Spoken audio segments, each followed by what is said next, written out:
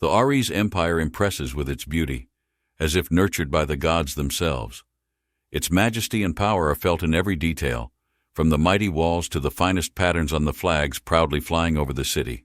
In the heart of Disha stands a monument that attracts the eye with its unique beauty. It seems to freeze time around, forcing every passerby to stop and admire. The two guards slowly make their way through the city, exchanging news and scrutinizing the surroundings. You can hear anxiety in their voices because the calm that reigns around seems suspicious to them. The guard's armor shines under the sun's rays, as if cast from pure iron. The face of one of them resembles a brick, testifying to numerous battles and unwavering dedication to his work. The conversation of the guard suddenly changes. They are discussing the potential threat of an attack. One of them cannot hide his concern. His reaction to his friend's words goes from anxiety to almost panicked excitement. One of the guards, with a calm expression on his face, turns to his comrade. His voice is confident, as he assures that the city is peaceful and quiet. "Everything is calm," he says, and it almost sounds like a prayer. The second guard, looking up at his superior comrade, replies with mixed feelings. "Yes, the Imperial Knights have already dealt with the danger." In his voice you can hear admiration and a little envy for the glory and courage of the knights. The monument, huge and majestic, stands as if watching the life of the city. The glow of the sun emphasizes every relief, casting shadows that make it even more mysterious and majestic. Around the table on which the map is spread, the knights have gathered. They discuss their plan for the night, their faces showing seriousness and dedication. The conversation is full of tactics and strategy. Every word is important and calculated. A man with stiff hair and a scar on his face, dressed in heavy royal armor, stands before the knights with determination. "We'll kill them tonight," he says with unwavering confidence, his words evoking a new surge of determination in the knights. The other knights, absorbed in the silence, silently observe the heroic speech. Their faces are frozen in different expressions, from respect to thoughtfulness, but they are all united by one goal. Two more knights, lost in their own thoughts, also just watch, filled with thoughts about the future. Shamov, with an expression mixed with determination and calmness, points to one of the knights standing opposite. His words are weighty and full of meaning. "You have an important task." These are not just words, this is a commission that can change the fate of the Empire. Shamov chooses Logan McLean, a knight whose fame and bravery are known far beyond their kingdom. The choice was not accidental because Logan gained a reputation not only as a warrior, but also as a man of honor. His task is to protect the secret manuscript, the key to the kingdom's greatness and its security, at any cost. This mission falls on his shoulders like a heavy burden, but at the same time, it is an honor that cannot be neglected.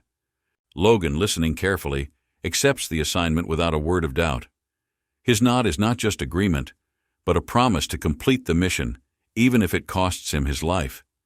In his eyes you can read determination and readiness for the challenges ahead. Lifting his head and meeting the scarred man's eyes, Logan calmly says, "I know." His voice is unwavering, and in his eyes there is deep confidence, as if he holds the key to some great secret. Logan walks out the door, striding with the determination of a warrior who knows his way. Behind him, almost in the shadow, follows a guy whose eyes are burning with curiosity and an indescribable hope to catch up with the leader. This guy is trying to catch up to Logan. He seems to be fighting with every step, trying to get his thoughts out that seem ready to break free.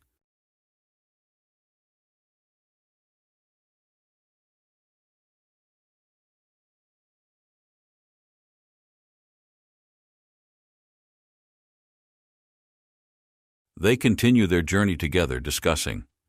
The conversation deepens, revolving around questions of patriotism and personal devotion. This is a conversation between two people who, although different, find a common language in their loyalty to ideals.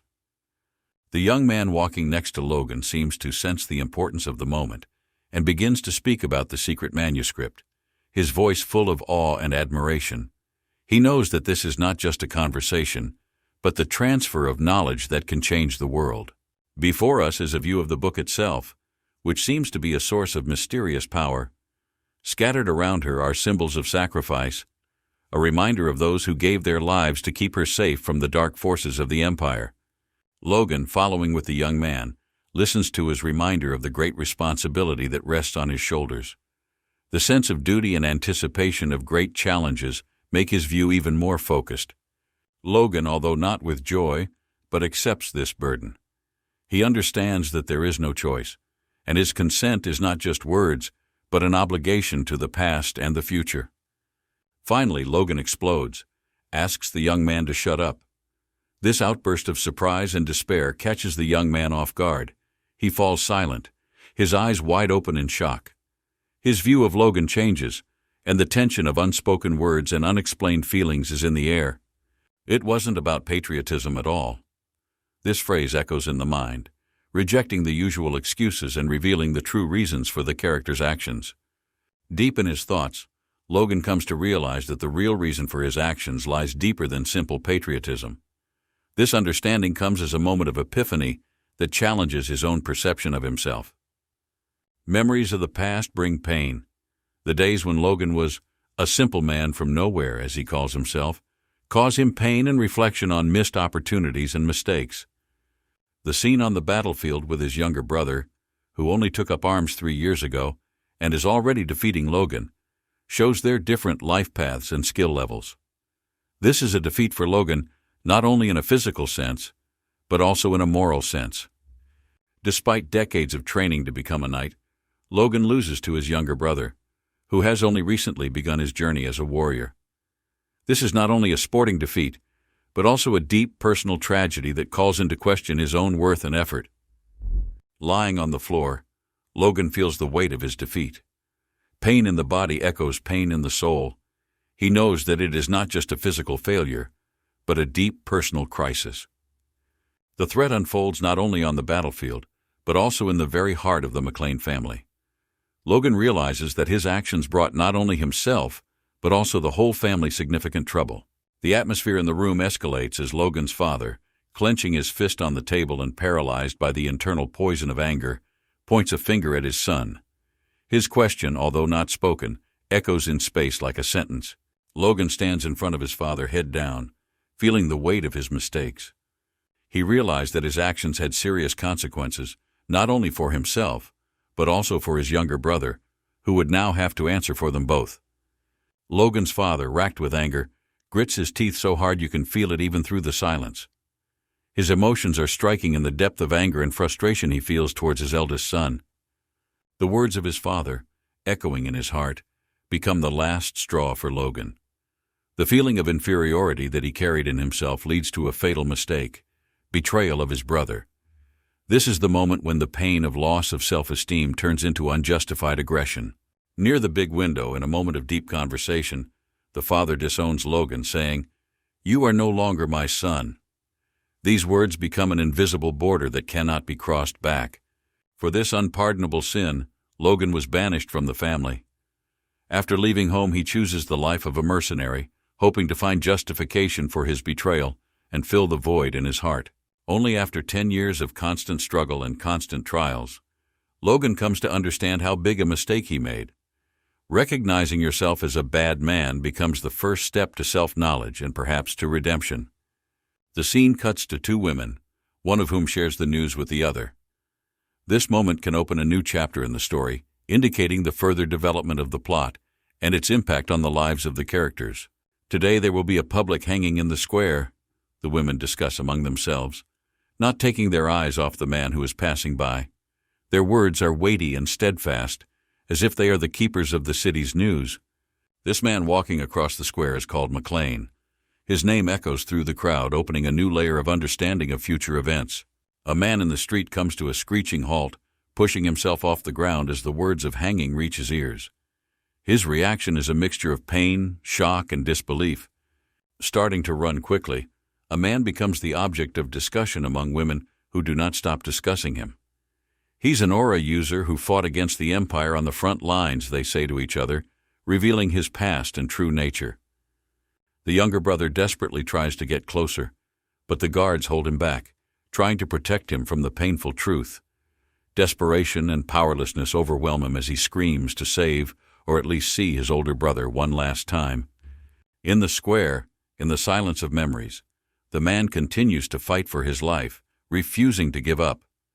His will to live is a testament to an indomitable spirit that fights to the last breath. The blood slowly flows down the blade and the life in the eye fades. This moment is a frozen frame of the final struggle, taking away the last ray of hope.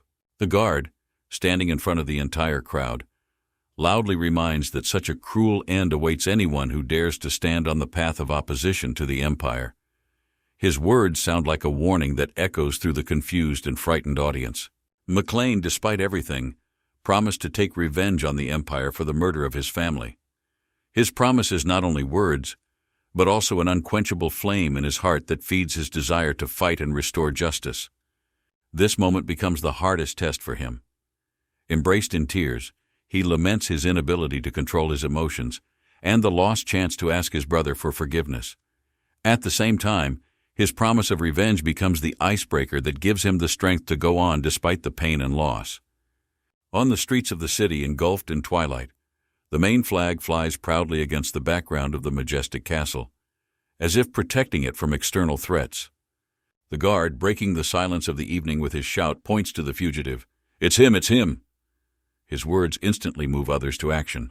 They begin a pursuit, trying to catch up with Logan, who is now not just a passerby for them, but a target to be caught at any cost. Logan, using all his dexterity and speed, tries to break away from his pursuers. But suddenly he faces an insurmountable obstacle, an iron wall that rises in front of him from nowhere.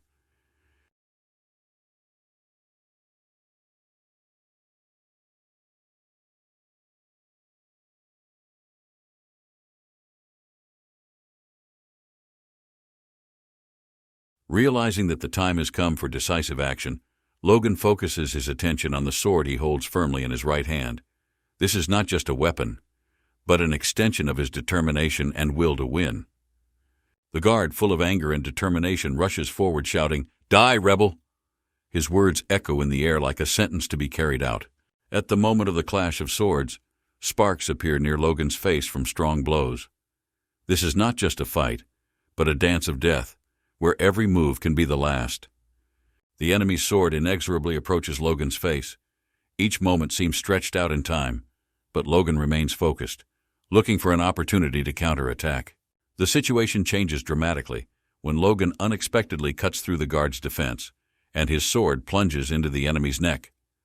The guard's face expresses absolute shock at the sudden turn of events, which emphasizes the unpredictability and brutality of this fight. "Bastard!" VDJ shouts the colleague of the killed guard, observing the scene in front of him. Emotions overwhelm him, inciting him to revenge.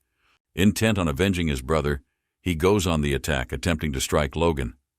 The tension of the situation demands maximum concentration and speed from him, but his efforts prove futile in the face of the elusiveness and skill of Logan, who not only evades the attack but also counterattacks, adding another enemy to the list of vanquished.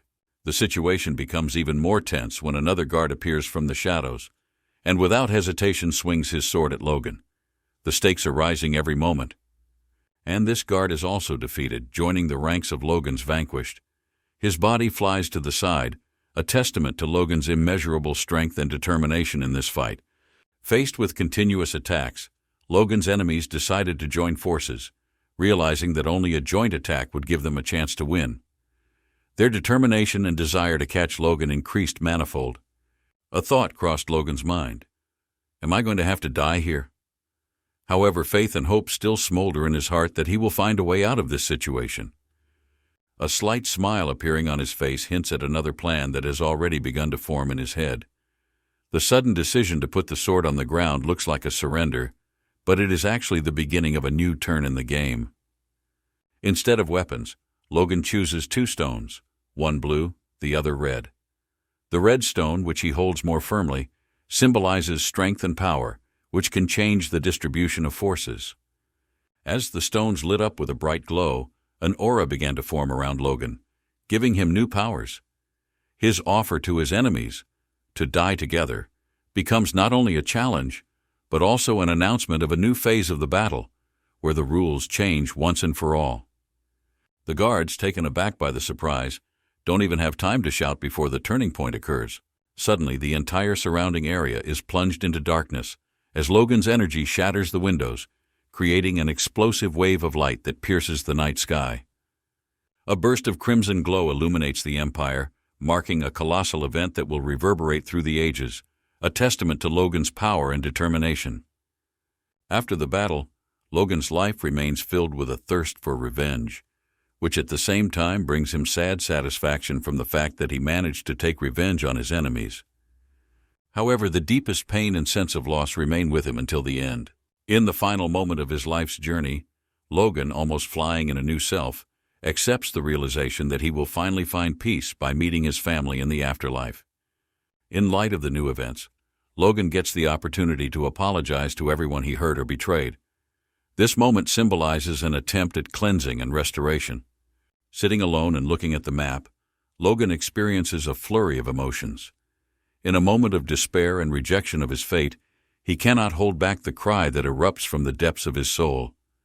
Grabbing his head, he feels a sharp pain in his temples. This physical symptom becomes for him another reminder of the unknown of his current situation. Logan's astonishment knows no bounds. How is it possible that he is still here, alive and breathing, after everything that has happened? He ponders deeply about the mystique of his existence and the chances he has been given. At this moment, a young man enters his room showing concern. "How are you?" This minor interaction becomes the first step in Logan's return to interacting with the world, making it clear that he is not alone with his thoughts and feelings. Logan is in a new, unusual situation. His head is wrapped in white bandages, indicating that he has undergone some kind of trauma or surgery, which has caused him surprise and confusion. Rick, his chief servant, enters his room, whose presence is supposed to calm Logan and help him adapt to the current situation. However, instead of peace, the meeting gives Logan a shock. He cannot understand how Rick can be standing in front of him if, according to him, he died 30 years ago. This discovery shocks Rick, leaving him with little to no means of reaction. Rick panics and starts screaming for help, believing that something is wrong with Logan, specifically his head and perception of reality. While Rick tries to find help by bringing a girl into the situation, Logan is deep in thought. He tries to understand what is happening around him and what place he occupies in this new reality, which seems so alien and incomprehensible to him. Distracted from his thoughts, Logan looks out the window to the street, where something unusual and interesting catches his attention. Everywhere he looked, the emblems of his house could be seen. This gave him mixed feelings, from pride to embarrassment. For a moment, Logan has the idea that everything that is happening around is just a dream, a fantasy that will soon dissipate.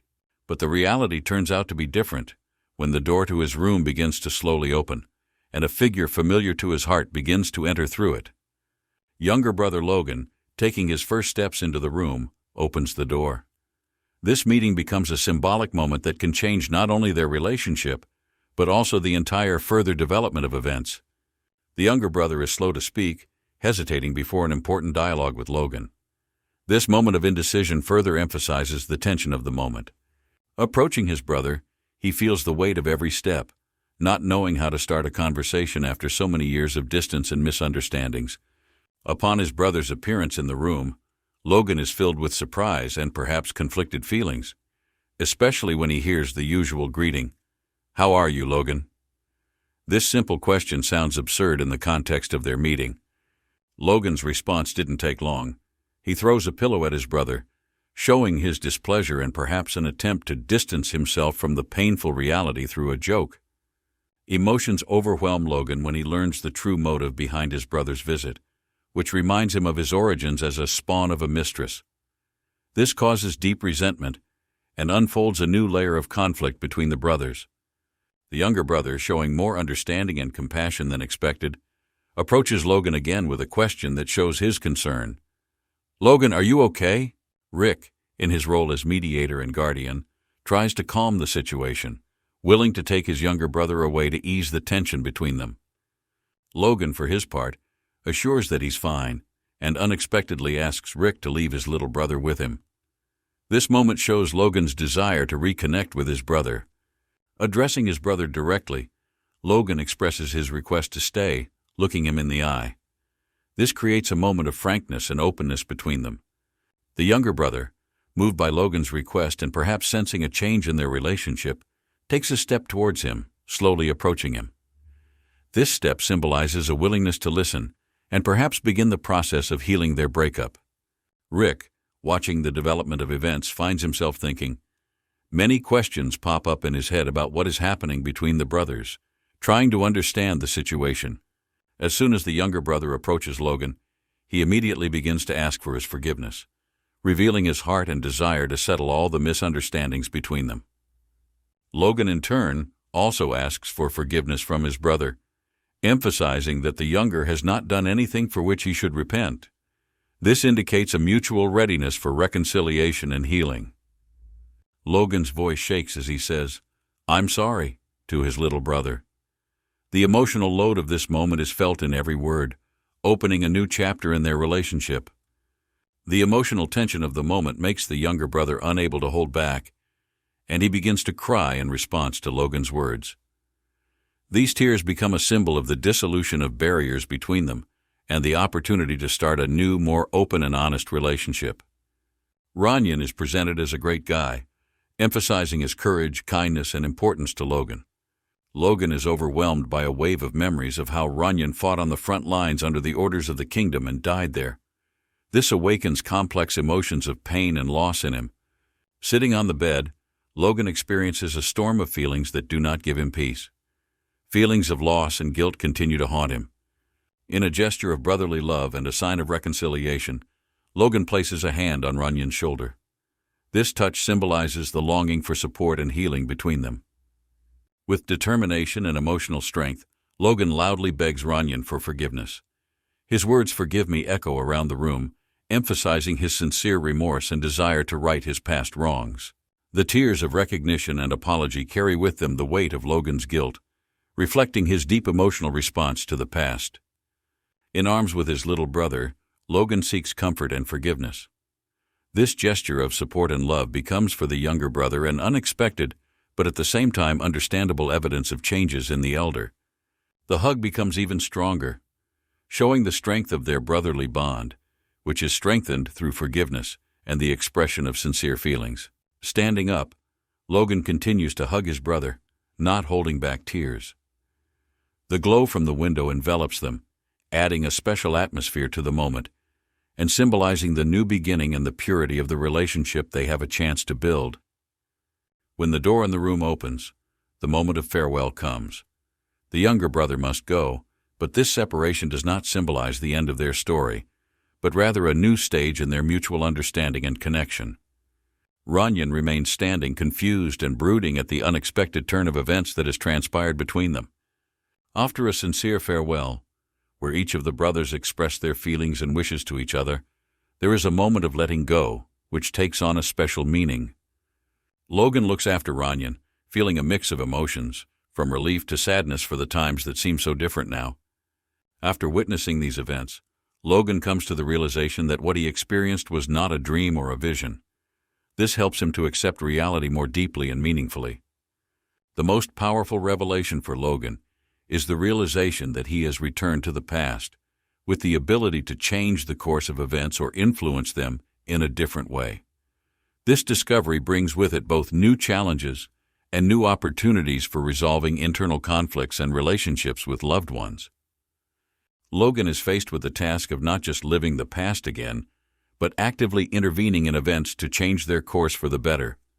An unexpected voice from outside calling the landlady draws Logan's attention, adding an element of suspense to the moment of thinking about the future.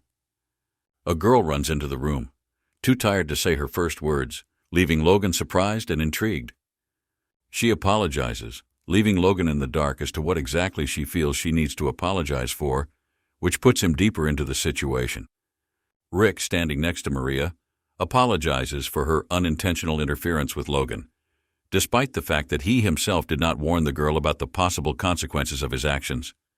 Given the chance to change the past, Logan is faced with pleas for forgiveness from the servants, which reminds him of his own mistakes in his treatment of them in his past life. With a state of deep reflection on his actions, Logan looks for ways to appease and show his changed attitude towards the servants, wanting to make up for past miscalculations. Their reaction to being asked to bring a pen and paper, taken as a sign of possible threat due to previous experiences, points to the deep roots of fear and mistrust that Logan hopes to overcome. Complying with his request, the servants brought him everything he needed and carefully left it on the table, symbolizing their readiness for change, but remaining cautious in their actions.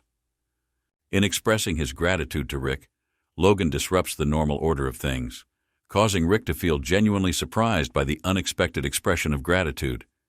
This moment shows the change in Logan, his desire to improve relationships and create a more positive environment for everyone. A pensive Logan with a blue expression on his face reflects on his own past, admitting the mistakes in his behavior and decisions. This moment of awareness becomes an important step in his inner growth. Rick shows concern about Logan's condition, asking about the headache, and trying to understand the unexpected changes in his behavior. This attention to detail on Rick's part is even more alarming and shows the depth of their relationship. Rick decides to leave Logan alone, giving him a chance to rest and collect his thoughts. This shows understanding and respect for Logan's personal space. Logan, clutching his face and squeezing it hard, continues to think about his past actions. His introspection reflects a struggle with inner demons and a desire to change. Logan is challenged to be patient, as the process of rethinking and changing takes time and effort. Logan understands that the importance of the moment lies not only in correcting past mistakes, but also in planning and preventing future troubles. He decides to write down everything he knows about the future. He predicts a war against the Empire that will take place in 10 years, and will bring destruction not only to his family, but also to the entire nation. Logan's goal is not only to make the most of his abilities, but also to prevent this war, showing his responsible attitude towards the future. The first obstacle in his way will be the War of Vassals, which will break out in a year and partially take the lives of his family members, which is a warning of dark times to come. After writing down his plans and predictions on paper, Logan plunges into deep thought about how he can prevent future disasters. He understands that he has a difficult struggle ahead of him and the need to find effective ways to influence events. In the silence of the room, there is a chessboard on which the pieces are arranged, as if frozen in anticipation of the next move. It can symbolize planning and strategic thinking in life. A knock on the door interrupts the silence, raising questions and expectations from whoever might be behind it. The father, standing at the window and listening to voices from behind the door, hears himself addressed as father, which may indicate an important meeting or message. The voice behind the door continues, "I am the first young master. I have come to see you." This statement is interesting and may be of great importance to the father, as well as to the further development of the plot. The revelation that Logan might be behind the door surprised the ruler of the Empire, causing him mixed feelings. The character walks along the corridor, rhythmically stepping his feet on the tiles. His movements exude confidence and determination, setting the tone for the scene. The sudden exclamation of fright from the girls, who scream in surprise or fear at his appearance, adds an element of surprise and mystery to the scene. An atmosphere of fear spreads among those present, as if everyone around is afraid of this figure. This creates the impression that the character wields considerable power or is deeply unsettling. Ignoring the fear that his presence evokes, the main character continues to walk forward without touching anyone, while the others try to avoid any contact by quietly clinging to the walls. A girl carrying washed clothes suddenly appears in front of the character. An accident where everything a girl was holding flies out of her hands and she falls herself creates a moment of tension and vulnerability. The girl trembles with fear after her fall in front of Logan, indicating her fear of his reaction or deep concern over her mistake. Logan lends a helping hand, showing a willingness to support and comfort the girl, which emphasizes his kindness and changed attitude towards others. The girl, grateful for the help, smiles back, thanking Logan. This thank you and smile could be a moment of relief. Instead, the girl suddenly starts screaming, admitting her guilt and begging for forgiveness. This sudden shift in her behavior is disconcerting to Logan, leaving him confused as to the reasons for this behavior. Logan's introspection takes place regarding the drastic change in his character. He realizes that this change has not gone unnoticed by those around him, and that it will take time to adapt to his new essence. In front of the mirror, Logan is faced with his own reflection, which symbolizes his internal duel and the need to accept himself in a new role, while realizing that he must wait and demonstrate the changes that have taken place in him. Trying to smile and seeing the reflection of that smile in the mirror leads to internal shock as Logan wonders if the girl could have reacted so strongly to his smile that he himself finds terrifying. In front of the door to the master's office, Logan feels confident, ready to face the challenges ahead and demonstrate his new identity, evidenced by his inner confidence. Memories of a past conversation with his father fill his thoughts, bringing additional context to his inner struggle and emphasizing the importance of family ties and the guidance he received. The words of his father, once spoken at the window, "You are no longer my son," became a moment of deep crisis for Logan, which affected his entire future fate. In a past life, Logan resented his father and felt a deep wound after being rejected, becoming a symbol of lost connections and a broken heart. Clenching his fist, Logan realizes how wrong he was in his reaction to his father's words, and admits his mistakes and limited perspective at the time. When the door to the room opened and he stepped inside, addressing his father, the moment was an opportunity for a new beginning in their relationship. The father, hearing Logan's words and seeing him standing by the window, as he once was, is deeply surprised. This becomes for him a moment of awareness of the changes that have taken place with his son and an opportunity to reevaluate their relationship. The father, Patrick, reacts to Logan's presence by turning sharply to face him, adding to the sense of tension and suspense in the moment. His surprised exclamation of Logan's name underscores the extent of the changes that have occurred since they last met and brings an element of surprise to their interaction. Logan stands before his father, not hiding his own emotions, his face radiating intense feelings, as if reflecting inner fire and determination. This meeting acquires a symbolic meaning, becoming as if a confrontation or a couple, where every moment can change the further course of their relationship. Patrick McLean, daring to approach Logan, asks him about his reasons for coming, emphasizing the gravity of the moment and the potential consequences for both of them. Logan begins by explaining his intentions, which are to train near the family graveyard to improve his solo skills. This request indicates his desire to focus and find inner strength. The father is surprised by this request, which is reflected on his face. This reaction may indicate the unusualness of such a request or the unpredictability of Logan's actions. Logan realizes that in order to win the upcoming regional war, it is necessary to use the resources of the territory as much as possible, train knights and guards, and also make quality weapons. One of Logan's key needs is the funding needed to implement his plans. This indicates the practical aspect of its preparation. Logan brainstorms a way to raise funds for an event that's coming up in 3 months, while thinking of his girlfriend, whose relationship seems to be ending soon. This reference may indicate the personal sacrifices or difficulties that Logan is willing to undergo in order to achieve his goal. It seems to the father that Logan has not yet fully regained consciousness or returned to his normal state, which causes him concern or doubts about his current state. Logan tries to draw his father's attention to the changes in his behavior, emphasizing that in the past their main problem was his behavior.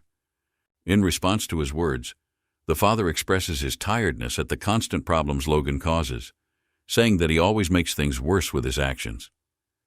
The conversation ends with the father's abrupt demand to leave the room, which he expresses while standing with his back to Logan. Reflecting on the past, Logan comes to realize his own mistakes and admits that his actions and choices were not always the right ones. He reflects on his guilt and admits that he could have done stupid things.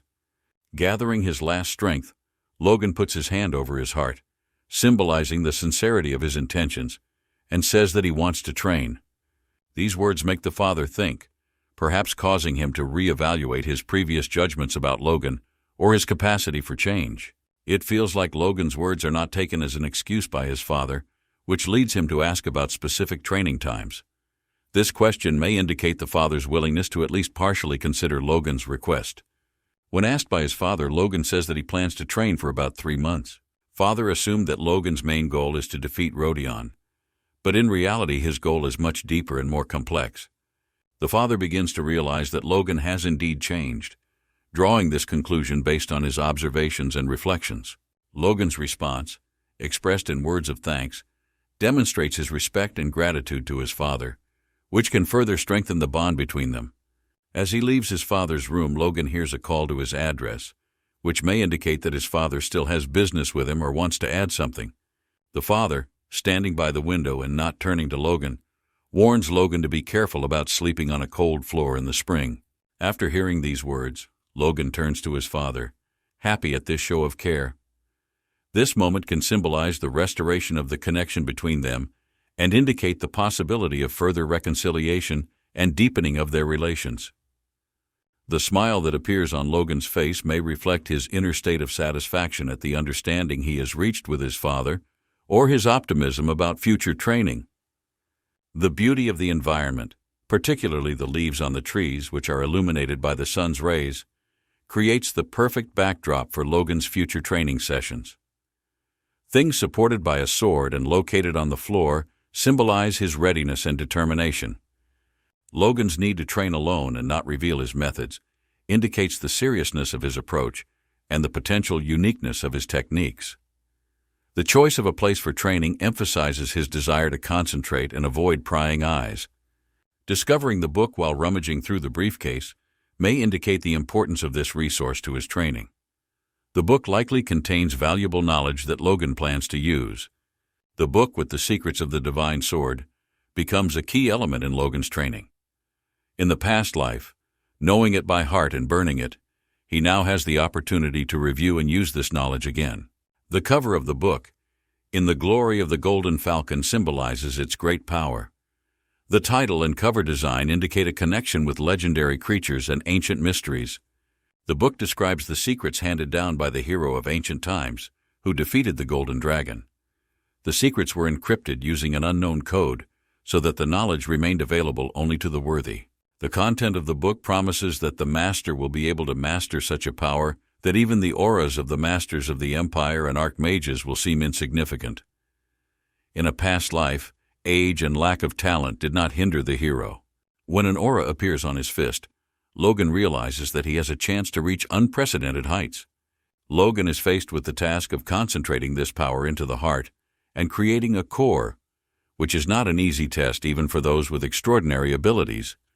Going back in time gives Logan not only a chance to right the wrongs, but also unlocks the potential of the force within him, making him look forward to new opportunities.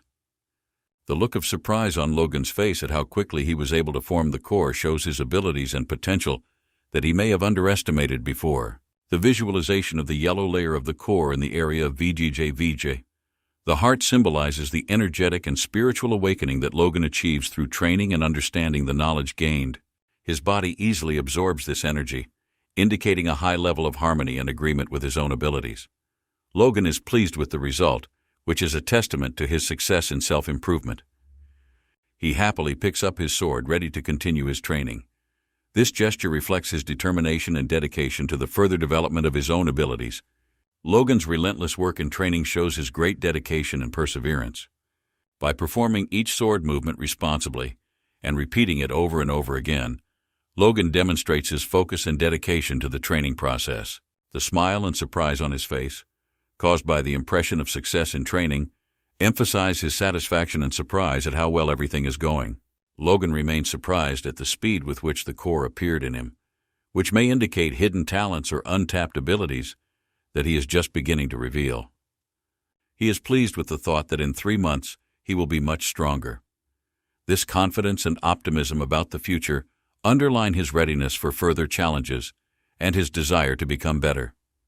After a short rest, Logan feels refreshed and ready to continue training. Ideal outdoor weather conditions create an optimal environment for training, promoting not only physical, but also spiritual growth. The change of time of day from day to night symbolizes the relentless passage of time and the intensity of preparation. As Logan contemplates the great tree, he contemplates its grandeur, which can symbolize a reflection on his own strength and place in the world, while also comprehending the depth and scale of nature and existence. Among the techniques recorded in the manuscript, Logan explores a stroke that can transcend through space and time and is called a space-time cut. This technique indicates a high level of mastery and the ability to influence the main elements of reality, opening up unprecedented opportunities for him. Surrounded by an aura, Logan prepares to perform a highly developed technique, focusing his attention and energy. This is a moment of high concentration and readiness for action. A fire burns in his eyes, symbolizing determination, willpower, and the desire to achieve a goal. The expression of the eyes speaks of unshakable confidence and focus on the future action. Filled with the confidence of success, Logan strikes with all his might, showing the results of his training and confidence in his own abilities. After the blow, which required a lot of effort, Logan feels tired and exhausted. Exhausted, he sits down on the ground holding his sword to get some rest.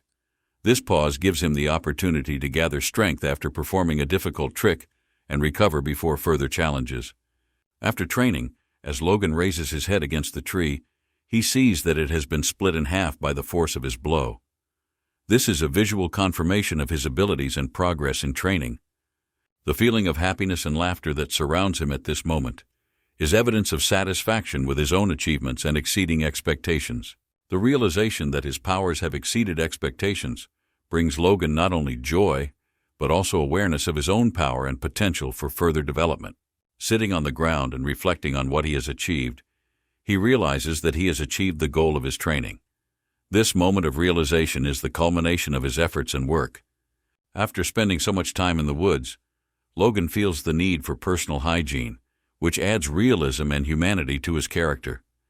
He is ready to share the results of his training, but first he must take care of himself. The flag flying atop Castle Denmark can symbolize power, presence, or a particular historical moment of significance to Logan and its lands. Approaching his compound, Logan is met by a night guard who points out the formalities and procedures that apply to his property. Despite his status, the guard is not happy to meet Logan and demands a pass to enter. The guard's unpleasant expression and his green braids add color to this interaction. Rick, who accompanies Logan, stands aside, asking for help with the security guard. The guard stands his ground, refusing to let Logan and his companions in. Logan will hear indistinct sounds from the house, which indicates his increased attention and ability to perceive information from the environment due to improved hearing after training. As he listens to the guards mischaracterizing Logan as a bad person and a coward, he realizes that his perception and reputation may have suffered in his absence. The guards' comments leave Logan irritated and tired of the unwarranted accusations, causing him to question the effectiveness of simply communicating with the knight. Gathering his will into a fist, Logan prepares for decisive action, trying to find a way to solve the situation, using his new knowledge and skills. Logan reaches into the inside pocket of his jacket, preparing to pull out something that could change the course of this interaction. The knight is surprised and anxiously waits to see what Logan can pull out of his pocket, emphasizing the moment of uncertainty and anticipation. This situation has greatly confused Logan, causing him fatigue from misunderstandings and accusations. But instead of an explosion of emotions, he chooses to remain calm, closing his eyes and silently calming himself. The guards watching the scene from the window are also drawn into this moment of anticipation. Rick, standing behind Logan, overcome with surprise and tension, sweats with excitement, ready for any development. Logan takes a decisive step, choosing a direct way to communicate with the guard, preparing for decisive action. Pulling his gloves from his pocket and throwing them in the bodyguard's face, Logan uses the traditional challenge to a duel gesture, a bold and somewhat theatrical way of emphasizing his seriousness and willingness to defend his honor. A gauntlet to the guard's face serves as an immediate and visually distinct challenge signal, sending a clear message of Logan's intent. By proposing a duel, Logan asserts his willingness to defend his rights and reputation through competition, demonstrating confidence in his own skills and courage.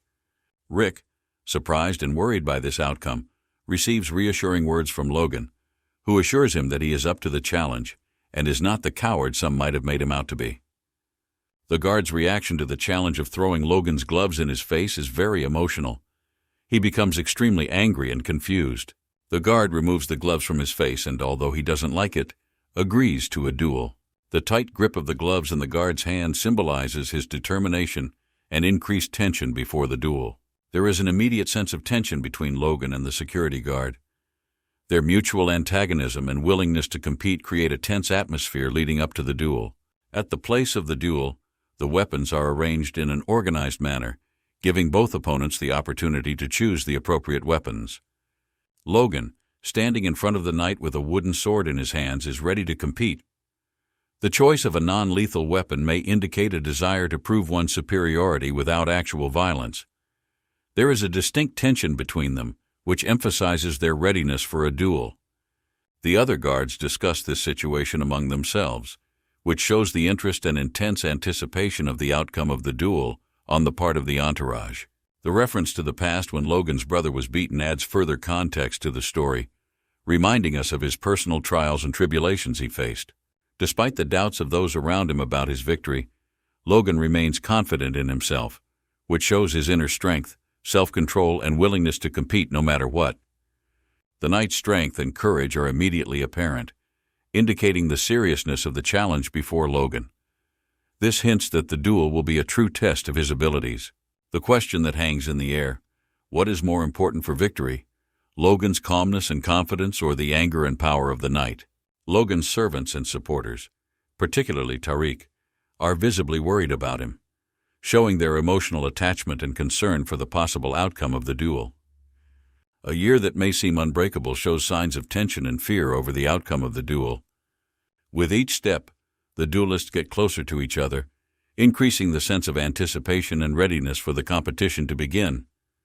Facing each other, Logan and the knight prepare to duel under the supervision of a referee who announces the start of the duel. The referee announces that for safety reasons, the duel will take place on wooden swords, indicating the controlled nature of the competition and the desire to avoid unnecessary injuries. Logan looks at the judge with an expression of complete confidence, as if he was ready to compete with real swords. Logan's confident and calm look makes the judge nervous, which may indicate Logan's strength of character and his ability to influence others even without words. The referee waves his hand, signaling the start of the duel. This gesture establishes the initial moment of confrontation, increasing tension and anticipation among participants and observers. With a wave of his hand, the judge instructs the knight to be more careful, which may indicate an acknowledgment of the potential danger or power that Logan may display during the duel. Logan confidently holds a wooden sword ready to compete. His confidence and poise comes through in the way he wields his sword. His stance, confident and firmly planted on the ground, demonstrates physical fitness and self-confidence. The opponent, Sir Dominion, is also impressive in his power, surrounded by a red aura that indicates his strength and potential magical abilities.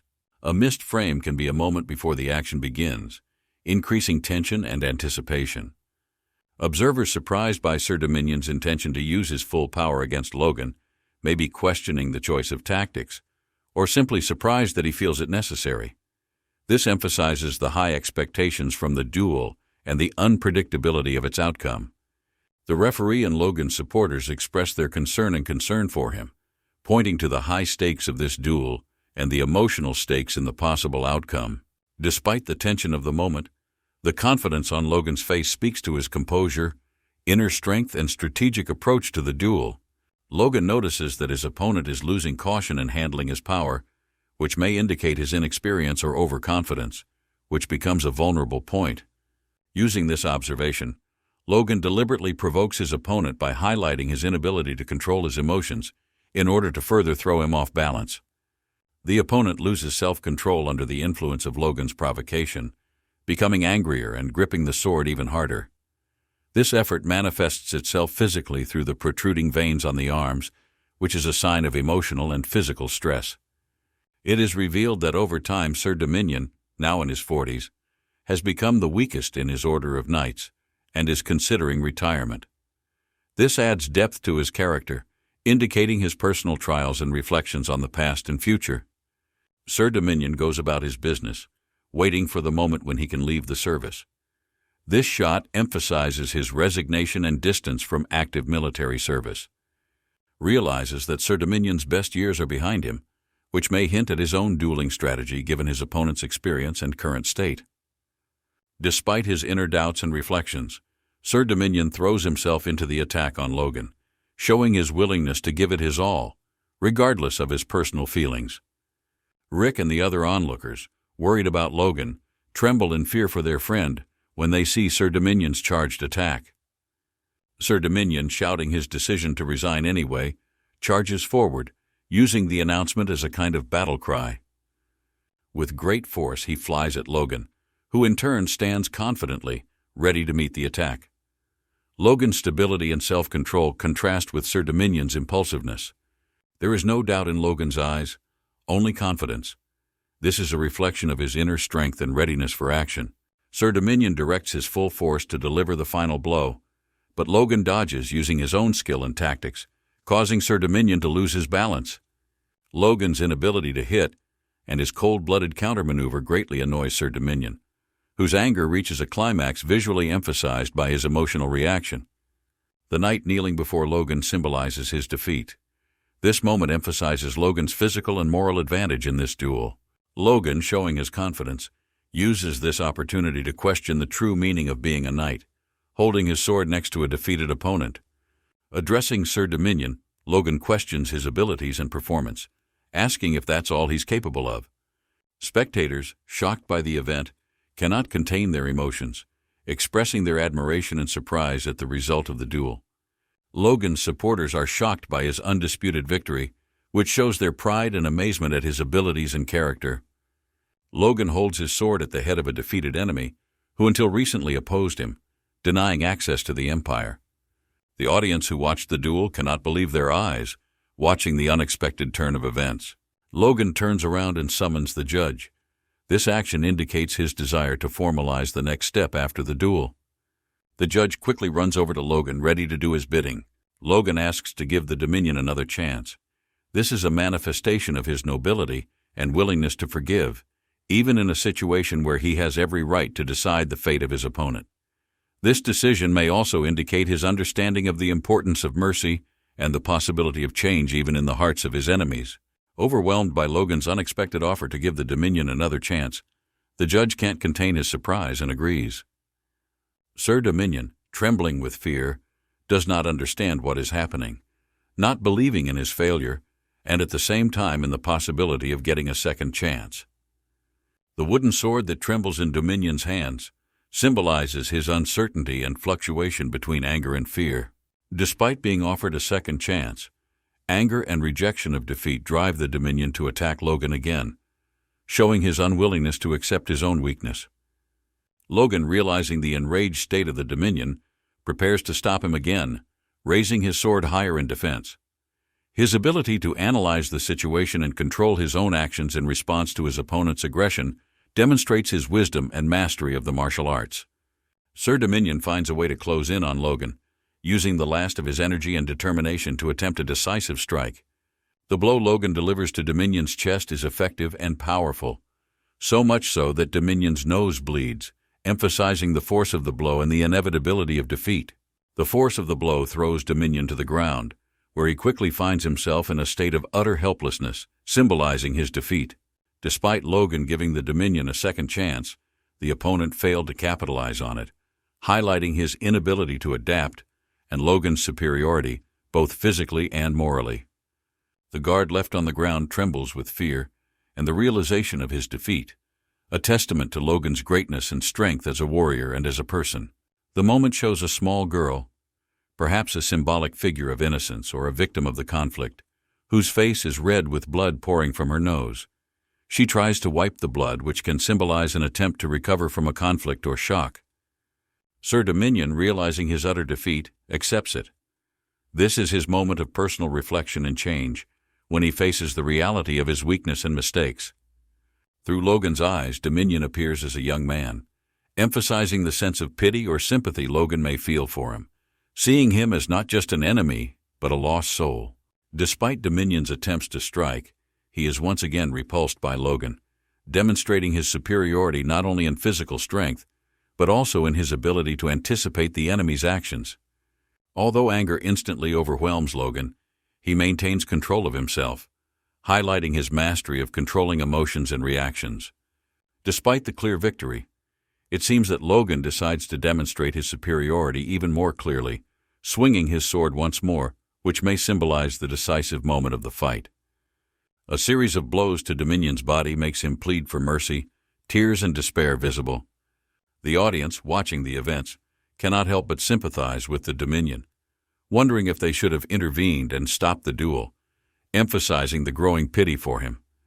The knights, who had previously criticized the Dominion, do not believe that he could be so weak, causing them to question his abilities and reputation as a master. Logan appears in a confident pose, displaying great skill and experience, looking like he's been a swordsman for decades. This is his moment of triumph and recognition of his skills and strength.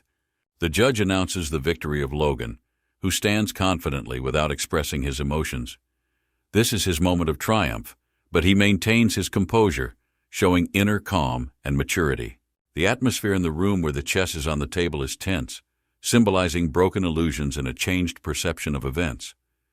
Voice breaks can indicate an emotional reaction to what is seen or heard. There is a conversation between Patrick McLean and his son, where Patrick notes that Logan seems to be awakened, hinting at an important change or realization in his life. Reflections on the answer to the father emphasize the internal conflict and the search for answers to questions about one's own actions and their consequences. As he lowers his head, he hears words from his father about growing up, which may indicate an acknowledgment of the changes in his character and growth as a person after the events of the duel. After the events of the duel, the father points out another important aspect of Logan's behavior, indicating that the conversation is incomplete and that there is another issue to discuss. The father directly questions Logan about his actions after gaining understanding and accuses him of attacking the knight in a fit of rage. Logan tries to justify himself, saying that the knight deserved the attack. The father questions the necessity of the attack, emphasizing the moral dilemma and the importance of responsibility for one's own decisions, standing over the son in search of a deeper meaning for his actions. Logan confidently claims that there was a need for his actions. The father continues to express his emotions, indicating his deep concern and involvement in the unfolding discussion with Logan. Logan explains his act by revealing the motives behind his actions against the person who tried to deceive and make a laughingstock of his master's son. Listening carefully to his son, the father notices some truth in his words. Logan wakes up to remember the guard's father who did not let him in. A statement about hierarchy as the pillar that allows the whole structure to function illustrates Logan's philosophical understanding of the structure of power and its importance to social order. When there is a threat to community stability or security, especially from armed individuals, decisive action must be taken to prevent further threats. He considers his actions necessary to maintain order and a warning to others. By presenting this rationale to his father, Logan feels more confident in his decisions and actions. He strengthens his position by presenting his actions as a teaching moment for the knights and other members of the community. The father agrees with Logan's arguments, but emphasizes the need to be more careful in the future. When his father asks about his desire for punishment, Logan is quick to say no, emphasizing his reluctance to deal with consequences that might limit or harm him. Despite understanding, the father still does not consider his son's actions completely justified, pointing to the possibility of avoiding the conflict without violence. Logan admits his guilt and promises to learn a lesson from this situation, which demonstrates his readiness for self-development and a responsible attitude to his own mistakes. The father prepares to say one more important thing to his son, hinting at the continuation of their dialogue and the further development of their relationship, perhaps sharing important wisdom or a decision. Logan listens intently, anxiously waiting for important news that shows his involvement and openness to change in his life. Logan's surprise and slight indignation when he learns of the arrival of his fiancée Reena may indicate his unpreparedness for the news or his internal conflicts over the matter. Despite his initial surprise, Logan is looking forward to meeting Reena, with definite plans for her. The description of Reena as a very beautiful girl with long hair, ample breasts, and a charming smile creates an idealized image of the bride, which may represent both her physical attractiveness and her influence on Logan. However, Logan admits that Reena may not meet all his ideals of beauty, his inner awareness and critical attitude even in matters of personal happiness. This is the moment when she literally takes the first step towards a new phase in her life and in Logan's life. Standing outside the entrance to the fortress, the announcement of Mistress Wolf's arrival emphasizes her importance and status. This is the moment when Reena enters not only the space of the fortress, but also the social and emotional context of Logan's life and his community. Reena, walking down the red carpet, heads to the room, which symbolizes her importance and status. The impression that Reena makes on observers is evidence of her pronounced beauty and presence, which does not leave anyone indifferent. She really looks incredible, making everyone around pay attention to her. Her first address to the audience with a question about how they lived shows her interest and politeness, showing a desire to connect with the new environment. Patrick responds to her question by saying that they had a good life, and his wife adds that Reena looks very beautiful. This emphasizes Reena's positive reception among the new family and her ability to impress with beauty. Rick, who remembers Reena from his childhood, is charmed to see her again. He is overwhelmed with joy at her beauty. The lack of joy on Logan's face at Reena's arrival indicates the complexity of his inner state or possible unresolved issues he has with her arrival. Reena asks permission to read a letter entrusted to her by the Count, which raises an interest in her role and mission in this gathering. Her actions may indicate important information she has to convey.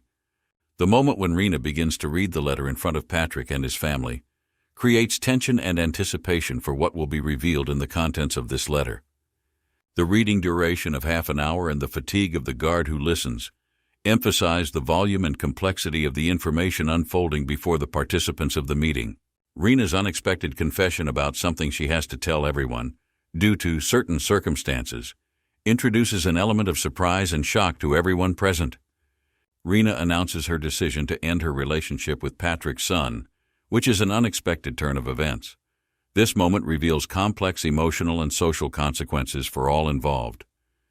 Patrick, standing on the balcony, observes the actions of Reena, who gives the letter to the maid. There is tension in the hall, but the specific content of the frame remains unclear due to the vagueness of the wording. Only Logan realizes that Reena is trying to avoid the main issue by focusing on superficial aspects, while the real essence of the problem remains unspoken.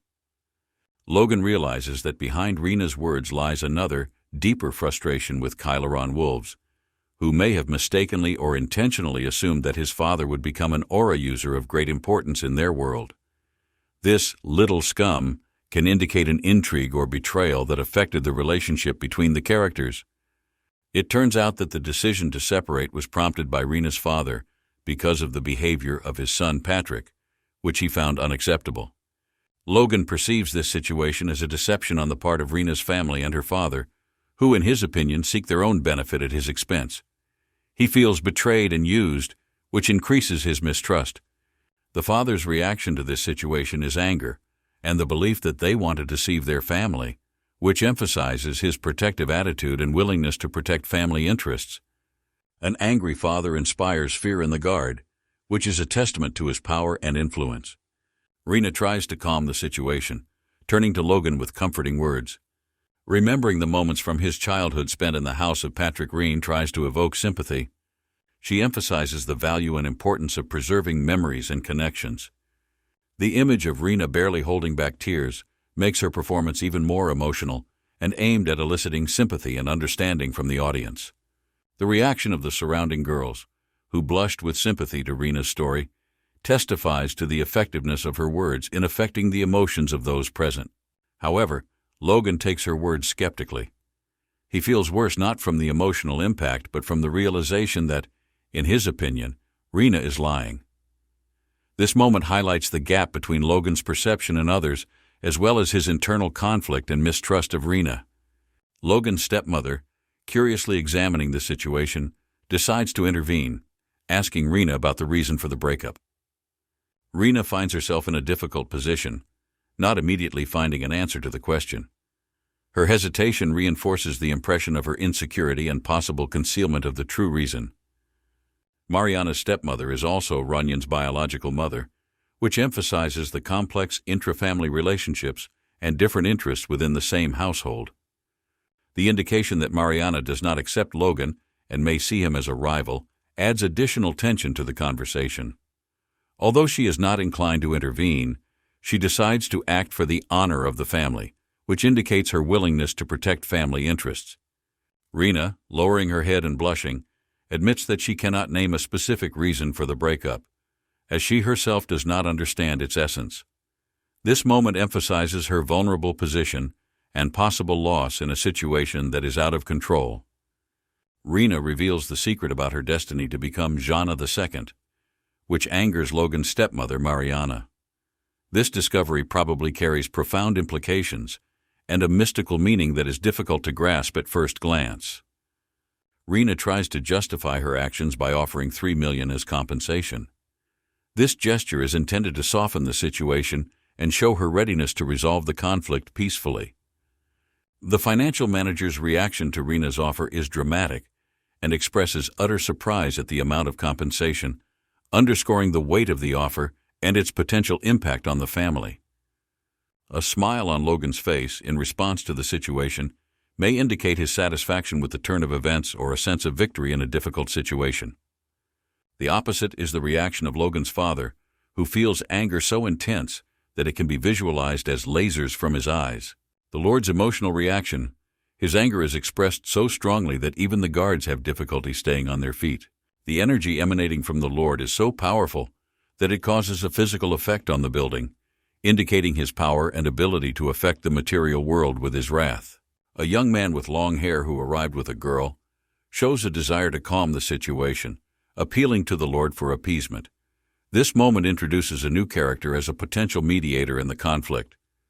The interaction between Patrick and the young man with long hair reveals an understanding between them based on their status and roles in society, hinting at a potential reconciliation.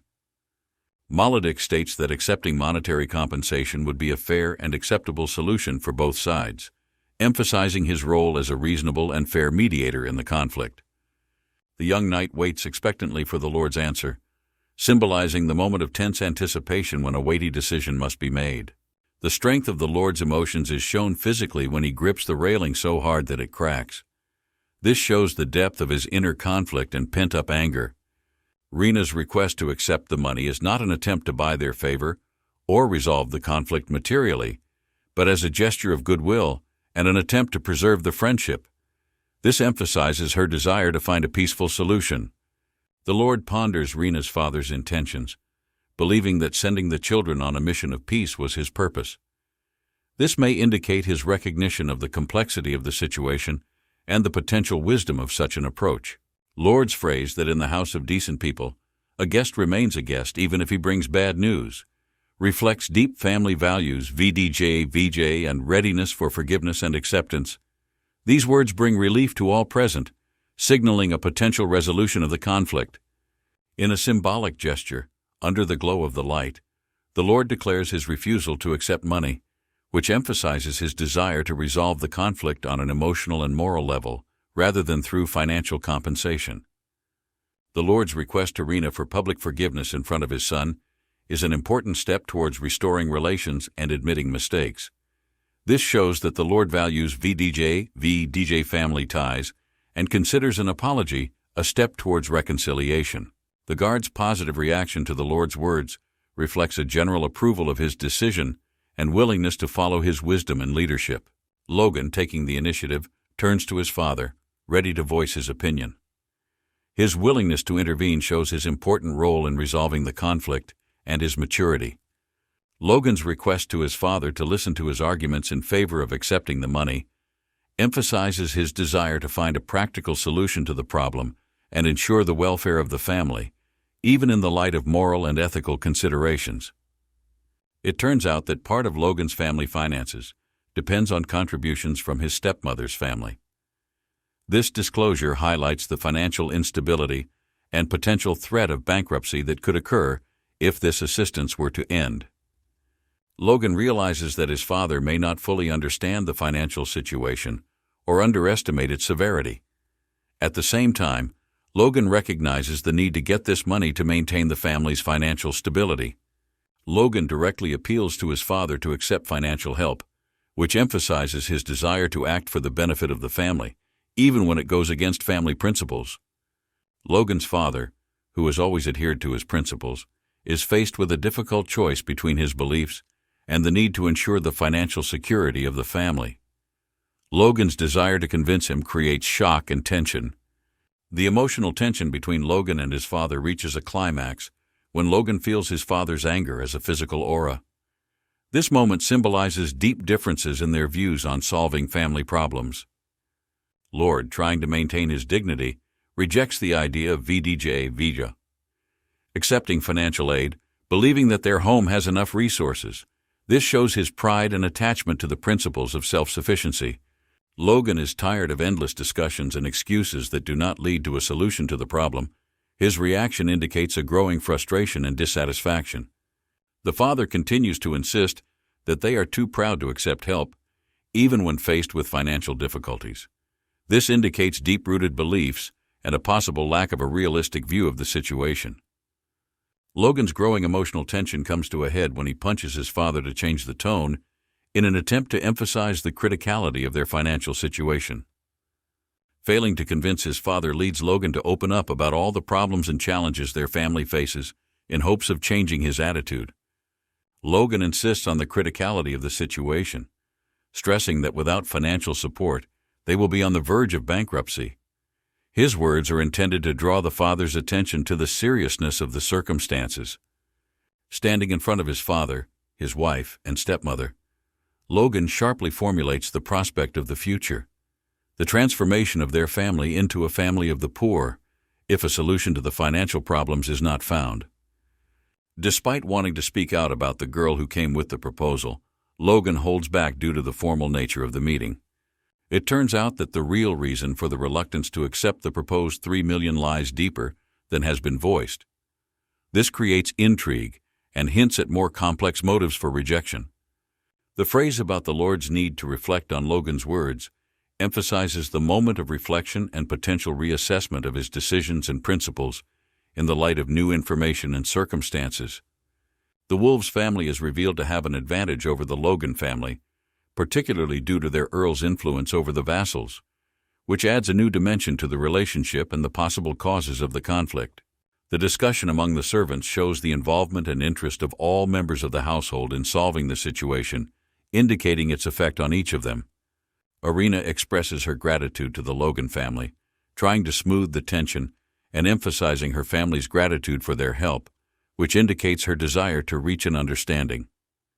Her words of respect for the McLean house are meant to restore trust and reaffirm her respect for their values VDJ/VG and history, aimed at maintaining a good relationship. Logan is given the opportunity to decide for himself how to proceed, after which he makes his case, noting the attempts to break up the engagement and calls for understanding. Reena's surprise indicates surprise on her part at the firmness and tone with which Logan states his position. A revelation about the past, where Logan did not believe in Reena's sincerity and believed that their divorce was due to deception. Confirming that Reena once lied to Logan illuminates the cause of his trauma and disappointment in the relationship, adding emotional depth to the story. Logan's admission that he had hoped for sincerity from Reena and how his perception turned out to be wrong reveals a deep personal trauma that has affected his relationship with her. Reena's actions as she begins to cut open her dress can symbolize her attempt to change the situation or visually demonstrate her intentions, which introduces an element of unpredictability and willingness to take radical action to remedy the situation. Logan is confused by Reena's actions, not understanding her motives or what she is trying to achieve by cutting her dress. This moment creates an atmosphere of uncertainty and confusion.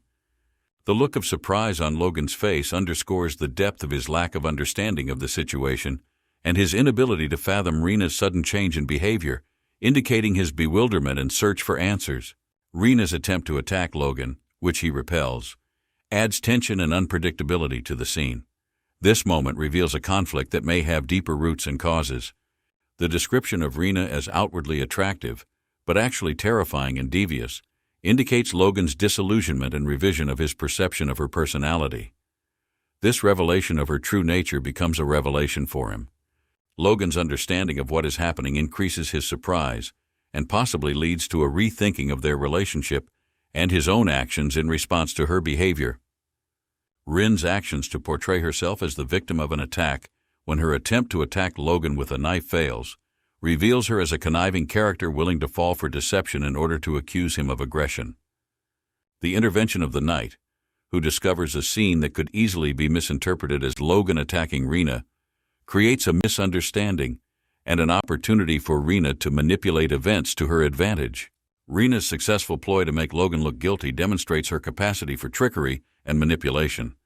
The situation forces Logan to take responsibility for the events that were forced to develop against him and to ask for forgiveness on behalf of the McLean family, which emphasizes the injustice of the situation in which he found himself. Logan's subsequent mistrust of women caused by Reena's actions indicates the profound emotional impact of this event on his perception of relationships and trust, which may have lasting effects on his personal life.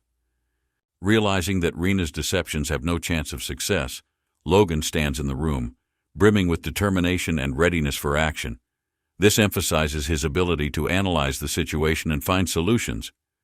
Logan's plans to improve his reputation within the family and among his vassals reveal his strategic approach to problem-solving. He believes that a change in the attitude towards him on the part of his family and others is possible through consistent actions and demonstration of his true qualities. Logan's inner musings reveal his inner strength, wisdom, and devotion to his family, despite his current trials and tribulations. The conflict with the Dominion and the reaction of the Guardians open up a challenge for Logan in the form of internal disrespect and the spread of rumors, which spurs him to action and self-reincarnation. Logan's awareness of the impending regional war and the importance of his reputation in that context indicates his deep understanding of external circumstances and the internal need to be prepared for future challenges. Logan's determination, manifested in his clenched hand, symbolizes his inner awareness of responsibility for the well-being of his family. He feels the burden of having to take steps to protect them from financial problems. Logan's announcement of accepting compensation indicates his desire to find a compromise in a difficult situation, even if it goes against the wishes and expectations of his family. The surprise of the lady reflects the unpredictability of Logan's reaction and the possibility that she hoped to use the money for her own purposes, which adds to her image of cunning and selflessness. The reaction of the father, who cannot accept the son's decision, shows the difference in their views on how best to act in this financial crisis, highlighting the generational conflict and the difference in values. The father's anger directed at Logan sums up the tension of the situation, where Logan is forced to make compromises that do not find understanding in his family, causing a conflict between Logan's personal vision and traditional family expectations. Logan's attempt to reassure his father highlights his ability for diplomacy and desire to find peaceful solutions to conflict, even in difficult situations.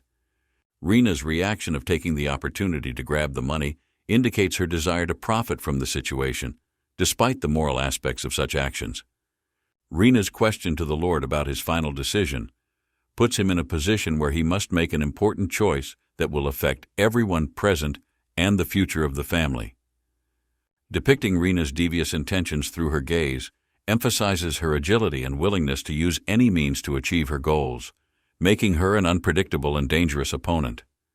Logan's awareness of Reena's motives indicates his ability to analyze the situation and understand the true reasons for her actions, which allows him to better prepare to resolve the conflict.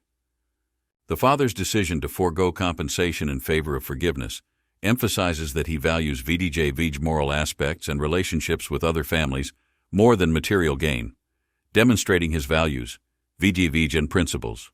The reaction of the guards, who imagine the consequences of this decision, shows how important elections affect not only those directly involved, but also everyone who is in this social circle. Giving Logan the ultimate choice by his father indicates trust in his judgment and maturity, giving him the opportunity to decide for himself how best to act in a given situation. The surprise of those present at the father's decision reflected the unexpectedness of the course of events, indicating a change in the dynamics of power and responsibility in the family. The father's warning to be careful simultaneously expresses his concern and understanding of the risks associated with the possible consequences of the choices made by Logan. This emphasizes the complexity of the situation and the need for a balanced approach. The warning about the danger of losing honor by accepting compensation emphasizes the importance of preserving family values, VDJVJ, and honor, emphasizing the long-term consequences of such decisions. A look at his son that reflects his understanding that Logan has grown into an adult capable of making his own decisions suggests a moment of trust and transfer of responsibility. Logan's announcement of his decision to accept compensation demonstrates his attempt to find a balance between family values, VDJVJ, and the need to ensure financial stability, despite the possible compromise of his own honor. Logan's decision to accept compensation from Reena's family shows his willingness to make difficult compromises for the good of his family, highlighting his development as a character who weighs all aspects of the situation. The stepmother's smile indicates her satisfaction with Logan's decision, perhaps because of her own interest in providing for the family financially, or to confirm her influence over his choice. Reena's reaction to having to give the money, her emotional confusion and reluctance to part with the amount, highlight the complexity of the situation and the internal conflict she feels. The image of a father next to his son symbolizes family unity and support, despite possible differences of opinion or decisions. The father's indignation at Logan's decision shows the depth of the differences between generations in the family and the difference in values, VJ, and perception of honor and dignity. Logan's confusion from his father's rejection of his actions, but at the same time realizing the correctness of his choice, demonstrates his inner strength and willingness to make sacrifices for the sake of his family. Logan's recognition that his act was done for the good of his family highlights his maturity and responsibility, as well as his ability to make difficult decisions in difficult circumstances. The shining flag of the McLean family symbolizes the restoration of the honor and glory of the family, emphasizing the importance of compensation not only as material gain, but also as a means of maintaining family traditions. The image of the mountain of coins highlights the huge amount of compensation McLean received, reflecting the weight of Logan's decision to accept the money. Logan's attitude toward the amount received as he stands over the pile of gold reflects his realization of the importance of this resource to the family, but also his possible hesitation as to how best to use the funds. Logan's thoughts about putting money in the bank indicate his responsible approach to the financial support of his family and the desire to ensure long-term stability. The knock on the door adds an element of intrigue, making Logan wonder who might be coming, while also emphasizing his expectations and the possible changes that may come after accepting the money. Logan's arrival in the room with words of forgiveness introduces a new element of intrigue and suspense to the development, emphasizing a potentially important meeting for the main character. Logan's questioning of the visitor's identity indicates his caution and desire to understand who may be entering his personal space, especially at a time when the family is going through changes. Being introduced as Dwayne introduces a new key character to the story, who turns out to be closely tied to family and finances. The information that Dwayne is a financial manager and one of his father's confidants immediately makes him a figure of great weight for Logan and a possible ally or advisor in solving future tasks. Logan's immediate hunch about what Dwayne might need reflects his intuition and ability to anticipate developments given the current financial situation. Dwayne immediately begins to share with Logan the difficulties of his work, immediately emphasizing the importance and complexity of his role in the family. The details of the need to cut the budget to maintain the castle illustrate the depth of the financial problems facing the family and the challenges that rest on Dwayne's shoulders as the financial manager.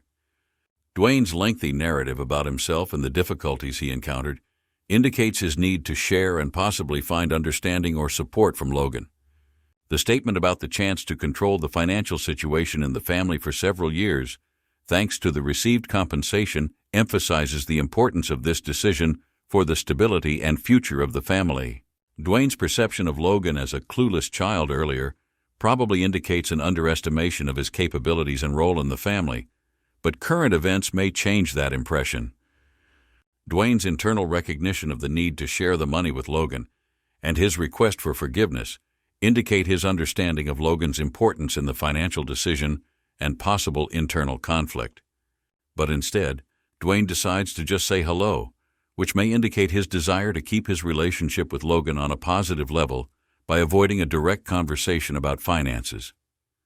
Praising Logan for his actions in accepting money from Reena's family is Dwayne's attempt to gain his support and recognition by emphasizing his contribution to strengthening the family's financial situation. Dwayne's satisfaction with Logan's actions shows that he approves of his action, seeing it as a step toward solving the family's financial problems, albeit in passing. Logan's weariness with this nonsense reflects his skepticism about praise and recognition, perhaps due to his doubts about Dwayne's sincerity or his own view of the situation. Dwayne's readiness for Logan's skeptical reaction shows his experience in handling sensitive financial issues and the ability to anticipate different scenarios of reactions. Forgetting about Logan's potential contribution to the family's financial support may indicate Dwayne's subconscious distrust of the younger family member or incomplete awareness of his abilities. Dwayne's suspicions about the possible irrational use of Logan's funds for personal needs demonstrate his concern for the stability of the family's financial situation. Dwayne's frustration at his failure to easily influence Logan and move him to desired actions attest to his own interest in controlling financial decisions. Dwayne's admission that he has to be a sycophant and accommodate the interests of others in order to maintain financial well-being reveals his inner conflict between professional ethics and the need to maintain his position. Dwayne's tears, as an attempt to elicit sympathy from Logan, highlight his willingness to resort to emotional blackmail to achieve his goal. This indicates his desperation and willingness to use any means. Logan's reaction to Dwayne's tears and questions about his well-being reflects his capacity for empathy and willingness to help, despite possible previous misunderstandings between them.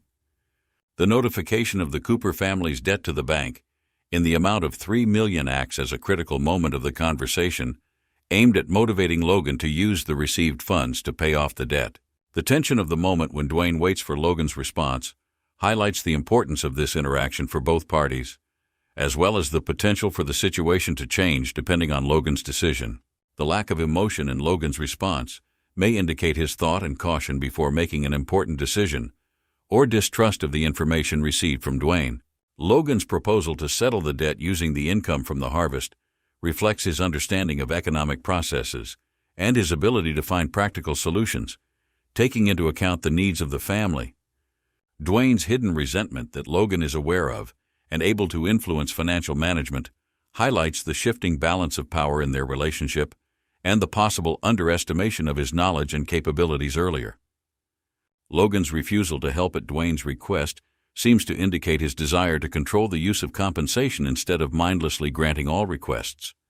By having his own plans for the use of compensation, Logan demonstrates a responsible attitude to the financial well-being of the family and an orientation to long-term goals.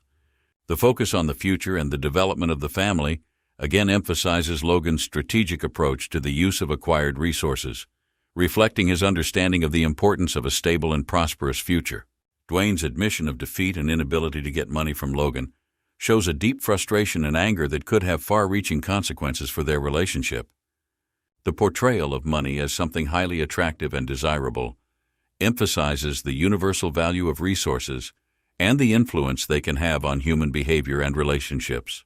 Despite the failure, Dwayne continues to try to influence Logan, talking about the financial situation in the future, trying to find new ways to cooperate or influence. Dwayne's stupor before being directly asked about the future indicates a lack of confidence in his plans or a lack of long-term strategy, further underscoring his predicament. Logan's recognition that Dwayne's actions could lead to financial problems again reflects his critical thinking and desire to use funds more wisely to avoid repeating past mistakes. Logan's statement about the targeted use of funds for the implementation of plans is an important step in confirming his responsible attitude to family finances, although it does not yet arouse enthusiasm in Dwayne. Dwayne's reassessment of Logan as a person who stopped being a carefree child and began to show an interest in solving family issues shows his surprise at the changes in Logan. Logan's request for a favor marks a shift in their relationship, where Logan now addresses Dwayne not as a subordinate, but as a partner with a specific request for interaction. Dwayne's surprise at Logan's unusual initiative indicates his willingness to rethink their relationship and potentially change his role in interacting with Logan. Logan's request to collect mercenaries opens a new direction for further activities and planning, indicates his strategic approach to future tasks and possible preparations for important family or social events. Logan's preparation for embarking on a new venture emphasizes his willingness to take action and his desire to ensure the financial well-being of his family through personal efforts. Rick's reaction to Logan's decision to leave indicates his surprise and possible misunderstanding of Logan's true motives and goals, reflecting the changing dynamic in their relationship. Logan's appeal to the river with the explanation of the need to earn additional funds reflects his openness and honesty with his friends, and also emphasizes the seriousness of his intentions. Recognizing the need for a much larger amount of money than is currently available shows the scale of Logan's plans and the willingness to take risks to realize them. Rick's belief that Logan's decision will not be supported by the Lord, and the reference to the already tense atmosphere in the castle, indicate the possible challenges and resistance that Logan may face in choosing his path. Logan's displeasure with Rick's words and his actions as he covers his ears reflect his desire to focus on the future without the distractions of others' doubts and fears. The plan to organize the army outwardly emphasizes Logan's ambition and his strategic thinking about strengthening the family and protecting his own interests. Logan's knowledge of current events and the use of personal experience to plan his actions demonstrate his ability to turn past failures into lessons for future success. Logan's departure, symbolized by packing his backpack, reflects his willingness to act independently and venture into the unknown to achieve his goals. The reaction of Rick begging Logan not to leave him highlights their strong friendship and Rick's fear of losing touch with his friend at a crucial moment. It also shows how serious and unpredictable Logan's future path is. Logan's humorous reaction when he figuratively steps on the river reflects his attempt to diffuse the tense atmosphere and demonstrates his efforts to maintain a light tone during difficult moments. Logan's promise to leave a letter for his father is a testament to his responsibility to his family and willingness to explain his actions, even when he makes choices that may cause conflict. The mystery surrounding the contents of the letter underscores the seriousness of the moment and Logan's possible anxiety about his father's reaction to its resolution. Rick's indignation and his fears about the consequences of writing on Logan's relationship with his father emphasize the deep connection and involvement in the friend's life, as well as the fear of negative change. The image of the father with a letter in his hands and a red aura of fire, which symbolizes anger, heralds a potential conflict and disagreement with Logan's decision, which can exacerbate already existing family tensions. In the letter, Logan pours out his heart, explaining the reasons for his temporary absence due to the pain of breaking off the engagement. He emphasizes his intention to return, indicating his sense of responsibility to his family and his hope for the healing of a broken heart. The tears of the river, who watches his father read the letter, reflect his empathy and concern for the fate of his friend. This emphasizes the deep emotional connections between the characters and Rick's understanding of the seriousness of Logan's decision and its impact on the family. The history of the reign in the kingdom indicates constant changes, leading to the decline and loss of influence of the McLean family. This sets the context for the struggle to restore one's status and power. The shrinking of the McLean's territories indicates a gradual narrowing of their power and opportunities, leaving them with the important task of preserving and expanding their possessions. The loss of fertile land shows the urgent need to find new resources and strategies to restore former power, underscoring the importance of land holdings in ensuring prosperity. McLean's reflections on the inability to find regional products and copper mines indicate his frustration and search for alternative routes to success.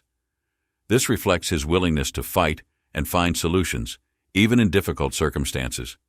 The hope of meeting a person who can help with money at the entrance to the city indicates the beginning of a new phase in McLean's strategy. While traveling the streets of the city, Logan encounters numerous merchants, emphasizing the commercial and bustling nature of the place. This indicates economic activity and opportunities to find needed resources or allies. The long way to town highlights Logan's determination to reach his goal, despite the challenges and obstacles in his way. It is a symbol of his commitment to restoring family influence. The found writing of instructions leads Logan to a key figure in his quest, indicating that his actions are planned and that there is a specific direction in his mission. Philip Cloud, the Golden Bug, turns out to be a central figure in Logan's plans.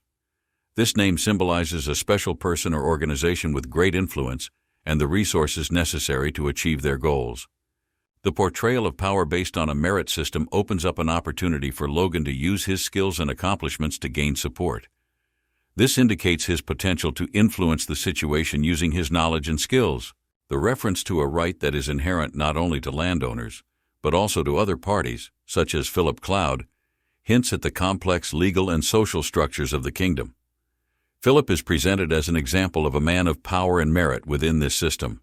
Philip Cloud's discovery in a vulnerable state on the street highlights an unexpected twist in the search for Logan. This is the moment when he first encounters his potential ally in reality.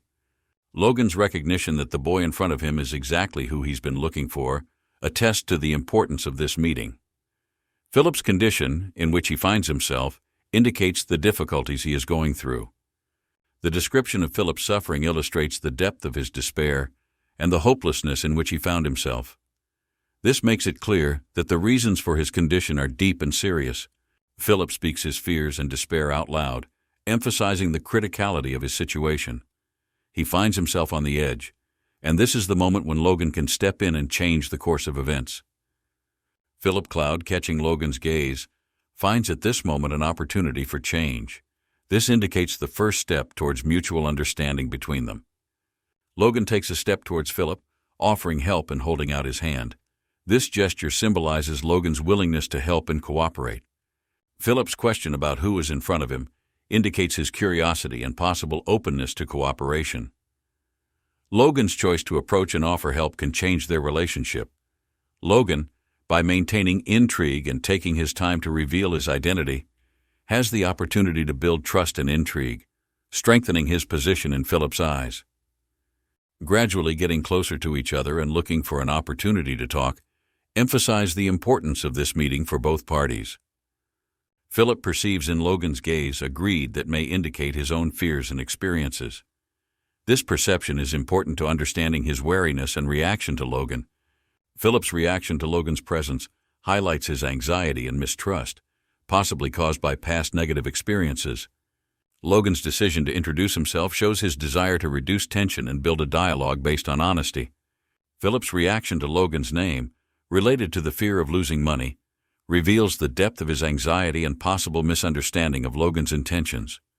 The contrast between Philip's nervous demeanor and Logan's calm state gives the scene added depth, suggesting an opportunity for Logan to emerge as a calming and intelligent character.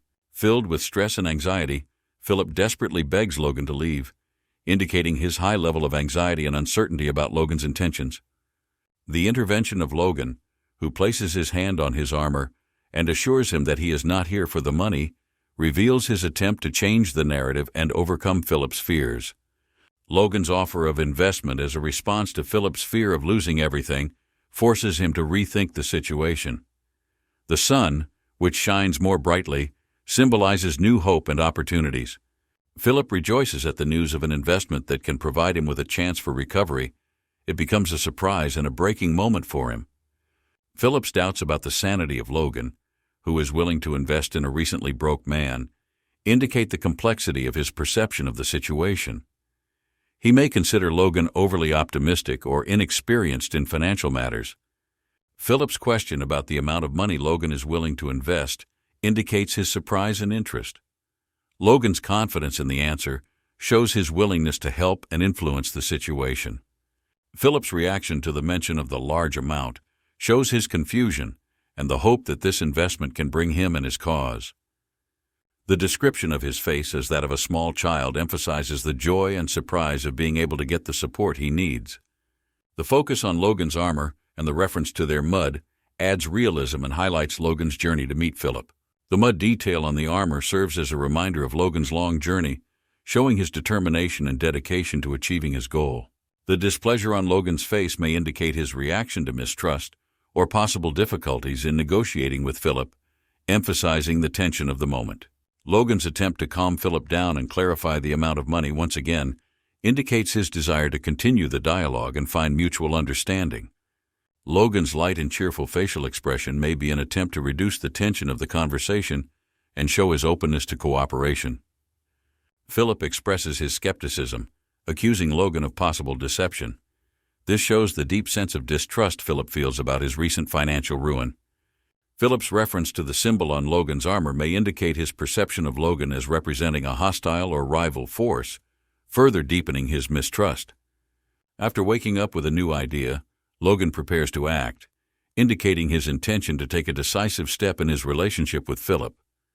Logan's request for attention and his subsequent display of aura possession is a way to prove his abilities and seriousness of intent. Philip's intense surprise shows his underestimation of Logan, challenging his perception of Logan as a simple trickster. Logan is deep in thought, trying to come up with the perfect solution to calm Philip down and reduce his panic. Philip is all around, overcome with emotion, unable to find his place, showing his concern through tears and anxiety. Logan came up with a great idea that would not only calm Philip, but also pleasantly surprise him, restoring his confidence and calmness. In Logan's hand, the flame expertly played, forming a fiery ball floating in the air. Philip's face expresses deep astonishment, his eyes widening at the incredible scene before him. Philip's observation of Logan holding a ball of fire in his hand makes a big impression, causing him to rethink his previous judgments. Philip's realization of his mistake and his decision to ask for forgiveness is a turning point in their interaction, opening the way to possible cooperation and mutual understanding. Logan shows magnanimity by forgiving Philip for his past behavior. This moment emphasizes Logan's maturity and readiness for constructive dialogue. Logan's offer to hire Philip on a permanent basis with the added bonus of paying off the debt shows Logan's strategic approach to solving the problem. Philip's initially skeptical attitude changes dramatically when a light shines on his face, symbolizing new hope and opportunity. The opening of a bag of money belonging to Logan clearly demonstrates his financial capabilities and the seriousness of his intentions. A shocked Philip, stunned by Logan's offer and the presence of a large sum of money, is in a state of disbelief, underscoring the extent of the change in their relationship. Logan demonstrates his superiority and willingness to invest by sitting in front of Philip with a bag of money, like a king making a decisive move. This gesture symbolizes the beginning of a new era of cooperation between them. Signing the contract in blood and affixing a stamp is a symbol of the inviolability and seriousness of their obligations. This moment emphasizes the importance of the agreement and the commitment of both parties to its observance.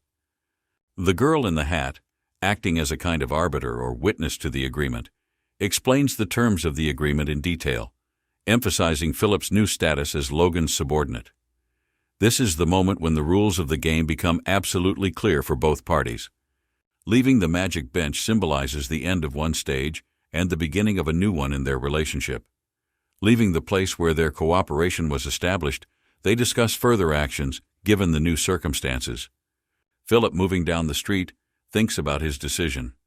Doubts and thoughts about whether he signed a death warrant for himself because of the fact that he chose the path of cooperation with Logan testify to his uncertainty about the future. Logan looks at Philip with a smile, happy with his decision to hire him. Their interaction promises to be interesting. Along the way, their relationship develops quickly. They already have more open conversations, but Philip is still trying to understand Logan's intentions. Logan tests Philip by talking about the possibility of breaking the contract to see his reaction and loyalty. After several trials, they find a common language and shake hands, agreeing to work together. Philip, feeling a connection with Logan, asks about his future duties, ready to take on the challenges Logan has in store for him. Logan sets Philip's first task, to buy monster meat, which surprises Philip, but he is ready to do it. Philip, with a smile on his face that expresses his skepticism about such an extraordinary task, understands his reaction, knowing about the taboo that exists around monster meat, but has his own plans on this account. He thinks ahead to the future, when a way will be discovered to neutralize the danger from monster meat, turning it into a valuable resource. Logan predicts that in the future, monster meat will become an important source of nutrition for regions with food shortages, emphasizing its impact on the economy and social structure. Ponders the unexpected properties of monster meat, discussing with Philip its potential for health and wellness uses. They analyze the possibilities of future research and how it can change the view of traditional nutrition, taking into account modern scientific advances. Logan considers how this innovative idea can affect the economy and public health, leading to a breakthrough in the food industry. He is focused on the potential to attract investment and large profits, carefully planning every step of this bold initiative. Philip listens to Logan's plans, with mixed feelings about the adventure, but is interested in further cooperation, seeing it as an opportunity for change. In his head, Philip chooses a simple solution to the problem. Just continue to cooperate with Logan regardless of anything. Philip's face shows absolute astonishment. His wide eyes and open mouth express shock at what he heard. The word 1,000,000 inches echoes in his head like thunder in the middle of a clear sky. An unexpected exclamation is heard in the full bar. Philip, not restraining his emotions, pronounces the number at the top of his voice, attracting the attention of everyone present. People turn to look at the source of the commotion, some with curiosity, others with irony. Philip and Logan continue their conversation, but already on calmer topics. They discuss financial issues with an emphasis on strategic decisions. Their dialogue smoothly moves from general discussions to specifics, where Philip begins to outline his proposals. During their conversation, Philip, with enthusiasm in his eyes, unfolds a picture of his innovative ideas in front of Logan. "Imagine meat that not only tastes good but also benefits health," he says, emphasizing his innovative approach. These proposals, which promise a revolution in the food industry, seem like a bold step into the future. Logan, not taking his eyes off, listens to Philip, swirling a glass of wine in his hands. His facial expression is difficult to decipher, but there is interest in his eyes. Every idea that Philip brings up is met with a watchful eye from Logan, who seems to already be assessing the potential of these suggestions. Philip does not stop continuing the topic of conversation without deviating from the main topic, buying food. Logan, relishing the glass to his lips, imperceptibly nods, asks Philip to continue. The atmosphere is tense, but the anticipation in the air portends something big. Philip's energetic blow on the table breaks the silence. "This offer is unacceptable." His voice, full of determination, makes everyone pay attention. Philip, putting his hand on his chest, expresses his idea with particular seriousness. "Considering that everyone is getting rid of the monster meat right now, we could just buy it back. That will be more than enough." Logan is taken aback by this unexpected proposal. His face expresses sincere curiosity and at the same time thoughtfulness at Philip's unexpected approach. Philip, always sneaky and careful when it comes to money, has a plan. "Our request will become known, and people themselves will start bringing all the meat right to our feet. And not just any meat, but already processed," he says with a sly smile. Logan, looking shocked, realizes that every penny spent on Philip has already paid off, because his ideas are pure gold. His eyes show respect and gratitude for unexpected decisions. After long conversations in the bar with glasses of beer, they came to an agreement. Philip, with mild satisfaction, asks Logan to let him continue to manage the money affairs, confident in his own ability to multiply profits. Another idea flashes in Logan's head like a light in the dark. He is full of enthusiasm from a new turn of his thoughts. He hands Philip a piece of paper on which is written the task of buying monster meat in large batches, as well as a list of other things necessary for the purchase. This step symbolizes the beginning of a big business. One of the purchases is a special wood that will be used to create weapons in the future. But for now, Logan is keeping this information a secret from Philip, shrouding his plans in secrecy. Philip rereads the letter intently, but it never occurs to him that in the past, weapons made from these materials have been used to invade the kingdom. These items provided such power that even the weakest soldier could hold a seasoned knight under control. Holding a glass in his hand, Logan thoughtfully recalls how he entrusted Dwayne with the task of recruiting mercenaries to gain an advantage in the regional war. It is an echo of smart and important decisions that shape the future of their enterprises. Raising the glass, Dorota thinks about the need to find a master who would be able to create a weapon from these special materials. The first step is to find a craftsman who can bring this idea to life. 2 days later, we are transported to the mercenaries' meeting place, where Karen leads them to his purple-lidded house. This place stands out among the others for its beauty and architecture, as if reminding of the importance of the task ahead. One of the mercenaries, sitting with his back to the wall, listens attentively to the offer of employment. His posture radiates readiness and commitment to a cause that could change the course of their further actions. Before him stands Logan, who offers cooperation. His figure radiates confidence and the intention to conclude a deal that promises to be mutually beneficial. After he heard the interesting suggestion from Logan, he put his hand behind the back of his head in surprise, not understanding why he had attracted such attention from Logan. His face expresses a mixture of surprise and curiosity. Logan at this moment cannot reveal the whole truth, but in a past life they have already worked together. This is a hint of a mysterious past that unites their destinies. Kyle was Orang's instructor, and working with him as well as other influencers greatly increased his popularity. His reputation in the area where he performed as a master made him sought after by many. Recognizing Kyle's value and potential, Logan offers him a reward of 4,000 zlotys without hesitation. This generous gesture indicates Logan's great faith in the future success of their joint venture. Calculating Logan's offer in his head, Kyle realizes that Orang's mercenary at best can make 2,000 a month, and then Logan offers him twice as much. This generosity overflows his thoughts, but also causes doubts. Shaking his head and holding his hand out in front of him as a stop sign, Kyle refuses, saying he's never worked with mercenaries as an instructor. His gestures and words reflect hesitation and uncertainty. Closing his eyes and lowering his head a little, Logan realizes that the time has come for radical action. He knows he has to do something unusual to convince Kyle. In response to the adamant refusal, Logan resorts to the radical step of offering an astronomical sum of 7,000. This gesture of desperation shows how important it is to him to involve Kyle. But Kyle's reaction is even more unexpected. He angrily hits the wall with his hand, exclaiming that his loyalty and faithfulness cannot be bought with money. This moment emphasizes his dignity and principles. When the sum of 8,000 is called, Kyle, seemingly defeated, kneels before Logan, declaring that he accepts the offer. This moment is a decisive turning point in their relationship. It's a beautiful day with clear weather when Logan manages to hire Kyle. The sun shines brightly, symbolizing a new beginning and the shared opportunities that open before them. Walking down the street, they have a light conversation. Logan asks Kyle if he's wondering why he was chosen. This question reveals Logan's desire to learn more about Kyle's thoughts and feelings. To which Kyle replies, "What's the point if you're paying decently?" This answer resonates with Logan, who, lost in dreamy thoughts, reflects on Kyle's clear mind and practical approach. Their easy walk is suddenly interrupted by words from the corner when someone shouts loudly from the side. This unexpected interruption puts tension on the atmosphere, making you wonder what will happen next. Witnessing the brutal scene, where the slaves are driven, beaten with vines and rubber, Kyle and Logan freeze in surprise. Their faces express shock at the violence and injustice they saw.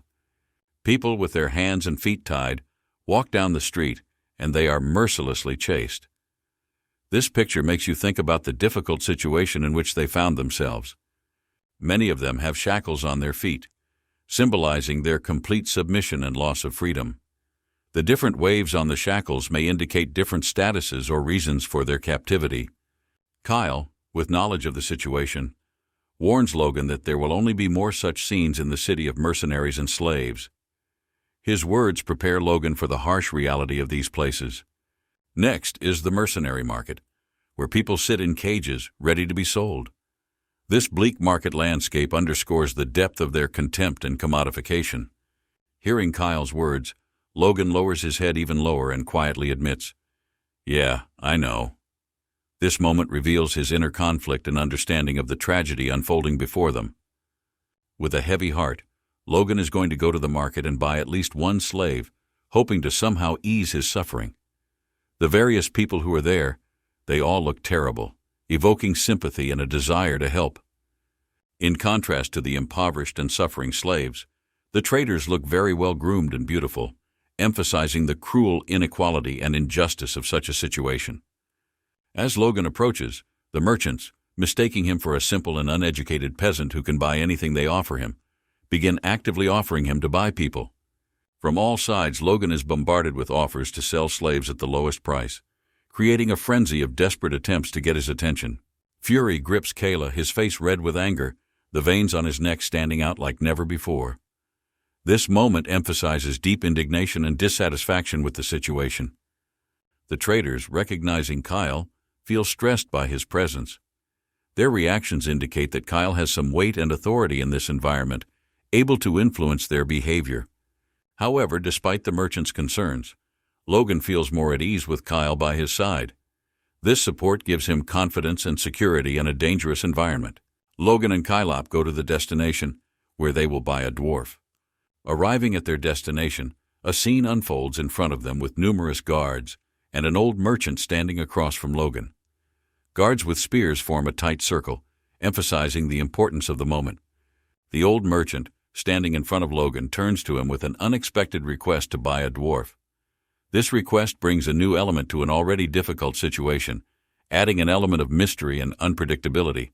Upon entering the appointed place, the old merchant confidently states that they have a variety of races for sale, but they pay special attention to dwarves, considering them to be a unique and valuable race. Logan surveys the environment, trying to cover the entire spectrum of what opens before him in order to make the appropriate choice. Inside one of the cages sit two girls who look very dirty and neglected. Their condition evokes compassion and a desire to help.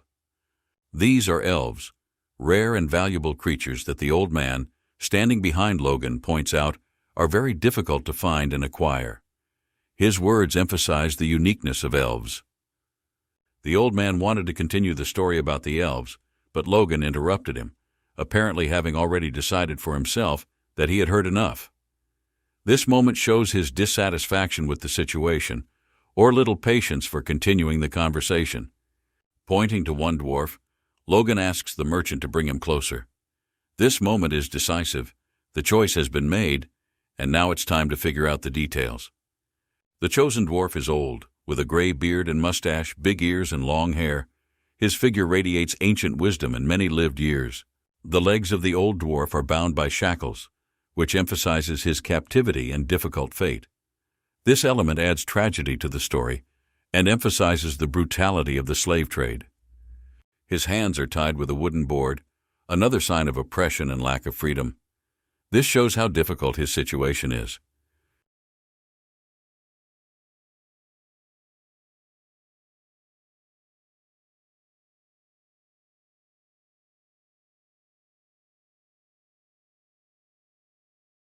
The old merchant continues to praise the dwarf, declaring that the dwarf is one of the few who hold the rank of expert.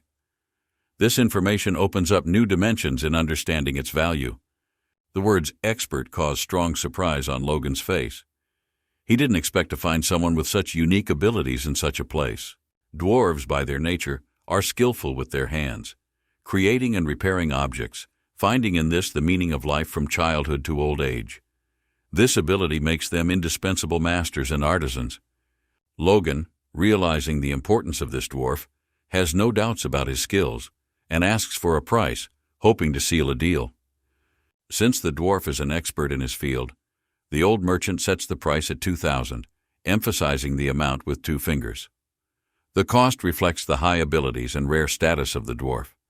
The old man's price angered Logan, and he couldn't help but ask if he looked like a naive simpleton. His indignation indicates rejection of the attempt to use him. The old man, feeling the pressure from Logan, agrees to lower the price to 1,500, lowering his head in concession. This immediate reaction shows that the original price may have been inflated. Kyle, watching the negotiations, is impressed by how skillfully Logan negotiates, quickly knocking down the price in a matter of minutes. This situation makes him admire Logan's skill. Walking down the street, the dwarf turns to Logan, noting that he acts without remorse. This comment may indicate the dwarf's observation of Logan's steadfast character or his determination to bargain. Curiosity does not leave the face of the dwarf, who wonders where he is being led next. Despite the change in circumstances, his interest and observation remain unchanged. Logan reveals his plans to the dwarf. "You will go to my house. There you will work on the manufacture of weapons." This reveals not only his intentions, but also his trust in the dwarf's unique abilities. Light appears in the dwarf's eyes, and hope appears on his face. This moment reflects his inner light and joy at the possibility of returning home one day. Logan knows that despite his natural abilities, without true passion and enthusiasm, it is impossible to create a true masterpiece. He watches the dwarf thoughtfully, understanding this problem. Looking into the dwarf's eyes, Logan realizes that his task becomes not just to use the dwarf's abilities, but to restore his enthusiasm and passion for craftsmanship. Walking past the dwarf, Logan loudly says, 20 years. At first it sounds incomprehensible to a dwarf, but these words can reveal long-term plans for the future or symbolize hope for a change in his fate. Logan promises the dwarf that if he works at full strength for 20 years, he will send him back to the mountains. This offer opens the prospect of a return to the native lands for the dwarf. 20 years is a significant period in the life of dwarves, but Logan, without removing the smile from his face, makes this offer, showing his friendly attitude and hope for mutually beneficial cooperation. Light appears in the dwarf's eyes, and hope appears on his face. This moment reflects his inner light and joy at the possibility of returning home one day. Their conversation becomes more and more emotional, but suddenly they are interrupted by loud shouts, "Detain him!" The feeling of calm disappears instantly, replaced by tension from an unexpected situation.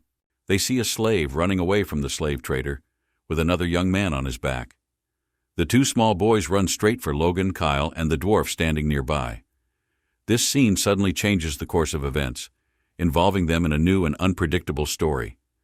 Watching the commotion unfold in front of him, Logan suddenly notices something, and a look of surprise takes over his face. A momentary change in facial expression indicates surprise or an important discovery. The two children race past Logan at incredible speed, barely visible in the bustling streets. Their determination and dexterity attract attention. One of the boys has unusual multicolored eyes. One is blue, the other is red.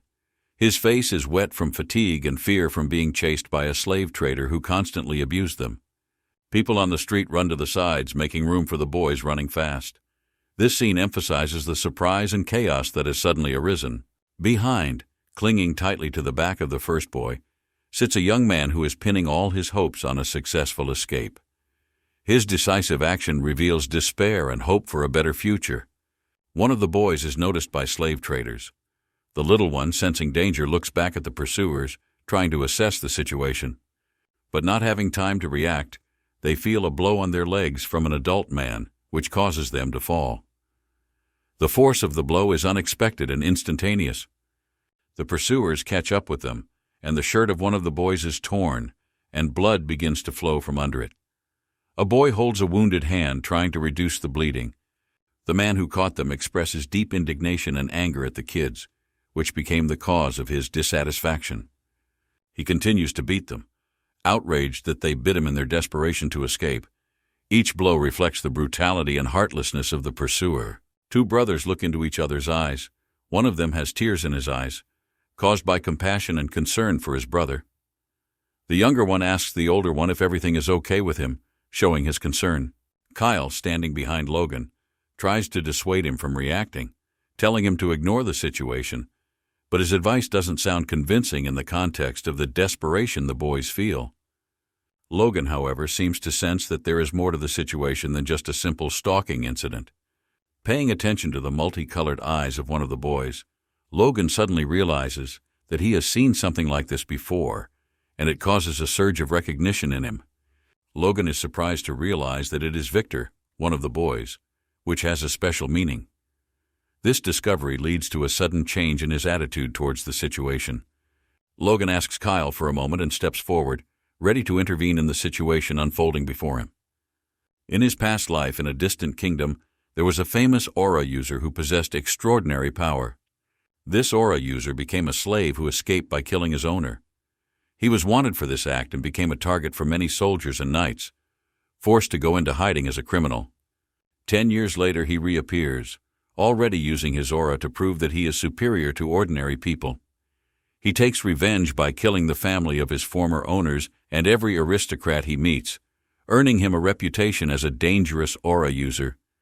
The incident with the disappearance of one of the nobles happens a year after Logan himself becomes a mercenary. This event draws him deeper into the dark secrets of the mercenary world. Logan tells Kyle of his intention to save the boy, mentally considering the possibility that the boy will become an important aura user on his side in the future. The problem is that one of the slavers has a bleeding wound from biting the boy, and they are very annoyed with the boy for his brave act. The cub continues to aggressively defend itself, biting the slaver and grabbing his leg with his teeth, prompting a loud yelp of pain from the man. "He's not an obsessed homicidal maniac," the slave trader shouts at the boy, trying to paint him as a threat and justify his cruelty. Logan, for now, just watches the development of events, analyzing the situation and thinking about the best moment to intervene. The man, outraged and covered in bite marks, radiates uncontrollable anger at the child. Swinging to strike the boy directly in the head, he suddenly feels that his blow is stopped by a sword that unexpectedly appeared in front of his leg. Logan stands with sword in hand. He was the one who parried the blow aimed at the boy, using his weapon as protection for the little one. The slave trader turns to Logan, puzzled, and trying to figure out who he is and how he managed to sneak up so quickly and unnoticed. The man's gaze falls on the emblem on Logan's armor, and at that moment he realizes who is standing before him. It becomes clear what reputation and importance Logan has. The slaver, feeling the resistance of the sword, immediately takes his foot back, aware of the potential threat. He hastily apologizes to Logan for the situation, explaining his behavior by the inconvenience of the circumstances, and suddenly realizes that he is dealing with a potential buyer. Trying to smooth over the conflict situation, the slave trader turns to Logan with an offer to buy some slaves, hoping for his interest. Meanwhile, the children, frightened and upset by the resulting tension, sit on the ground crying from the stress they have experienced. Their helplessness and fear emphasize the brutality of the situation. The slave trader announces a price of $10,000 for each of the children, hoping to lure Logan into the purchase. This sum reflects the high value of slaves in their world. While watching the slave trader, Logan realizes that $10,000 for a would-be assassin of aristocrats is a good price, although the trader does not yet realize this. The merchant's face shows the hope of getting rich on this deal, despite the dark truth he doesn't know. Observing the children, Logan notices that despite their terrible condition, they have a special beauty. Their blue hair and multicolored eyes make them uniquely attractive, reminding us of the uniqueness of each of them, despite their cruel circumstances. Logan and the slave trader continue to bargain, finding common ground on the price of these children's lives. In the face of Logan's objection, the slave trader offers him to determine the price himself, trying to find common ground. Logan becomes angry, and his emotions become visible to everyone around him, indicating his disapproval of the situation. The man who traded slaves, seeing Logan's reaction, feels strong fear and begins to panic, realizing the potential threat from his interlocutor. Remembering his leg bleeding from Victor's bites, the slave trader realizes that he is in a dangerous position from which there is no easy way out. Faced with his own fear and helplessness, he is forced to accept Logan's terms, giving in on the price and deciding to sell the slaves.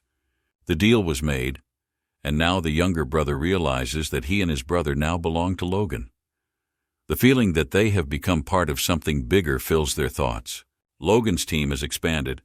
Kyle, a dwarf, Logan, and two small ones. They form a new alliance, ready for future challenges and adventures. Returning to his younger brother, Logan acknowledges his quick recovery from the shock, impressed by his resilience and courage. A red aura was emanating from the highly stressed boy, the result of a magical intervention by Logan, who used his aura knowledge to help him recover. This moment marks a deep connection between them and reveals Logan's unusual abilities. The boy who was walking behind his brother, watching the discovery of the red aura, was deeply surprised. He realizes that he has entered a world where magic and power play a big role, and this changes his understanding of reality. It turned out to be strange that the child can see or feel the force, which is an unusual phenomenon and causes surprise. Logan thinks about it, assuming that the child's ability might just be a coincidence, but deep down he feels that it might matter. Sitting on his back, the little boy suddenly clenched his teeth as if he felt pain or tension, which indicated an unusual reaction. Unexpectedly, he quickly jumped up and with shouts of "Die!" rushed at Logan, showing unpredictable aggression. Dodging the little one's blow was not a big problem for Logan, and he handled the situation with ease. Logan gently grabbed the boy's hand, trying to calm him down and stop the aggression. Holding him in the air, Logan orders him not to repeat this behavior, showing his superiority but also his concern for the little one's safety. Logan continues to hold the boy's throat, emphasizing the seriousness of his warning, but doing so in a controlled manner so as not to cause harm. The boy begins to understand Logan's words, which sound like recognition of his fighting spirit, but also like advice to choose your opponents more wisely. Logan does not put the final point in this discussion, but makes a remark to the boy that it is not possible to behave like this anymore, showing him the limits of what is acceptable. All of Logan's words were addressed to the boy who was listening intently while in Logan's arms. This indicates the child's respect for Logan, even in spite of the difficult situation. Releasing the boy, allowing him to breathe freely again. This gesture of release is a sign that the tension between them has subsided. Free from the embrace, the boy drops to the ground, sitting down. This may indicate his fatigue from the stress experienced or a sign of submission to Logan. Logan walks over to him and gets down on one knee, preparing to say something. This gesture shows a willingness to talk from a position of equality, showing respect and care. Looking at the boy, Logan decides that the punishment was enough. This recognition not only ends their conflict, but also opens the way for possible reconciliation and understanding. "I plan to make a knight out of you," Logan declared. Listening to these words, the little boy showed obvious surprise, not expecting such an offer. Their conversation about the boy's future and his path to knighthood continued, with the boy sitting across from Logan intently listening to every word.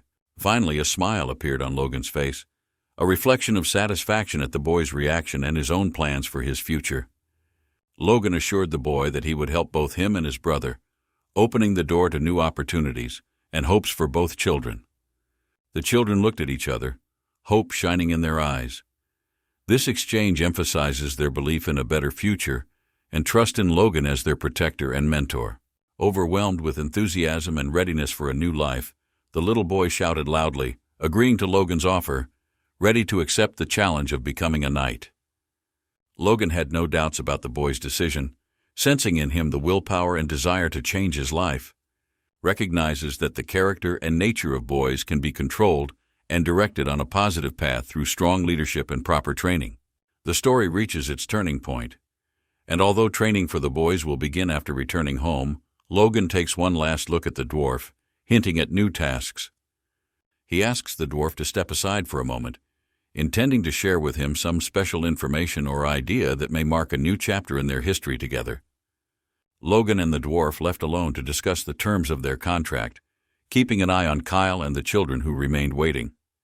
The very idea of VJ-VJA contract greatly surprised the dwarf, bringing a new element to their relationship and mutual understanding.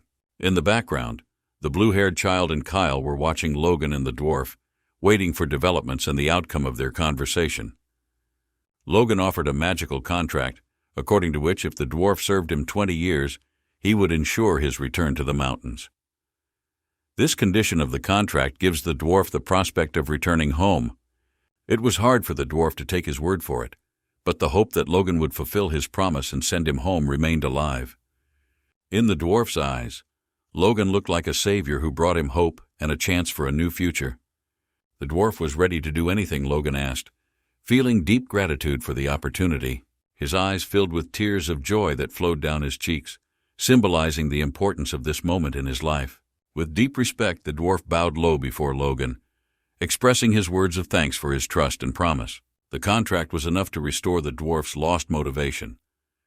Watching the dwarf wipe away his tears, Logan understood the depth of his feelings and his readiness for the challenges ahead.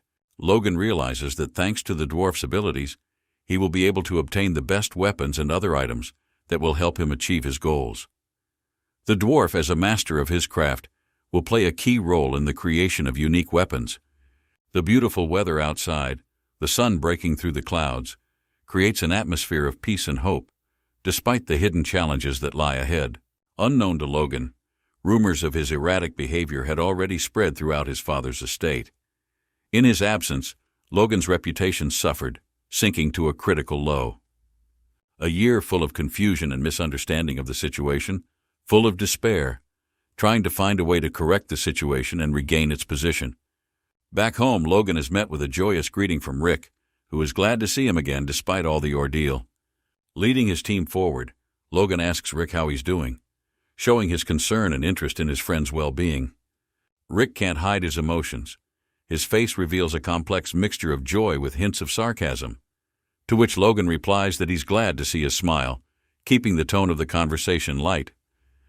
Rick rushes to share the rumors about him with Logan, which leaves Logan with mixed emotions and making him think about his reputation and actions.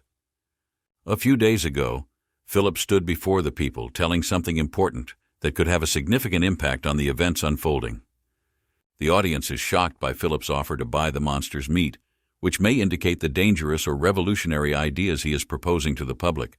Philip reveals the secret to the people, saying that the potential buyer of the monster's meat is Logan McLean himself, which causes even more surprise among those present. Immediately after this, Philip begins to tell the people about Logan, trying to present him in a negative light, describing him as a very terrible person. Philip, surprised by the people's reaction to his words, watches them with a cold gaze, assessing the impact of his words. Despite his inner doubts, Philip decides not to miss this opportunity and offers people 1 gold for a kilogram of monster meat, which becomes a real shock for those present. Philip manages to ignite enthusiasm among the people and motivate them to collect all the meat of the monster. Standing in front of the people on the stage, he sees people cheering energetically and raising their fists in the air, shouting, "We will do it!" Rick shares with Logan the news of Philip's deal with the people, which at first glance makes Logan happy. However, Rick notes that this is no laughing matter, hinting at the potential consequences. He urges Logan to reflect on the effect of Philip's deal on his own reputation, noting the widespread rumors and general discontent among the people. The most disturbing news is that the head of the family, Logan's father, is feeling very angry, perhaps disappointed by his son's actions or decisions. The scene transitions to a serious conversation between Logan and his father, which may determine the future relationship in their family and the decision about Logan's future. In front of his father, Logan stands confidently, arguing that his travels and actions have been beneficial, trying to convince him of the correctness of his choices. Word of Logan's actions reached his father, who, despite everything, was glad to know that Logan had a good time. This indicates mixed feelings about the son's actions. Logan emphasizes that all these stories are just hearsay and that he does not regret his actions. His confidence and calm underline his commitment to his own convictions. The stepmother, standing nearby and listening to the conversation, cannot hide the sly smile on her face, which hints at her own interests and possible desire to use the situation to her advantage. After some time, the stepmother reminds the father that Logan allegedly does not understand his place in the family, directing the conversation to criticize his behavior. Logan, standing by, dismisses her words as unnecessary and declares that he has not spent any money, emphasizing his responsibility and independence. The stepmother, outraged by Logan's reaction, becomes even angrier and demands that he repeat his words, her gaze radiating anger. She continues to complain to her father about Logan, prompting him to slam his hand on the table, exclaiming that he has had enough of the complaints. This reaction of the father deeply affects the stepmother. He begins to shout loudly, declaring that he has had enough of this nonsense talk. Turning to his stepmother, he says he wants to talk to Logan alone, leaving her in a state of fear and surprise at his determination. The father intends to give a final warning, perhaps indicating a critical moment in the resolution of the family conflict. In front of his father, Logan stands waiting, filled with tension and hope for understanding, ready for any decision. Alone in the room, the father turns to Logan with a penetrating question about the reasons for the changes in his behavior, seeking to find out the root of the problem. The father approaches the window, creating a moment for serious conversation, addressing his questions directly to Logan, indicating his desire to focus on the matter at hand. Logan realizes that his father won't let him go without full answers, feeling the weight of the moment and the importance of their conversation. The main question that worries the father is how others look at Logan and what his reputation is now, emphasizing the father's concern about his son's image in society.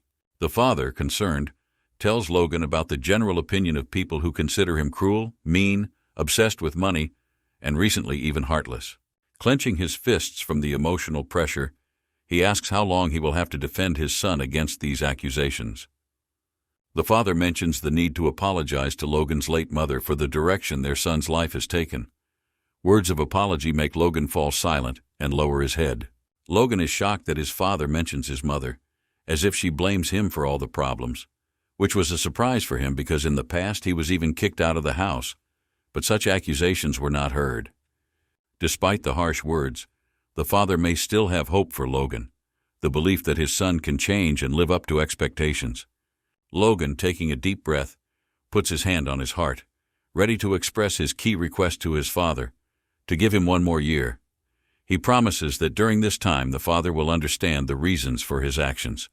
The father studies Logan with an iron gaze that carries the weight of decision, reflection, and a possible test of trust. After finishing his speech, Logan exits the room, leaving the door closed behind him, a symbol of the moment's separation from the rest of the world. The father remains alone in the room, sitting at the table in deep thought, rethinking his son's words and the future of their relationship. The echo of their conversation does not leave his father. He continues to think about what he heard, thinking about the opportunities that open before Logan and the challenges that may accompany them. In his father's hands is a locket with a photo of Logan's late mother. As he ponders the future, he realizes that if Logan doesn't keep his word in a year, he will have a big decision to make as head of house. He carefully opens the locket, reminiscing, and admits his role as the head of the house and father, responsible for the fate of his family. Turning to a photo of Logan's mother, the father says, "Ryan, I'm sorry, I don't know what he's up to," apologizing to her for not being sure about decisions involving their son. Lowering his head, the father understands the depth of his promise to protect his offspring at any cost and to raise Logan into a decent person. Left alone, he spends time in thought, pondering his family's past, present actions, and future, searching for the best path for everyone. Ranyan, Logan's younger brother, stands with a ball of fire in his hands pressed to his chest, demonstrating the awakening of his power. This moment is significant both for him and for the whole family. Logan walks up to him, puts a hand on his shoulder, and offers words of support and admiration. "You're only 14, and you've already awakened the power," says Logan, impressed by his brother's abilities. Ranyan says that the awakening of his power occurred during a conflict with the Knights who tried to prevent a meeting between him and Logan. This case became a test for Ranyan, which he successfully passed. Logan shifts his gaze to the Knights, reflecting on the aftermath of the conflict and the impact of this event on Ranyan's future. The Knights stand as if dazed, their clothes dirty and scorched from the energy Ranyan released. This image testifies to the child's unexpected strength and his ability to protect himself. Ranyan manages to effectively break through the two Knights' defenses using his newfound strength, a testament to his great potential. Logan continues to express his admiration for his younger brother, lightly tapping him on the shoulder as a sign of support and pride for his achievement. The kid is filled with joy at Logan's words, realizing that with his brother's support, he will be able to become much stronger than he once was in his past life. The scene switches to a castle in the south of the barony, introducing a new element to the narrative and expanding the geography of events. We're presented with Dwayne, who suddenly hears the phrase, "I'm back," hinting at an important character returning, perhaps with new intentions or challenges for the residents of the barony. Logan, along with his new ally Dwayne, are standing by when Dwayne turns to Logan and notices the assembled army. Dwayne managed to recruit 350 mid-ranking mercenaries, a significant boost to his forces. Rumors begin to spread among the assembled mercenaries that Logan may be deceiving them, causing resentment and suspicion. Logan, realizing that tension is growing among the mercenaries, decides to restore order and prove that control over the situation is necessary for their cooperation. Facing a gathering of mercenaries, Logan approaches the largest of them and says, "Go," using his authority and leadership qualities to calm them down and establish his leadership. Logan finds himself in a situation where he learns of a mercenary's comment that he thinks his appearance in armor and sword is ridiculous, questioning his fighting ability. Outraged by such disrespect for his person, Logan decides to challenge the ridiculous mercenary to a duel to prove his superiority and restore his reputation. The mercenary who challenged Logan looks confident. He's big, with a bald head and a black beard that gives him a stern look. "Did you call me Oscar?" Logan asks, addressing the mercenary directly, and asks him to step in front of the crowd preparing for a direct confrontation.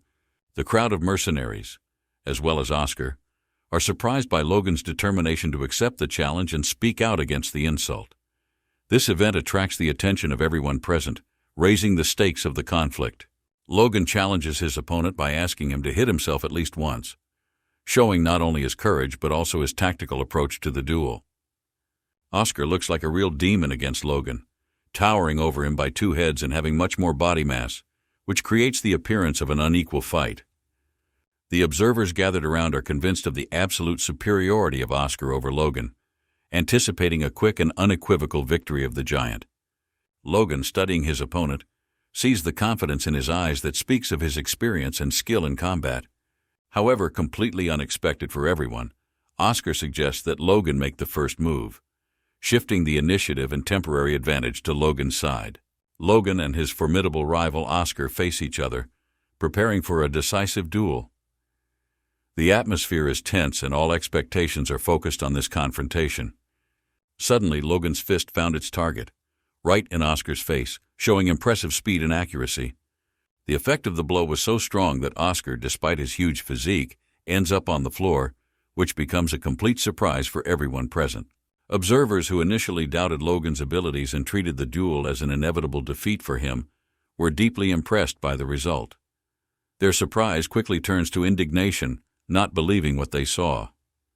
Logan, unfazed by his success, simply straightens his shoulder, displaying calmness and confidence.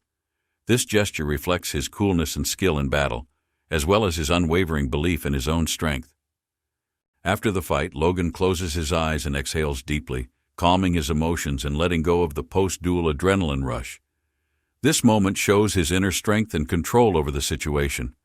The aura on his hand is still smoldering, testifying to the inexhaustible energy and power that is concentrated in it. Turning to the crowd, Logan asks if there is anyone else willing to challenge him to a fight, showing his willingness to stand up for his honor and reputation. Logan, his brow furrowed with exertion, adjusts his shoulder, which is buckled under the weight of the blow from the giant enemy. The energy of the fight still rings in the air. His fist is still enveloped in an unbearably bright aura, a vivid memory of the blow he had just delivered, echoing in the pain on his arm. The eyes of the mercenaries watching the scene widen in absolute disbelief. They stared at Logan and his giant opponent, who was stretched helplessly on the ground with dazed and delighted faces. Next to Logan, Kylo, small in stature but sharp-eyed, also watches with mute admiration as the aura around his comrade changes. His eyes radiate wonder and amazement. All his life, Kylo has thought Logan was special, but only now in this moment has he realized just how special. His face is wrapped in a surge of genuine surprise, and the slight parting of his lips reveals a soft whisper. How did he do it?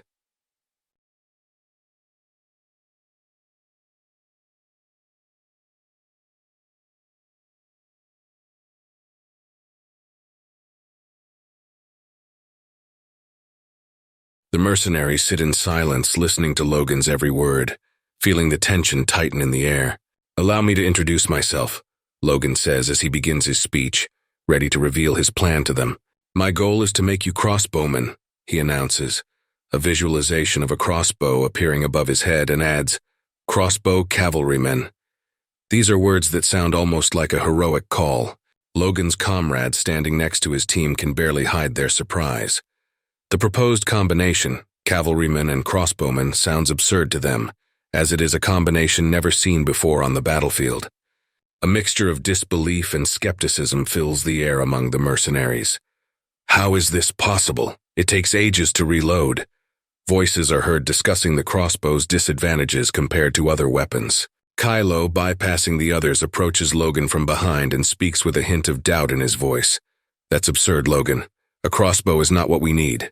Yes, a crossbow is stronger than a bow, but in the hands of a beginner, every reload is an eternity lost. On horseback, such a shooter will quickly lose the ability to fire, even with several spare crossbows," the mercenaries speculate, trying to understand Logan's logic. Logan's plans remain a mystery to everyone, but they feel that the future will reveal his genius. Logan, turning to Kyle, answers firmly, "It's important to teach them. You'll understand later." He is convinced that the crossbowmen cavalrymen will become a revolutionary force in the McLean struggle, and will retain their importance even after the feudal war. The wrinkles that have gathered on Kyle's forehead and his tight lips make it clear that he feels the weight of the responsibility he has been entrusted with. He realizes that he is facing a great challenge. Closing his eyes, trying to collect his thoughts, Kylo whispers under his breath, "How do I do this?" The echo of his words is lost in the silence of the room. The dawn has melted a few days ago when a letter appears in the hands of one of the men, and he stares at the folded lines full of decisions and instructions. Logan, enveloped in the comfort of his office, looks over the pages of the letter, where it is written in black and white. Out of 500 testers, only 300 managed to pass the test. His gaze becomes sharper as he realizes the importance of this information. There is a sudden gust of wind, and the door of the room slams open. "Master!" is the shout that instantly distracts Logan from his thoughts. His eyes are surprised, and the voice that follows must be a response to the unexpected interruption.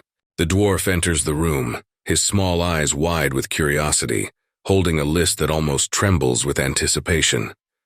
What is this miracle? The question pops up as if from the very heart of his intellectual aspiration. Familiar with every detail of the crossbow, the dwarf was delighted with the schematic, but his mind was filled with doubts and questions that he now faced Logan with. The crossbow, the design of which he is holding, has given rise to a whole sea of questions. His experience and knowledge tell him that such a weapon is a challenge to traditional weapons. The gnome's gaze becomes sharper, and he reflects on his past lives, where he did not use such weapons in the best way. But now, knowing that he is facing an expert, Logan realizes that it is the dwarf who holds the key to the realization of this idea. As he studies the crossbow's circuitry, the dwarf slowly but surely begins to realize that creating a mechanism that can reload itself and fire 3 arrows at once is a task beyond the usual. "It's almost like magic," he almost whispers, sensing how ambitious this project is. Rereading the letter, Logan feels his emotions boiling inside him, ready to burst out. He grinds his teeth and hides his face in a grimace of discontent. "Who would have thought of that?" he bursts out, not admitting out loud that it was his own idea. The dwarf's forehead turns blue, as if reflecting the weight of his thoughts. He does not take his eyes off the letter, filled with confusion and thoughtfulness. "But if you think about it, this could really be considered an innovation," he whispers almost imperceptibly to himself, letting an idea begin to emerge in his mind. The gnome comes alive, bursting with energy and enthusiasm, and begins to pour out a waterfall of ideas and potential difficulties that could arise in the realization of this ambitious project. Logan, with his arms crossed and a tight smile on his face, quits. "I don't know what to do here." "It's up to you. You're the master, aren't you?" His words are a mixture of trust and helplessness, shifting all responsibility onto the dwarf's shoulders. The dwarf almost loses his temper. A bunch of veins protrude from his forehead. His face turns red with rage. You can feel the air around him getting thicker with tension. In this silence that suddenly envelops the room, Logan speaks softly. "Please don't be angry," trying to calm the angry dwarf and ease the tension. Logan gently offers the dwarf a series of ideas on how to improve the project, including reducing the size of the projectiles, which could give the development a new impetus. Listening to Logan, the dwarf suddenly feels surprised. His eyes widen in amazement, even though the idea still seems extremely complicated. "It's a weapon of the future," Logan whispers almost inaudibly as he watches the dwarf. His words not only acknowledge the complexity of the idea, but also his belief in its revolutionary potential. The dwarf holds the distorted weapon blueprint tightly in his hand, as if trying to find answers in it that still elude his understanding. Concentrating on the plan, the dwarf reads it over and over again. Each reading adds to his confidence and motivation, fueling the desire to bring this idea to life. Logan, sitting comfortably on a chair, watches the dwarf who, standing opposite him, unfolds the world of his thoughts. "How long will it take to create a weapon?" he asks, his eyes full of curiosity. The dwarf is overwhelmed with surprise, which he cannot hide, especially when he learns that others have already taken up the idea, but without success. This makes him even more surprised. Logan avoids explaining in detail where, how, and who invented the weapon, cryptically hinting that information about its origins lies far beyond the present. "If you doubt yourself, give up," he calmly suggests, emphasizing that a true master will never lose hope. The gnome, holding up his index finger, declares with confidence, "In 1 month I will create something extraordinary." His voice is full of determination that cannot be questioned. Logan's gaze, directed at the dwarf, radiates approval and secret satisfaction. He seemed to be expecting exactly this answer. Outside the window of the room, it was a clear day, the sun high in the sky indescribably bright, illuminating the streets of the city with a lively light. The boy's feet hardly touch the ground as he rushes forward at an incredible speed, his movements deft and confident. This is Victor, a small but very determined boy who trains without tiring. Despite the exertion, his face shows no signs of giving up, although sweat drips down with every breath. Logan, in the role of a tireless coach, encourages Victor with all his might, shouting at his back, "More effort, faster!" The energy of his voice pushes the boy to new achievements. Victor, at the limit of his strength, can barely drag his feet, but he does not stop. Every step is a struggle for him, but he is not going to back down. Logan and Victor's little sister, watching from the sidelines, cannot hide their emotions. They see Victor overcoming himself.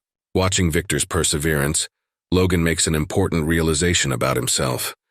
Since their arrival, he has limited himself to providing them with food and shelter, and that was not all they needed. Realizing that the children had experienced slavery before, Logan thinks about the changes that are possible with the right care and support. Watching Victor run, it becomes clear that even food can work wonders, changing lives dramatically. Due to the excessive effort, Victor's legs begin to tremble uncontrollably, a clear sign of his fatigue and exhaustion. Exhausted, Victor falls to the ground but refuses to give up, leaning only on his hands. This moment reflects his unwavering resilience and will to defeat himself. Logan gently tells him to rest, realizing the importance of recovery after such an intense effort. His younger sister, like a guardian angel, instantly appears next to his brother, carrying a cup of refreshing water. Logan does not hide his admiration for Victor and his endurance. He reflects on the talent of the boy who, at the age of 14, was able to run 20 kilometers without a single rest, showing incredible strength of mind. The sister lovingly cares for Victor, gently wiping the sweat from his face with a soft cloth and giving him water. Her actions show care and boundless devotion to her brother. Logan, deep in thought, watches Victor, concluding that the boy was not born a killer. His life has undergone radical changes that have affected his character and abilities. The sister and brother look indescribably beautiful together. Their mutual support and connection testify to their deep understanding and love for each other. They are each other's support and source of strength.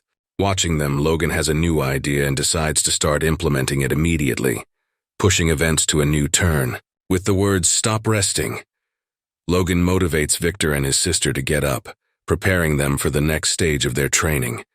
His tone is reserved but confident, as if he knows this is important for their development. Logan tosses Victor a wooden sword, marking the beginning of a new challenge, learning the art of the sword of the kingdom of Garandia. This moment symbolizes the transition to more complex and meaningful training. Logan, holding the sword in his hands, is preparing to demonstrate the basics of the skill, acting as a role model. His attitude is serious and focused. He carefully teaches Victor every detail, starting with the proper way to hold the sword, emphasizing the importance of every little thing in mastering the skill. With a gathering of strength, Logan swings and performs his first stroke in the air, demonstrating the power and beauty of his technique. Victor, watching from the sidelines, is concentrating on Logan's every move, trying to memorize and understand every gesture. Despite his concentration, Victor's eyes show fatigue. He dreams of just falling down and falling asleep right here and now, which is easily guessed by his face, wrinkled with exhaustion. Despite his exhaustion and pain, Victor does not give up. Drops of blood appear on his lips from overexertion, a testament to his unwavering determination and endurance. Realizing that each training session is a step towards a better life, towards food and a good night's sleep, Victor continues to work hard, despite the pain and fatigue. Gathering his last strength, Victor skillfully performs a sword strike, perfectly repeating the technique Logan showed him. This moment is the culmination of his efforts. Logan, watching Victor's success, cannot hide his surprise and admiration. He realizes that he has witnessed the birth of a new talent, capable of mastering a complex technique on the first try. Coming closer, Logan expresses his admiration and encourages Victor, giving him well-deserved praise. His words are full of recognition and support, which inspires the boy to new achievements. A smile never leaves Logan's face, reflecting his satisfaction and pride in seeing the boy's progress. Logan, addressing Victor, encourages him, saying that the endless repetition of this blow will bring him closer to the title of a true knight. The words knight ignite a fire in Victor's eyes like a spark, pushing his fatigue into the background. Inspiration and a dream of a great future come to life in his heart. Logan, leaning over Victor, kindly asks if he is ready to continue, feeling the great burden of this ordeal. Despite the traces of blood on his chin which testify to his remarkable resilience, Victor, clutching a wooden sword, answers bravely, "Yes, that's right." His voice is full of confidence and indomitable spirit. Logan emphasizes that Victor can ask for anything he needs for training, and he will provide him with everything he needs. Victor replies that he doesn't need anything else, demonstrating his modesty and endurance. This response causes even more surprise in Logan, who cannot hide his surprise and interest in this unusual guy, showing his respect for his principles. Victor's only request is to take care of his younger sister, who is standing behind him and looks almost defenseless. This moment reflects his deep concern and responsibility for his family. Victor appears to us as a true manly character, resilient and loyal, ready to face any challenge for the good of his family. Although Victor cannot go to war, his role in the future promises to be crucial for the McLean clan's hearth. The new weapon has the potential to become a significant force, but Logan realizes that it is dangerous to rely solely on it. Success in creating the crossbow is uncertain, and even if it is successful, there is no guarantee that all mercenaries will be able to operate it effectively. Logan continues to train Victor hard, but deep down he realizes that this is only part of the way to their goal. Ideas for the next steps are already ripening in his mind. Realizing the importance of the moment, Logan decides it's time to divide up the responsibilities and tasks. He decides to develop a backup plan that can give them an advantage in the challenges ahead. In the silence of the quiet room, a serious conversation takes place that could determine the course of future events. Here, every word counts, and every decision can affect the fate of many. The situation becomes especially serious when Logan is faced with the need to ask his father to join the knights in training, realizing that the experience of the elders can be key to his preparation. Gathering all his will into a fist, Logan makes a request to his father that could be a turning point in their preparation for the challenges ahead. His determination radiates from every word, showing his readiness for action and change. The soft sun penetrates through the leaves of the trees, enveloping the street in a warm, golden light. It's a perfect day, full of promise and new beginnings. The captain of the knightly order, speaking with authority, shouts, "Attention, everyone!" gathering the attention of his subordinates, preparing them for an important announcement. At that moment, the captain introduces Logan to the gathering of knights, making him part of his team. This moment is loaded with weight and expectations. The knights standing in the audience are filled with a mixture of disbelief and surprise. They cannot believe that Logan is joining their circle, suspecting him of ulterior motives. The commander looks serious and impenetrable. His face shows deep concentration. In his mind, he is immersed in the memories of the conversation with Logan's father, evaluating every word and decision he made. In the locked room, the commander asks Logan's father with surprise if he really sent his son to the knights, emphasizing the weight of this decision.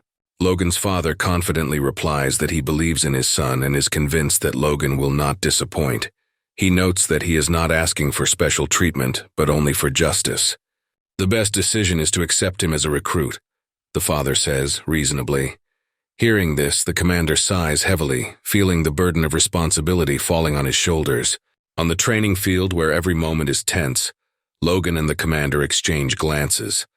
Logan watches the commander, trying to understand his concern, while the commander runs through all the arguments in his head, pondering the best course of action. Logan makes a promise to the commander. If he fails to meet expectations in this Sunday's test, he will walk away and pretend nothing happened, leaving the knightly order. These words showed his determination and willingness to take responsibility for his actions. The commander was surprised, not expecting such frankness and readiness for self-sacrifice from Logan. His eyes showed surprise and a reassessment of his thoughts about the recruit. After a moment of reflection, the commander nods, recognizing Logan's decision. This gesture shows agreement and a certain respect for his courage. This Sunday's training will be 3 times as hard, the commander warns with a subtle smile, anticipating the challenges ahead and testing Logan's endurance. The training takes an unexpected turn when the knights begin to carry each other on their backs, bewildered by this unconventional requirement. Their movements show confusion and some uncertainty about the purpose of this task. The commander raises his voice, motivating his knights. Anything can happen on the battlefield, even death. As cavalry, you will have to endure incredible hardships. Imagine that you are in the place of the horses.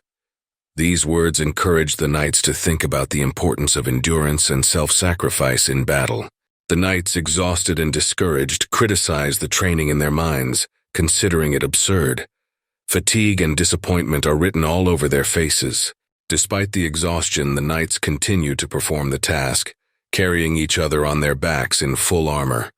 This test requires not only physical but also moral fortitude.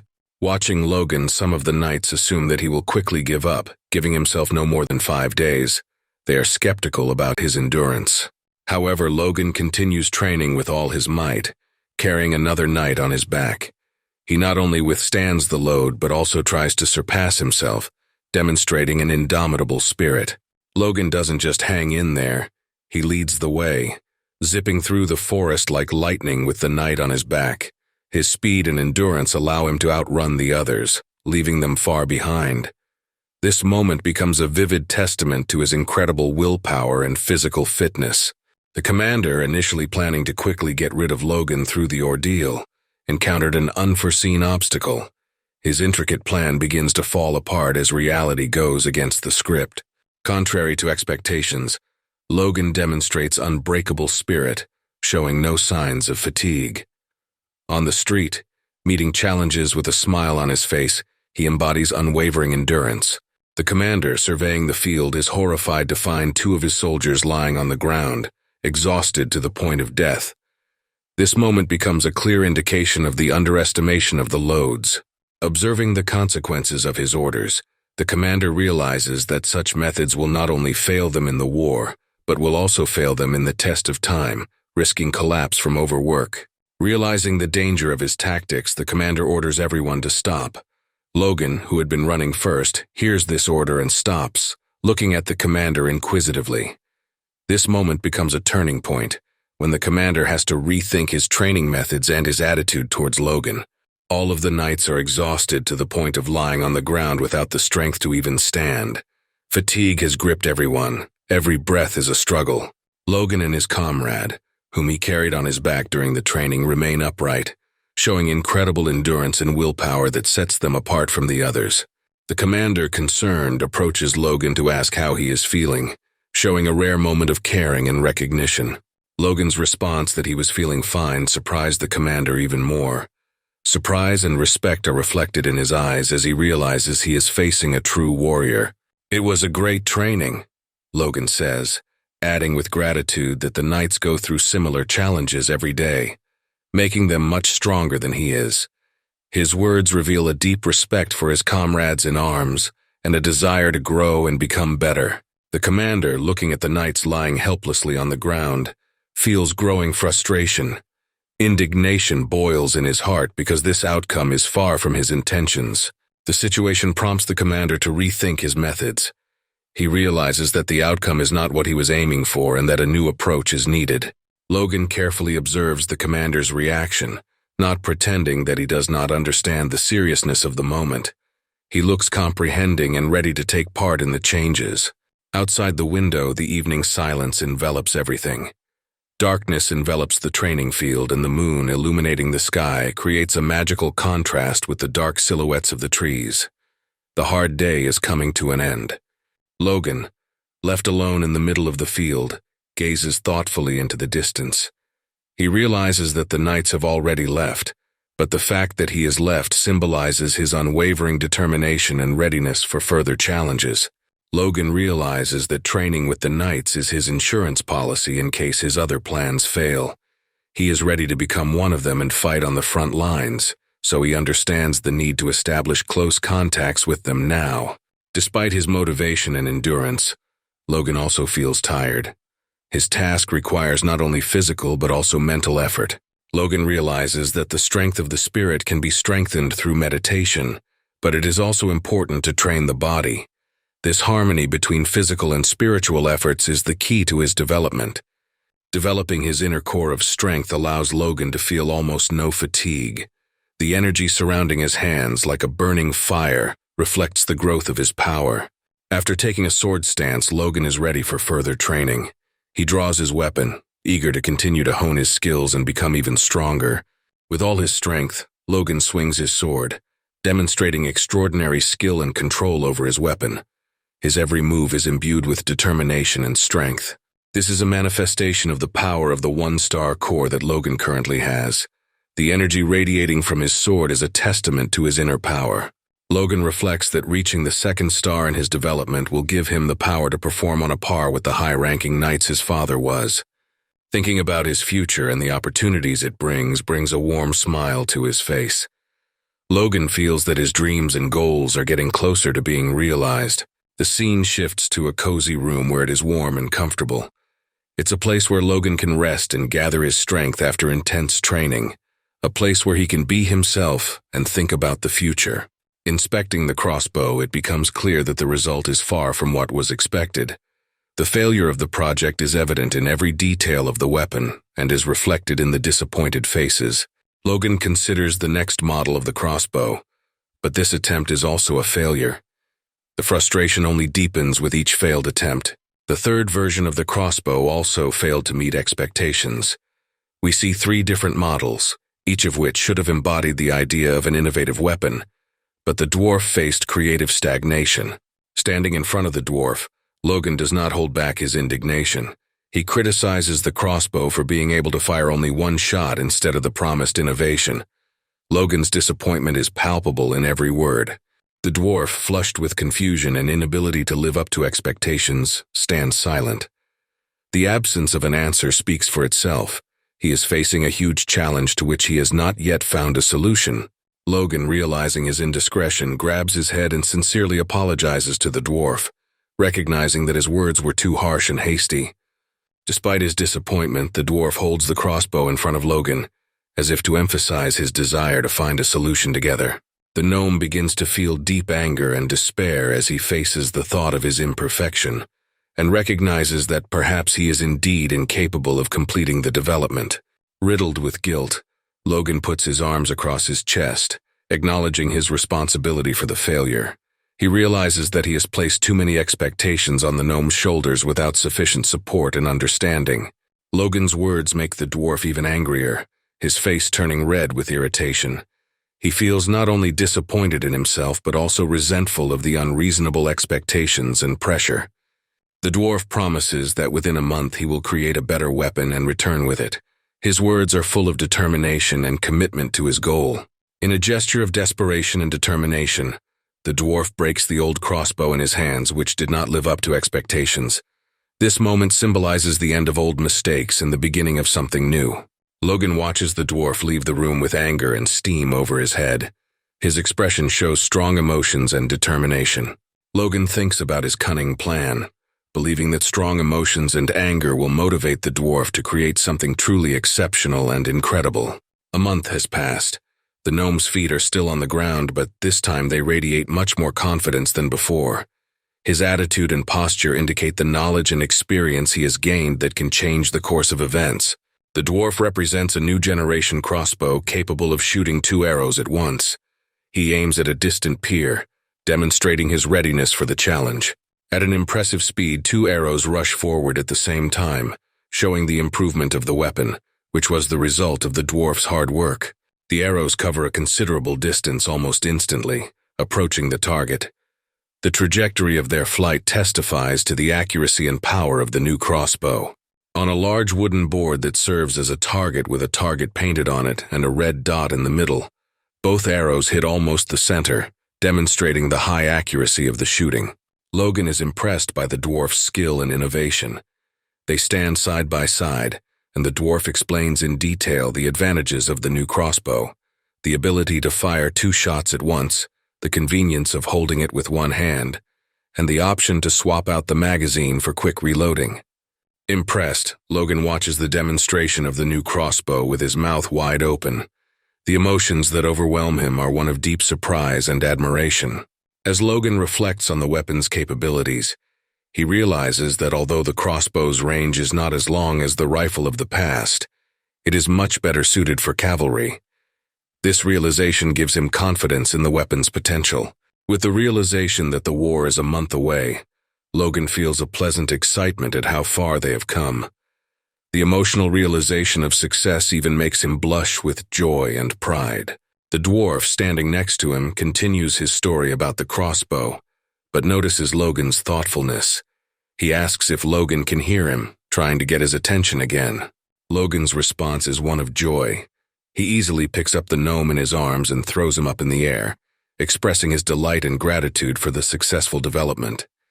This moment reminds us of the friendship and warm relationships between the characters, where scientific achievements and technological progress unite and inspire new achievements. In an atmosphere of sincere joy and enthusiasm, Logan greets the gnome, joyfully exclaiming, "Yes, hello, gnomes, hello, Hamar." He joyfully tosses him up as if he were a light toy. This gesture expresses his sincere pleasure and gratitude. Logan is overwhelmed with emotion, almost as if he has fallen in love with the gnome's skill and his work. His facial expression shows his deep respect and admiration for the gnome's skill. Enthusiastic about the idea, Logan asks the gnome a question, not even giving him a moment to rest from his emotional excitement, to which the gnome, still excited and impressed, answers, "What do you want?"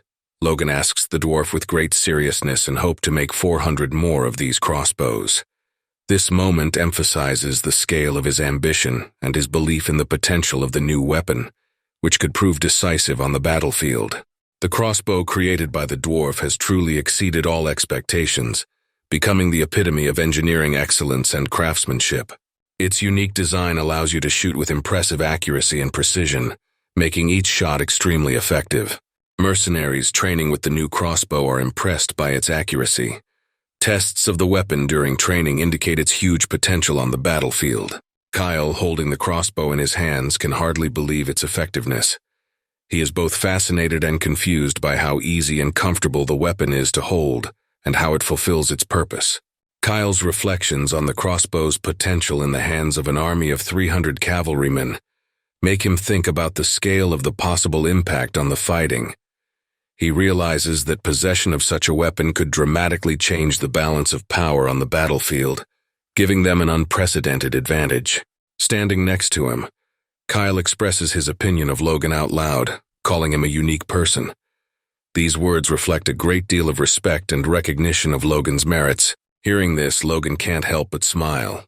Mutual respect and understanding between them create a strong bond that unites them in their struggles and aspirations.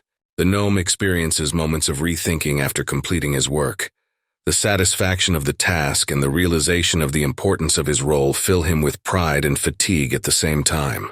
Logan ponders the strategy of distributing the new crossbows to the knights and soldiers, facing financial difficulties and the risk of losing the technology.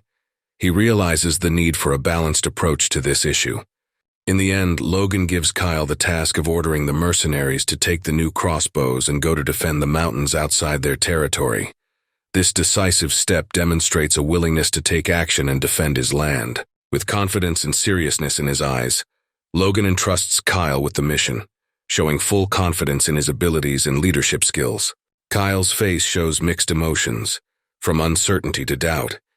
He cannot immediately believe in the success of the plan, burdened by a sense of great responsibility.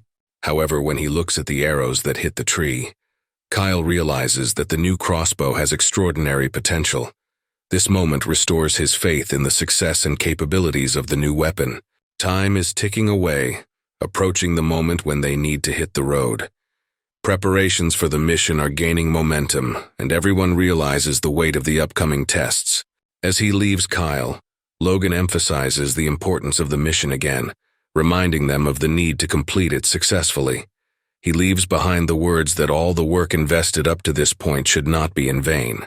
Kyle, faced with the uncertainty of the future, realizes that Logan would not have invested so much effort in creating such a weapon if the goal was only to hunt monsters. He feels that their actions have a more important reason. Watching the mercenaries armed with the new crossbows, Kyle comes to the conclusion that all this training has much more to do with war than any other threat. The first flowers are already sprouting on the training field where the snow is still lying, symbolizing new life and hope despite the threats that loom over them. One of the knights is exhaling in the cold air, his fatigue and exhaustion reflected in his movement. This moment emphasizes the difficulty and importance of their training.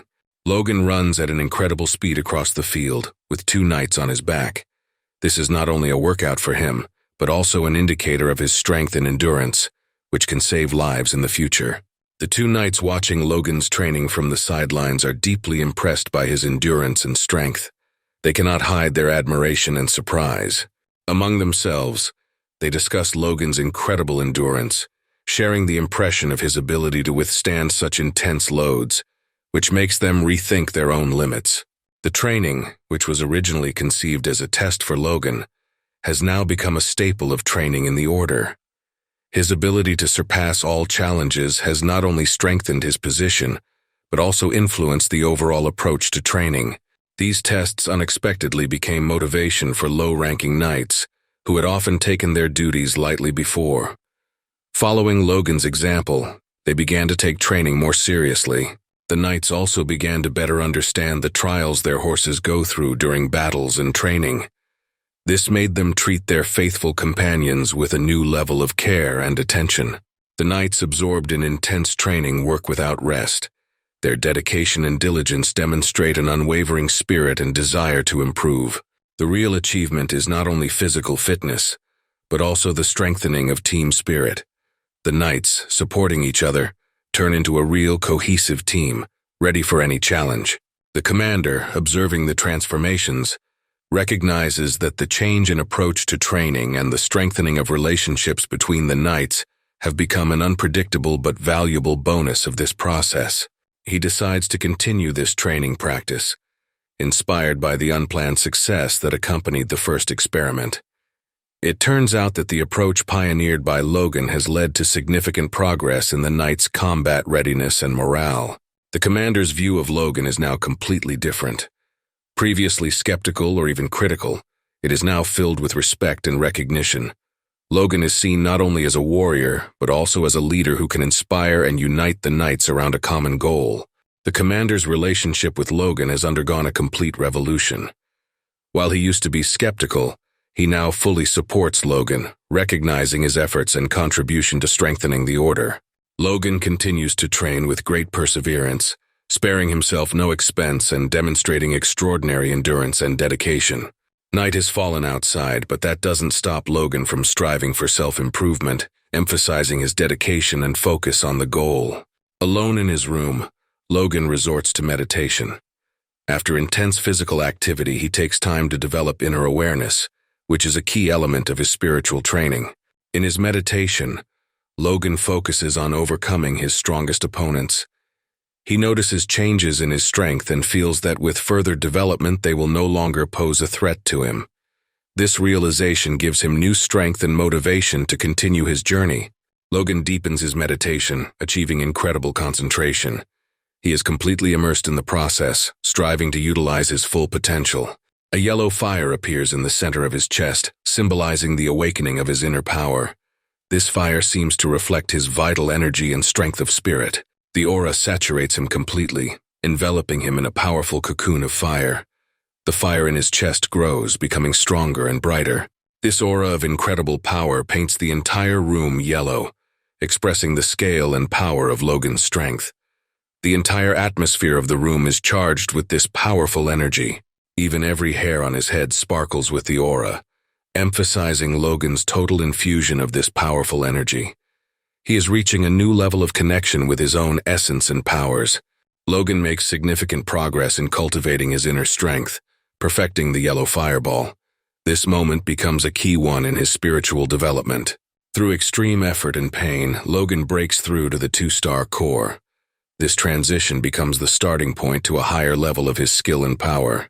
Having mastered a new level of his strength, Logan gains the foundation to learn the next, even more secret sword technique, which will open up new horizons of skill. He is firmly convinced that the new technique, the Killing Iron Slash, which he plans to master, will be much more powerful than he had hoped, and it will far surpass all his previous achievements.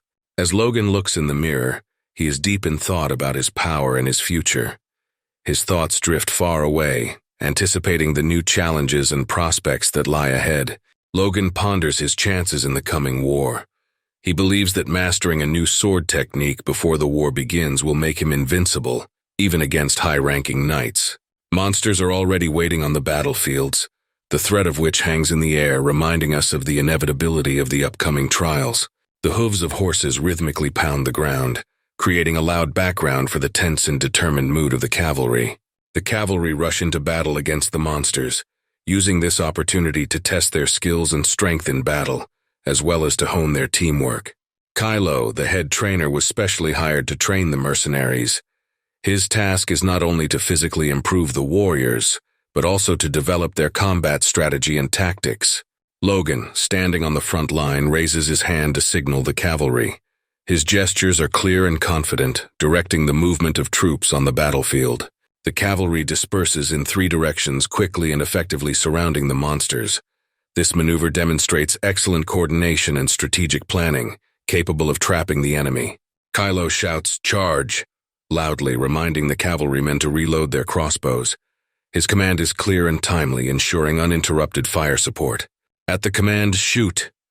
a cloud of arrows takes off, rushing towards the monsters, piercing their bodies through and through. The coordinated attack demonstrates the power and effectiveness of the new weapon in the hands of well-trained soldiers. This has greatly impressed the young man who owns the mercenaries. One by one, the monsters fall under the barrage of arrows, with no chance of escape or salvation. The effectiveness of the fire confirms the high quality of the new crossbows. The weapon, which the dwarf had a hand in producing, turns out to be exceptionally well prepared for battle, exceeding all the expectations of the warriors. Kylo, observing the success of his men, sits on his horse full of satisfaction and pride for his team. His confident look reflects his internal recognition of the effectiveness of the chosen tactics and weapons. The mercenaries and future cavalry who trained with the new crossbows are excited about the new weapons. Their impression of the weapon indicates a significant step forward in their preparation for battle. The cavalry enthusiastically discusses the advantages of the new crossbows among themselves, especially noting the lack of significant recoil, making them ideal weapons for maneuverable and fast cavalrymen. Logan arrives on horseback at the training field where active training is taking place. He observes the actions of the warriors without getting off his horse, evaluating the effectiveness of the training. Logan watches in amazement as more than 100 monsters are quickly killed in less than 10 seconds with the new crossbows. He realizes how powerful and important this progress is. This has greatly impressed the young man who owns the mercenaries. Approaching Kyle, Logan starts a conversation about the training process, sharing his impressions and discussing the potential of the new weapons for future operations. Throughout the training, Kylo, as the head trainer, was unable to find any flaws in the new crossbows, which only confirms their high quality and effectiveness. Unable to resist, Kylo asks Logan what the ultimate goal of all this training and development of new weapons is. He is interested in a deeper understanding of the strategy and prospects that Logan sees on the horizon. The mercenaries have successfully carried out a mass extermination of the monsters, forming a pile of their bodies. This act not only symbolizes their victory, but also serves as a warning to other potential threats. Logan considers his answer to Kyle, considering the importance of the question and the potential impact of his words on the future of the Order and its mission. The conversation is suddenly interrupted by a man approaching them on horseback from behind. His sudden appearance introduces an element of surprise. The man arrives very quickly, his face expressing anxiety. His appearance immediately attracts attention as he seems to be the bearer of important news. It turns out that it is Rick, a man Logan did not expect to see at this moment. His surprise at Rick's appearance emphasizes the surprise and potential importance of the news Rick may bring. Rick arrives with heavy news. Vicomte Tesron has declared war. This news deeply shocks Logan, who is unprepared for such a sudden turn of events. Hearing this, he feels as if the ground is slipping away from under his feet. Logan's father, concentrating on the magic ball, reads a letter from the enemy declaring war. This moment adds depth to the story and makes us think about the seriousness of the next steps. The important people of the kingdom, including lords and advisors, gather to discuss the next steps. The atmosphere is tense, as the fate of the entire kingdom depends on their decision. The lord's wife cannot contain her emotions, openly demonstrating her fear of war. Her reaction reflects the concern and anxiety that grips everyone present. While discussing strategy, the nobles consider the idea of enlisting outside support and sending knights to guard key positions. The Lord, feeling the weight of responsibility, closes his eyes thoughtfully, considering the best words to say. In a moment of determination, the Lord shouts, "Silence!" This action immediately brings everyone in the room to order, demonstrating his authority and determination. The Lord addresses the problem with the enemies who have started the war, reminding everyone of their actions and the challenges facing the kingdom. He categorically rejects any hope for peace or friendship with the aggressor, emphasizing that the only way out is to prepare for war. The Lord orders everyone to prepare for combat and develop a strategy for victory, rejecting any offers of surrender or truce. His words sound like a call for unity and responsibility in the face of a common enemy. The reaction of those present showed that they realized the seriousness of the situation and the need to act as a united force. Everyone heard and understood the Lord's call, ready to defend their land. Calm and silence envelop the stepmother when one of the audience asks if the young lord will participate in the war. Her attention is now focused on the answer that will determine the fate of the young family members. All expectations are now on Patrick, who is expected to give a decisive answer. His position on his son's participation in the war causes tension among the audience. Standing in front of everyone, Patrick decisively declares that his sons will go to war with the others, demonstrating his commitment to family and national duty. The captain reinforces this decision by reminding everyone that Ranyan has already awakened his power, and Alo is ready to contribute to the battle, having enough age and skills. Addressing the gathering, the captain emphasizes that Patrick's sons are not only grown, but also strong enough to become valuable participants in the war effort, recalling the importance of courage and heroism in their culture. Rick, who was at the meeting, realizes that Logan's absence could seriously affect the situation. He believes that Logan should know about the latest developments and the declaration of war. Defining his mission as the need to inform Logan of the declaration of war, Rick sets out on a journey to find Logan and convey this critical information to him. Rick successfully accomplishes his goal by standing in front of Logan on the training field and informing him of the war. This moment becomes a decisive one in their interaction. Hearing the news, Logan goes into deep thought. He feels the weight of the situation and thinks about the steps he needs to take. Logan has echoes of his past life, where the war was supposed to start in just 2 months. This knowledge from the past mixes up his perception of the current situation and his plans for the future. With a sense of urgency, Rick urges Logan to act immediately, emphasizing that the enemy army is already breaking the borders and that he must go into battle without delay. There is no time to think. Logan and his team are fully prepared for battle, focused and motivated, ready to defend their land and ideals. Standing in front of his troops, Logan is deeply impressed by their readiness and commitment. He realizes the strength and significance of the team he has managed to assemble. Kylo, while not surprised by the turn of events, is proud of the team he helped train. The warriors are in such a state of readiness that they are looking forward to proving their mettle in war. Armed with the latest crossbows, the mercenaries radiate confidence and determination. They are eager to test their weapons in action, convinced of their effectiveness and potential on the battlefield. Logan and his assembled team are fully confident in their abilities, ready to fight for their kingdom. They leave no chance to the pack of monsters they encounter, effectively demonstrating their combat power and strategy. The next and main task is to defeat the enemy army that stands between them and the defense of their lands. Logan is ready to fulfill his mission, approaching it with all seriousness and dedication, knowing that the future of many depends on his actions. In the McLean household, the news of the unexpectedly declared war is met with anxiety, but also with confidence in the abilities of Logan and his mercenaries. The war began earlier than planned, and the very next day after the announcement, enemy troops appeared on the territory of the McLeans, their numbers far exceeding expectations. An important conversation takes place in a room between Patrick, Logan's father, his wife, and one of the knights, where they discuss the general situation. The main issue is the size of the enemy army. It is so large that it amazes Patrick, who concludes that they are facing a full-scale war. They realize that they will have to face not only enemy knights but also cavalry, which is an almost impossible task for ordinary people. Patrick thinks about the enemy's motives, trying to understand why they want to penetrate their territory so deeply. The situation is complicated by the news from the night that no additional help will be provided. House Kurosov will not be able to come to the rescue. Patrick's wife can't hide her surprise when she hears about the lack of help. Her mouth falls open in shock. She, unable to contain her emotions, begins to loudly express her dissatisfaction with the knight, denying the possibility of such a situation and claiming that he is wrong. The news makes her tremble with fear, overcome by the realization of the seriousness of the situation facing their family and the kingdom. Patrick also feels strong emotions but decides to act, trying to find a solution to this desperate situation. He orders the knights to gather all the able-bodied men who can bear arms, preparing the kingdom for self-defense with limited resources. Influenced by the betrayal of a confidant who turned his back on them on the eve of the battle, Patrick gathered all the men he could to fight against Testosteron, showing determination and loyalty to his lands.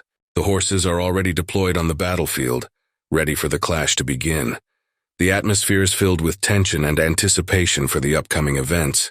Patrick's army consists of 53 knights, who are the elite part of his forces ready to be at the forefront of the defense. They are joined by 552 regular soldiers and 4,000 conscripts. They are brought in to provide support, making a total of 5,023 men. Despite the large number of their own forces, they were only a fraction of the enemy's. The battle promises to be unequal, requiring extraordinary bravery and wisdom from Patrick and his men. Faced with the power of the enemy army, Patrick has no illusions about the challenges facing him and his forces. Rumors spread among Patrick's soldiers about the absence of their young master Logan, who was supposed to join them but has not yet returned, causing anxiety and uncertainty. Logan's younger brother, hearing these rumors, cannot stand aside. He appeals to the knights to keep quiet, trying to calm the rumors and keep morale up among the troops. The younger brother expresses confidence that Logan would not leave them in their time of need, believing in his loyalty and courage. He urges the knights to focus on preparing for battle instead of spreading rumors. The younger brother recalls moments of training with Logan, when they practiced together, sharing skills and experiences. He realizes that Logan, in teaching him, anticipated the possibility of war and prepared him not only to defend himself but also to use secret techniques. Logan's offer to defend the family together showed his intention to stand up for himself, not allowing doubts about the possibility of escape to arise. As he searches through these memories, the younger brother realizes that he too cannot shirk his responsibility and must fight side by side with his brothers. Nevertheless, rumors that Logan may have escaped continue to circulate among the army, fueling uncertainty and distrust that could affect morale. Patrick, addressing his younger brother Logan, gives him a serious task: to replace his older brother in the battle, which puts a great responsibility on his shoulders.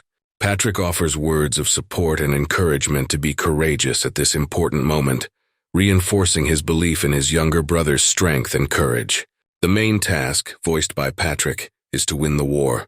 He encourages the army by raising his weapon, motivating the soldiers to fight. The army is ready for battle. Each soldier with a shield in hand stands in combat order, ready to defend their lands and ideals. Patrick leads his soldiers forward, directing the army to meet the enemy forces. This moment symbolizes their readiness for a decisive clash and their determination to achieve victory. Sitting on his horse, Patrick draws his weapon, ready for battle. His posture and determination demonstrate his readiness to lead his men. His first task is to break through the vanguard of the enemy forces, which requires courage and skill. Patrick fights with great energy as if it were his last battle. His power and dedication to the mission are visible to the naked eye. He cuts through the ranks of the enemy, one by one, demonstrating his strength and skill in battle with the enemy knights. Unexpectedly, however, he meets an enemy knight who not only resisted his blow, but smiled as he repelled the Lord's attack. This encounter foreshadows new challenges and demonstrates that the enemy also has strong warriors among its ranks. Rick is on the battlefield holding his weapon, shaking with tension and fear. His face shows fatigue from the heavy burden of the tasks he is forced to perform. This test turned out to be incredibly difficult for him. Fierce battles are taking place around him, and many of his comrades are falling, unable to withstand the enemy's pressure. Witnessing these events, Rick feels fear and helplessness as he watches the cruelty and violence of the battle unfold before him. He is holding a spear, but the trembling does not let go, increasing the feeling of fear of possible defeat. He realizes the enormous pressure of the situation they are in.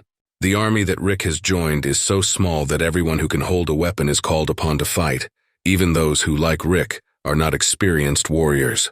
As Rick witnesses the horrors and chaos of battle, he becomes acutely aware of the cruelty of war and all the possible consequences it brings. Suddenly receiving a kick in the back, Rick loses his balance and falls to the ground, which puts him in a particularly vulnerable position. The enemy knight takes advantage of the situation and stands over Rick with a spear pointed directly at his neck, ready to deliver the decisive blow. At the critical moment when the knight swings at Rick, the spear suddenly deflects to the side, missing. This unexpected intervention gives Rick a chance to survive. Unexpectedly for everyone, the spear pierces the chest of the enemy knight, who was ready to deliver a fatal blow to Rick. It turns out that Rick was saved by one of the soldiers of Patrick's army, who came to his aid at a critical moment. When Rick sees his savior, he is overcome with joy and gratitude, barely finding the words to express his thanks. His emotions overwhelm him, and tears appear in his eyes. He feels as if he's been given a second chance at life after being so close to death. Rick is shocked to see the body of the enemy soldier who almost ended his life at his feet. This event leaves a deep mark on him, reminding him of the cruelty of war and the value of every moment of life. Recovering from his recent rescue, Rick kicks the corpse of the enemy soldier and gets to his feet, ready to continue the fight. A desperate thought occurs in Rick's mind: to run as far away from the enemy as possible, seeking safety in the rear. During his escape, he stumbles upon a mountain of corpses, the result of violent clashes on the battlefield. The sight of this map shocks Rick, a horrific picture of war in his eyes, causing him to feel even more fear and despair. Looking up, Rick suddenly notices an army of enemy cavalrymen. His surprise knows no bounds. He didn't expect to meet the enemy so soon, but the cavalry have already broken through and are dangerously close. When Rick finds himself in front of the enemy cavalry, he realizes the reality of his situation and the danger that could cost him his life. Patrick, at the same time, is in a fierce struggle with one of the enemy's soldiers, who is preventing him from advancing further. His horse, sensing the tension of the battle, makes a huge leap upwards, trying to play its part in the conflict. The enemy knight not only confronts Patrick, but is also able to withstand the attack of his horse, demonstrating his strength and skills. It becomes clear that this enemy knight is one of the strongest warriors on the enemy team, posing a serious threat to Patrick and his army. When Patrick meets the enemy knight's eyes, he sees the absence of any pity in his eyes, which indicates unwavering determination and readiness to fight to the end. Despite the strong blows inflicted by Patrick, the enemy managed to resist, which testifies to his extraordinary experience and strength, not giving Patrick any chance of an easy victory. It turns out that the enemy is a high-ranking knight, and the encounter came as a surprise to Patrick. He did not expect to meet such a powerful warrior in the enemy's ranks. Next to the high-ranking knight are at least 4 mid-ranking knights who are also participating in the battle.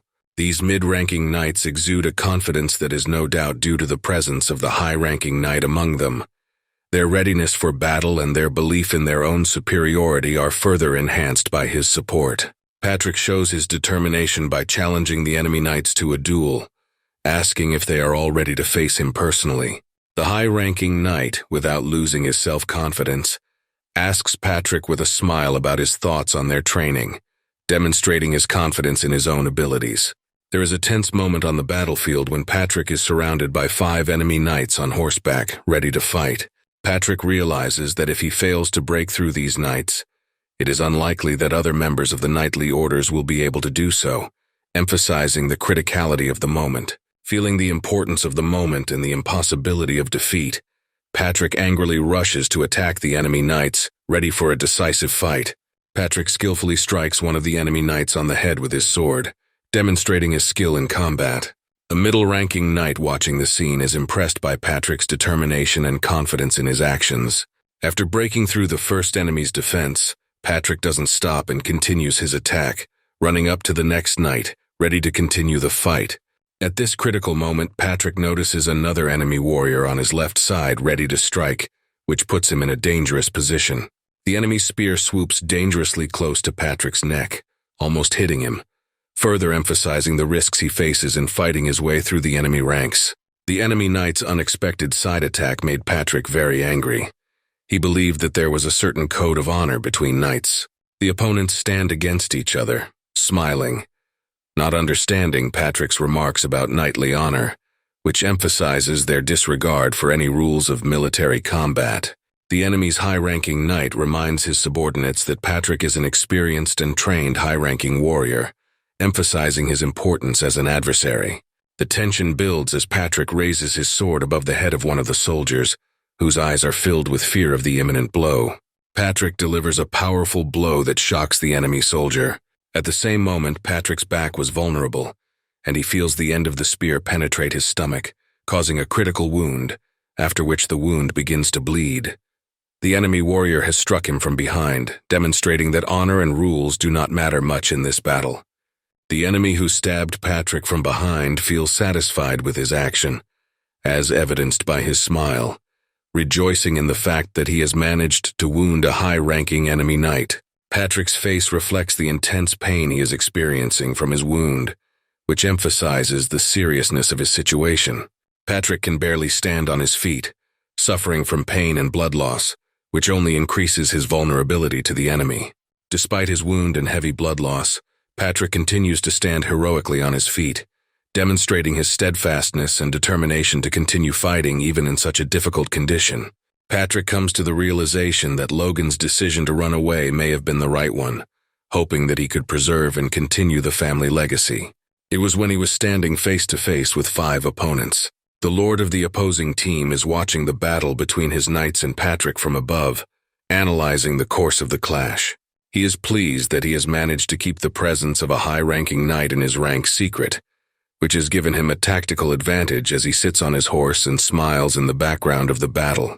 His ambitious plans are to defeat Patrick and then capture the castle, which will be a decisive blow to the enemy. However, suddenly a sound reaches his ears that instantly changes his joyful expression to a fearful one, indicating unexpected events on the battlefield or the arrival of an unknown factor that could change the course of the battle.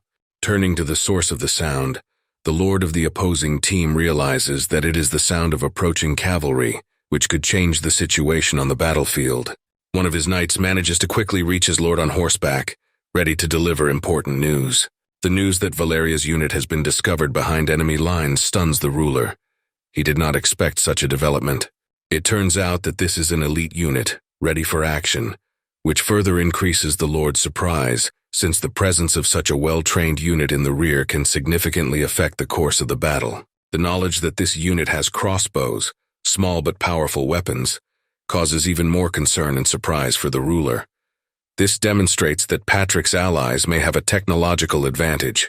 The lord of the enemy team is shocked by the news, not believing that this is even possible, and thinks about the situation. With a smile on his face, he addresses his military advisor, saying that the use of crossbows in war is absurd, showing his distrust of such information. The lord continues to smile, convinced that his troops will not face any serious threat, confident in his superiority.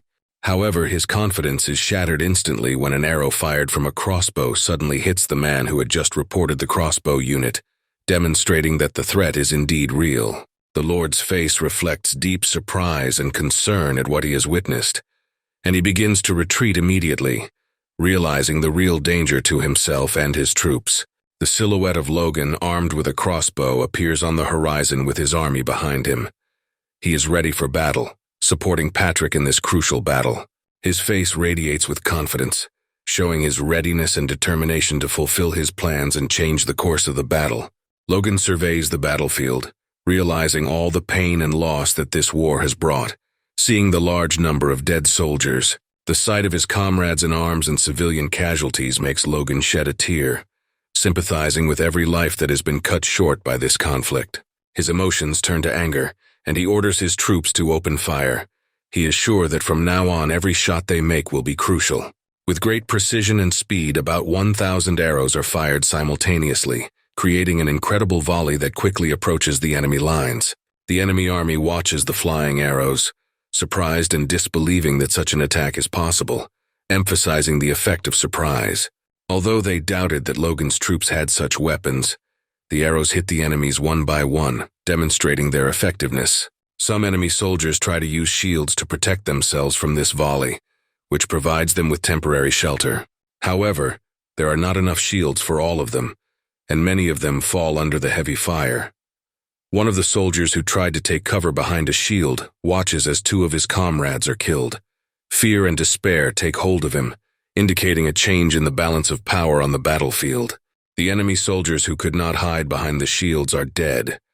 The realization of huge losses makes the surviving soldiers rethink their position on the battlefield. Despite the dire situation, the enemy forces are trying to organize a counterattack, preparing to respond with arrows from their bows. Their eyes are filled with confidence as they believe they can strike back and turn the tide of the battle. However, their arrows miss the target, unable to reach Logan's army, which has a better position and better weapons. This demonstrates a problem in their tactics and a disadvantage in the use of weapons compared to crossbows. In contrast, the arrows fired from Logan's crossbows hit their targets accurately. The crossbow's effectiveness, long-range capability, and high accuracy give them a significant advantage in battle. After a massive small arms attack, the battlefield is covered with the bodies of dead soldiers, evidence of cruelty and heavy losses on both sides. The leader of the enemy forces realizes the scale of the disaster when the entire rear of his army is killed almost instantly, indicating the effectiveness of the firepower of Logan's army. In response to this sudden threat, he orders the cavalry from the front line to move to the area of greatest losses in an attempt to restore the defense and control the situation. The battle changed its course dramatically, turning from a conventional clash into an unpredictable and chaotic confrontation where the advantage was constantly changing hands. Allies and enemies are equally shocked by the sudden turn of events, which further emphasizes the unexpectedness and scale of the consequences of the latest attack. The enemy lord kicks his horse in displeasure, ordering him to move, preparing for action and possibly personal participation in the battle. He orders his army to finish the job with the enemy army, gesturing in their direction, showing confidence in his victory. Logan, surrounded by his closest allies Rick and Kyle, who have taught the troops how to use crossbows effectively, is ready to face the enemy. Their interaction and readiness to defend themselves emphasizes their power. Seeing the enemy forces advancing, Logan smiles, realizing that the enemy may be underestimating the situation, heading for their own defeat. The clash of armies is accompanied by the loud sound of clashing swords. This moment is the beginning of a decisive confrontation, where each blow plays a significant role in the outcome of the battle. Logan's brother also decides to take up a sword, joining the fight directly, which indicates his determination and desire to protect his own. He is surprised by the ferocity and scale of the battle that unfolds before his eyes, indicating the depth of the conflict between the parties. Despite his emotions, he moves efficiently and deftly across the battlefield, scattering his enemies, which proves his combat skill. The enemies are shocked by his ability to elegantly avoid blows, which causes them to be amazed and respectful of his skills. He is confronted by two knights who immediately realize that they are facing an extremely strong warrior, raising the tension in the encounter. The boy calls out to one of the knights, asking him to come back and help him in the battle, which shows his growing responsibility and desire to influence the course of the battle. Participation in a real battle helps the boy realize his limitations, and that he is not yet ready to become a superhero, but also reveals his courage and determination. Despite his personal doubts, he realizes that he has no right to give up. He holds his sword tightly in his hands, preparing for the fight ahead. The memories of his father's words, which reverberate in his memory like flashbacks, remind him of the need to be strong and not give up, replacing his older brother in the battle. As the boy is preparing to strike, something unexpected happens that deeply surprises him, setting him up for new challenges and trials. All the warriors around the boy suddenly turn their backs on him, giving him a chance to strike unexpectedly. The kid seizes the moment, deciding to take the initiative and attack the enemy from behind. He does so very skillfully, demonstrating his newfound mastery. He makes a powerful sword strike at the enemy's back, using the element of surprise to his advantage. The task, which at first glance seemed difficult, turns out to be accomplished with ease. Blood flies everywhere, leaving the kid in shock at his own efficiency. Hundreds of arrows fall around his feet, indicating the intensity of the battle and the enemy's numerous attempts to stop his attack. The knights of the enemy army engaged in battle suddenly find their backs turned to the kid, creating a moment of advantage for him.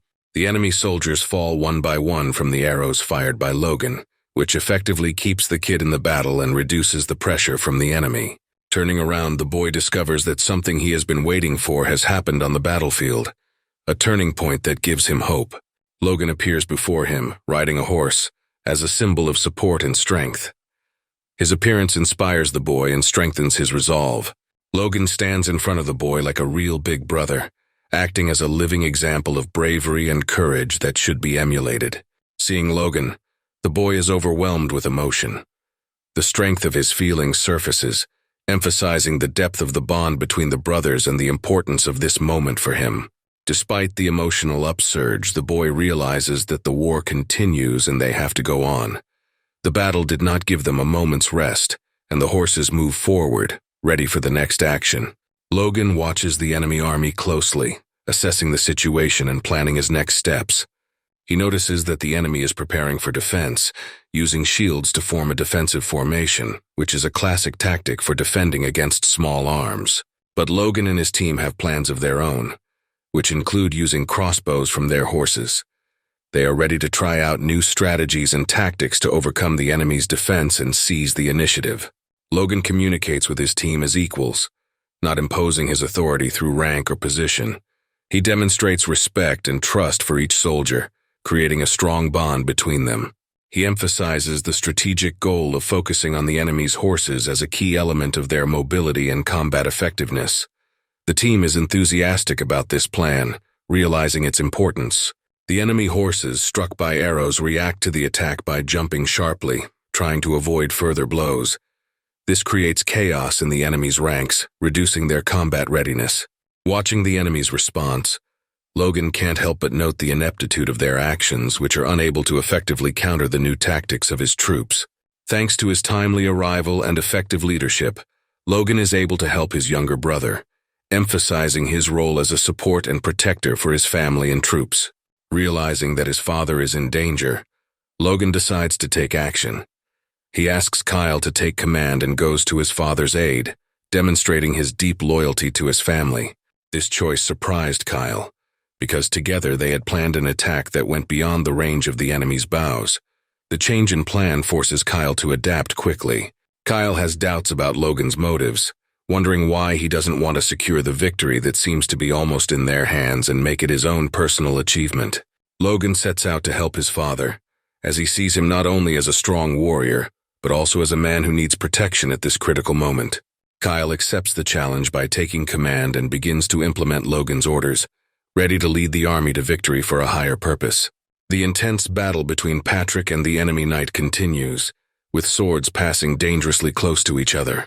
Victory remains uncertain for both opponents. However, the enemy knight is younger and possibly faster than Patrick, which gives him an advantage. The young knight tries to strike a decisive blow at Patrick but misses, allowing the experienced lord to use the moment to counterattack. Patrick considers himself lucky to have escaped the blow, but his spear wound continues to bleed, indicating the seriousness of his condition. Despite his wound, Patrick continues to stand on the battlefield like a true warrior and lord, demonstrating his endurance and leadership skills even in the most difficult situations. Patrick is suddenly attacked by two enemy knights, increasing the pressure and causing the need to repel the double threat. The enemies aggressively attack him, trying to overcome him with their numerical superiority. Patrick faces both the spear and the sword of the enemy, forcing him to spend twice as much effort on defense. The battle becomes extremely unequal, emphasizing Patrick's strength and courage, but also his vulnerability in this situation. Using the remnants of his strength, Patrick tries to hold off the enemies who continue to press on. Although he holds his sword tightly, the distance between the enemy's weapon and his face is dangerously closing. Logan approaches the battlefield, his aura burning with bright blue fire, the result of long training and the culmination of his warrior spirit.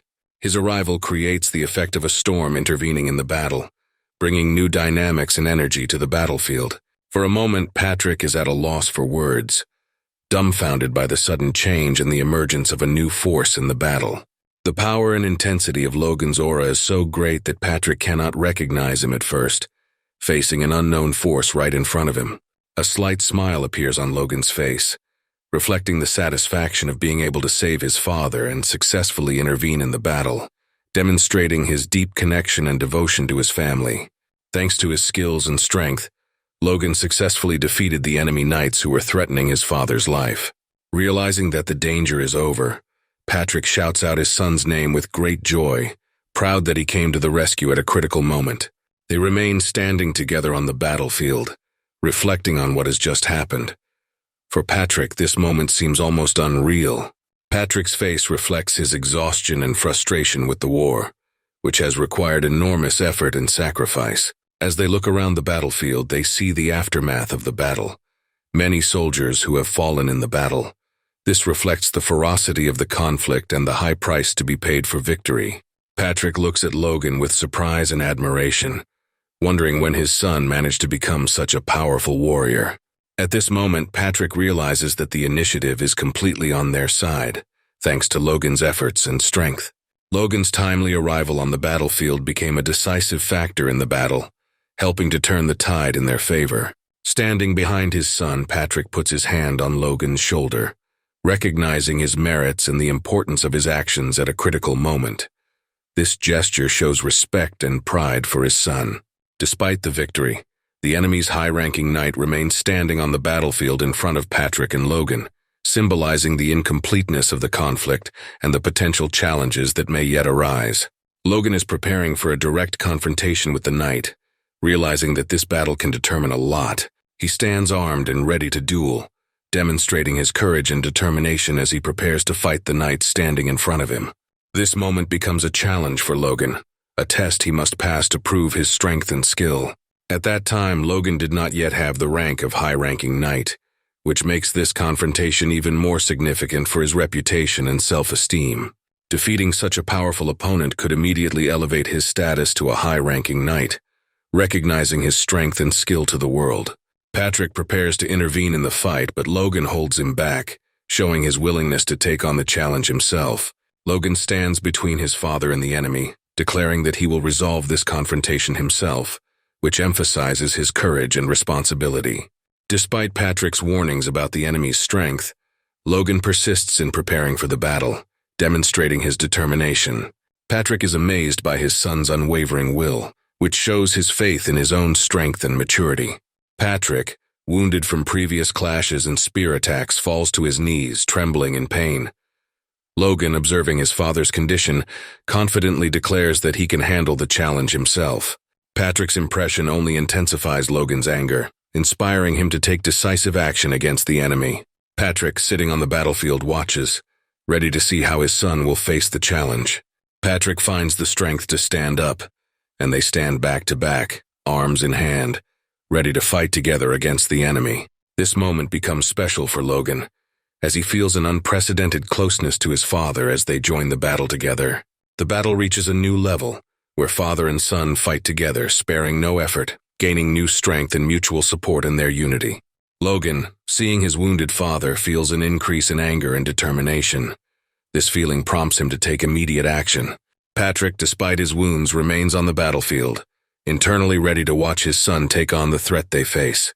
Having regained his strength, Patrick stands up, and he and Logan stand back to back, ready to join forces against a common enemy. This moment becomes symbolic for Logan, as he has never been so close to his father in such circumstances, opening up a new level of their relationship. The battle gathers momentum, and they continue to defend and attack the enemies with joint effort and dedication, using every opportunity to show their skill and endurance. The high-ranking knight, watching Logan and his father approach, is struck by the surprise and intensity of the moment. His grip around his sword tightens even further, reflecting his increased alertness and sense of threat from the incoming enemies. Logan quickly closes the distance between them, increasing his speed and focus with each step, ready for battle. The aura surrounding Logan is indicative of his powerful energy, which is even transferred to his sword, causing the blade to glow with yellow flames, symbolizing his readiness and strength. Logan's energy is so powerful that the yellow flames from his sword begin to transfer even to the surrounding knightly iron structures, igniting the environment with its power. The force of Logan's strike is so great that the enemy is thrown far back, emphasizing Logan's advantage in this confrontation. In a state of shock from the blow, the knight cannot understand how Logan could have inflicted such damage on him, even with his own injuries. A decisive moment arrives for Logan when he has to make a choice that may require him to kill his opponent in order to end this conflict. The knight tries to give it his all, hoping for one last chance to turn the tide of battle. Logan prepares for the last fight by standing still, ready to receive the attack, while the knight rushes at him, determined to turn the tide. The knight swings at Logan with all his might, shouting a challenge to the death, signaling his last stand and desperate attempt to win. Logan prepares to defend himself, raising his sword at the level of his head, carefully watching every movement of the enemy. An unexpected and sharp attack from the enemy takes Logan by surprise, but he reacts in time. A powerful blow to Logan's sword knocks him back, but he remains steady. Their clash turns into a battle of swords, where the auras of both warriors shine in the confrontation. The enemy's red aura against Logan's yellow aura, symbolizing their strength and endurance. The enemy's wound begins to show itself, causing him to contort his face in pain, which increases the intensity of the battle. Logan, despite the enemy's resistance and pain, remains focused on his goal of victory. He continues to deliver blow after blow, each one missing the enemy by a hair, demonstrating his unwavering will to win. Blood begins to flow from the enemy knight's mouth, indicating that his wounds and pain are becoming unbearable. The two warriors stand against each other, exhausted from the long and grueling battle but unbreakable in their desire to win. Despite the intensity of the battle, Logan remains uninjured, while his opponent feels the effects of the fight, holding his shoulder, which was struck by Logan's sword. At the last moment, Logan's opponent turns his gaze to the side, contemplating his next move, looking for an opportunity to turn the tide of the battle. In the face of this uncertainty, the knight smiles slyly, perhaps thinking of some trick or last strategy that could change the outcome of the duel. The knight is thinking of a strategy to outwit Logan, who is ready to attack with his sword in hand.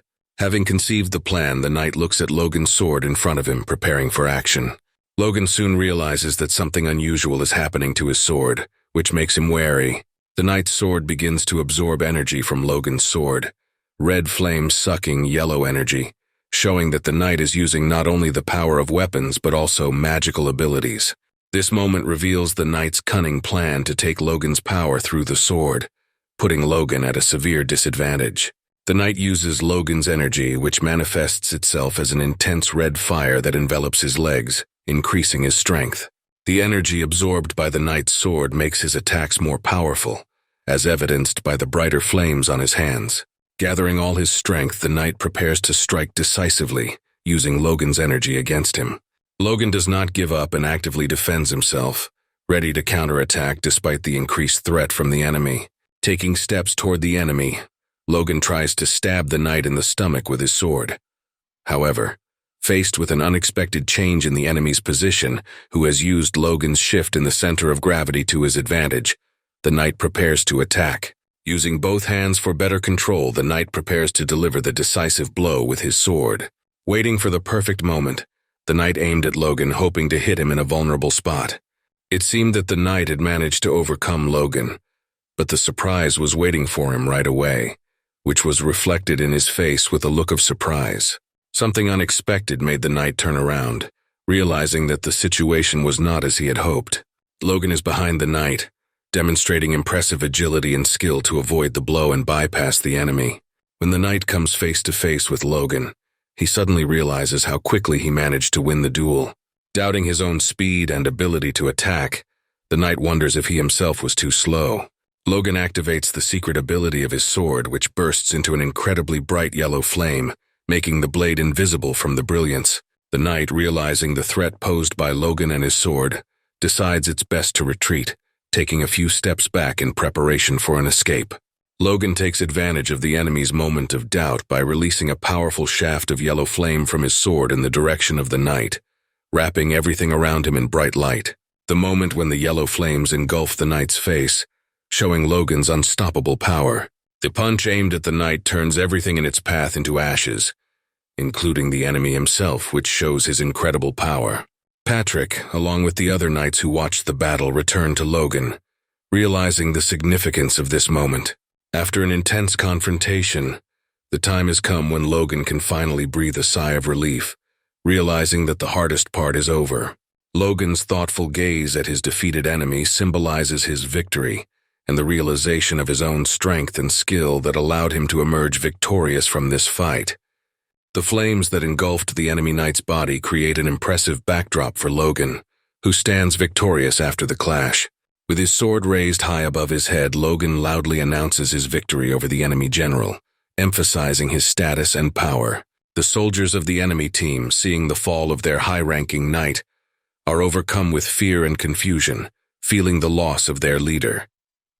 The enemy team's flag, stained with blood and fallen to the ground, becomes a symbol of their defeat and loss of morale. One of the enemy soldiers attempts to surrender, but is met with resistance from his comrade, who tries to convince him to continue fighting, despite the obvious superiority of Logan and his men. A heated debate ensues in the ranks of the enemy army, with emotions and opinions flaring up about the inadmissibility of surrender. Another warrior, succumbing to emotions and realizing the hopelessness of his situation, also declares his surrender. The escalation of sentiment reaches its climax when the third warrior openly expresses his support for Logan, proclaiming him his new master. Watching these events, Rick is overwhelmed with emotions of joy and pride for Logan, who has become a symbol of victory and hope for his people. The Allied army also cannot contain their emotions, feeling elated by the actions of Logan McLean, who became a hero by saving them from certain death. The Allied army, for the first time in a long time, feeling the euphoria of victory, joyfully throws their swords up, standing like real winners on the battlefield. Gripped by fear and panic, the lord of the enemy flees from the battlefield into the darkness of night, confused by the unexpected defeat after 3 years of careful preparation. In the fugitive's mind, there is only the image of Logan McLean, who has turned all his plans upside down, leaving him with his ambitions shattered. Reaching the gates of his fortress, the lord hopes to survive, but his thoughts are still gripped by the fear of his recent defeat. At the entrance to the fortress, he is met by a knight who disdainfully calls him a coward and a malicious traitor, reflecting his fall in the eyes of his own soldiers and subjects. The lord of the enemy, having reached the knight at the gates of the fortress, begs him to open the gates, arguing that his leader is absent and has not returned from the battlefield. He tries to find any way to cope with the situation, despite his growing fear and despair. The knight who meets him looks disapprovingly at the lord, sensing his defeat. The knight notices something on the horizon that makes him lose interest in the lord. The cavalry, led by Logan, appears over the horizon, riding at the forefront as if he were a messenger of victory and justice. From his high horse, Logan recognizes the lord of the enemy, who is trying to escape, and prepares for the final showdown, emphasizing his role as a true hero and defender of his lands. Logan loudly proclaims Tesron's defeat, convincing everyone around him of their victory. Standing in front of the fortress, he faces the archer's arrows aimed at him. However, with tireless confidence, Logan urges them to open the gates and recognize the winner. The archers on the castle's balconies, frozen in disbelief and shock, begin to realize the extent of their defeat, remembering the unexpected return of their leader. Doubts and objections are heard among the defenders, but deep down they begin to realize the inevitability of their defeat. Logan, in all his victorious power, stands in front of the fortress. His stance and the army of 300 cavalrymen behind him clearly demonstrate their superiority. Logan's face shows a pensive determination. He has already formed a plan of action in his head that requires an unconventional approach. The guards at the gate, puzzled by Logan's strange actions, try to figure out what the visitor's intentions are. Instantly, as if by magic, Logan disappears from the guard's sight, leaving them in a state of bewilderment and heightened alertness. Logan, using the environment as an advantage, elegantly and quickly climbs the fortress wall like a shadow, invisible to the watchful eyes. Once at the top of the wall, Logan sneaks up on one of the guards with his sword in hand, puts the blade to his throat, and orders him to open the gate with unwavering confidence. From above, looming over the astonished guards, Logan sets the terms. "Open the gate if you want to live."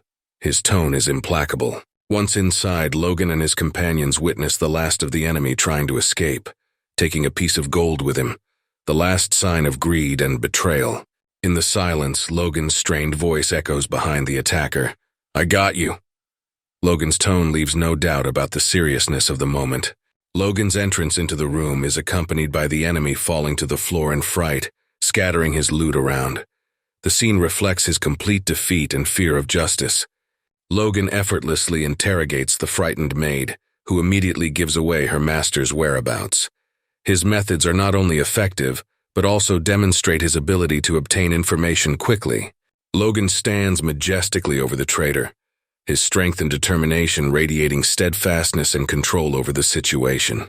Instead, the traitor, facing the floor, grinds his teeth in fear and despair, realizing his complete powerlessness in the face of justice. The scene of shame for the traitor is observed by an unknown man who briefly appears in the doorway, as if hesitating between intervention and escape.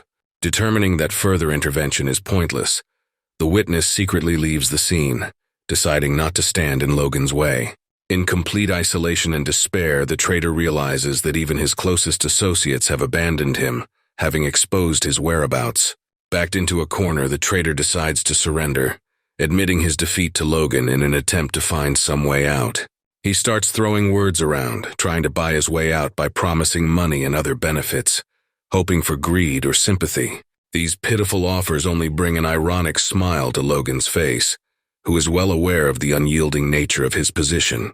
The scene of despair Logan witnesses only strengthens his resolve to act justly, without succumbing to temptation. The traitor, seeing Logan's angry face, realized that no amount of desperate attempts would change the verdict. He found himself in a complete desperate situation, as you can see from the expression on Logan's face. Finding himself in a desperate situation, the traitor throws himself at Logan's feet in an attempt to find salvation by offering made-up excuses. He bombards Logan with a stream of words, promising huge sums of money and other riches for his release, hoping to buy his freedom. Logan is irritated by this picture of worthlessness and desperation, seeing it as nothing more than a last-ditch attempt to avoid a deserved punishment. The traitor, sitting on the floor and seeing Logan's growing anger, realizes that his end is inevitable. His attempts to manipulate the situation only worsen his situation, leaving him facing an unavoidable reality. Logan is suddenly distracted from Hamar. Something draws his attention in a different direction. In one of the treasure chests, Logan finds an extremely beautiful sword encrusted with diamonds. This blade seemed special to Logan, as if it was showing him the way out of there.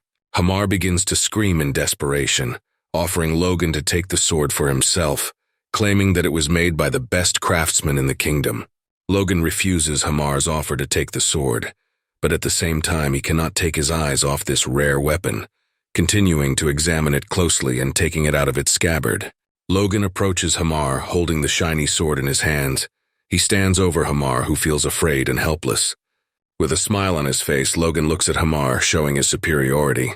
Logan confidently takes the sword and acts decisively, although Hamar hopes for mercy. The moment of tension reaches its climax when Hamar feels the consequences of his actions. The conversation between Logan and Hamar reveals deeper themes of honor, tradition, and the choice between the right and the easy way. Logan expresses his vision of justice, which does not always coincide with the expectations of others. Logan, courageous and determined with his strong arms without any visible hesitation, continues to drive his sword into Cloud's chest. This moment, as if frozen in time, reflects Logan's boundless determination and strength. "It was an honor, part of an aristocrat," Hamar says in a weak voice, releasing his last words to the world. However, when we meet Logan's eyes, we realize that Logan is the one who knows about the real honor, and Hamar's words sound ironic. After the deed is done, Logan leans over to Hamar, who is barely breathing.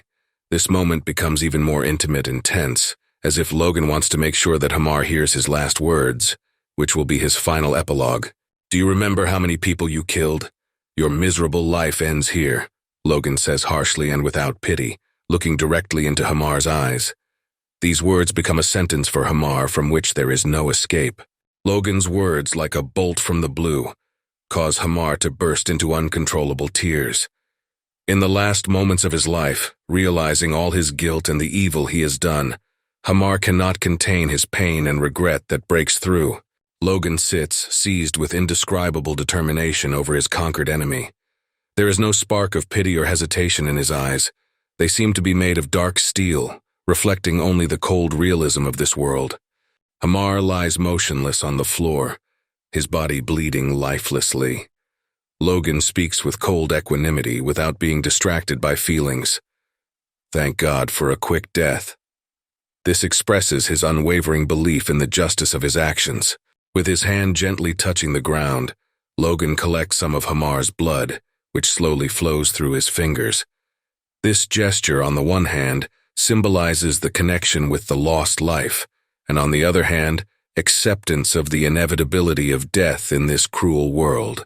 A smile appears on Logan's face, not of joy but of realization. He realizes that they have survived the disaster and won the war. This was his goal from the beginning.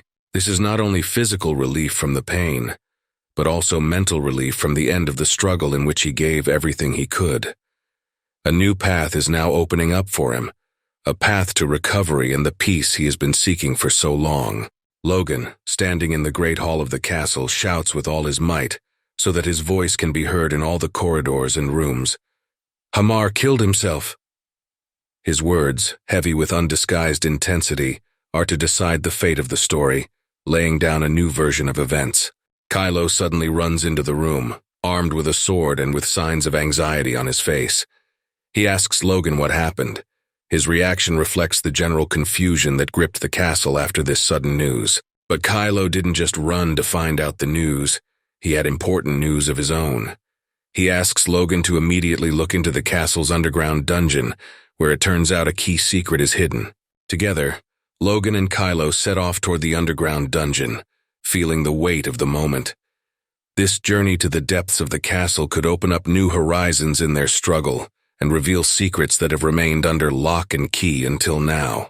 A few days after these events, Logan stands next to his father on the fence of Tezrin Castle, peacefully watching the distant horizon.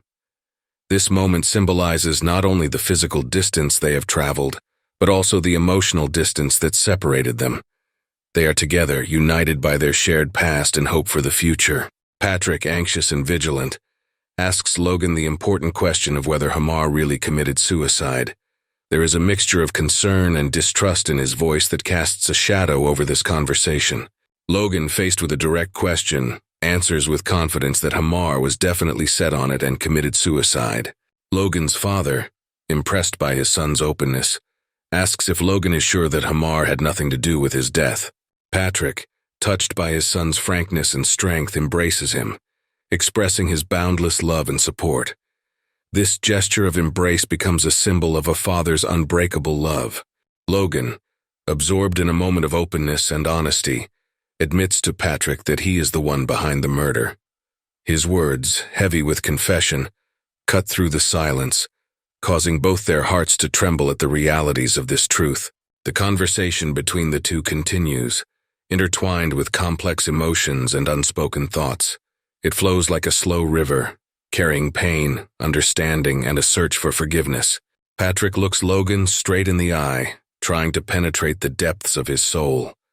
His gaze is filled with compassion, love, and a desire to understand, as if he can see something there that goes beyond words. The depth of his son's feelings. "You can tell me everything," Patrick says softly but with weight, inviting Logan to share his burden. Logan, having found the strength, reveals the full story of how the murder took place. Against the backdrop of a quiet castle, Logan and Patrick discuss the consequences of their decisions. Logan, concerned about the future of his family, insists on taking over the Hamar estate to ensure a secure future for them and at the same time solve all potential problems. Patrick, deep in thought, listens to his son in silence, analyzing every word. His gaze, full of reflection, rests on Logan, as if searching for answers to unspoken questions.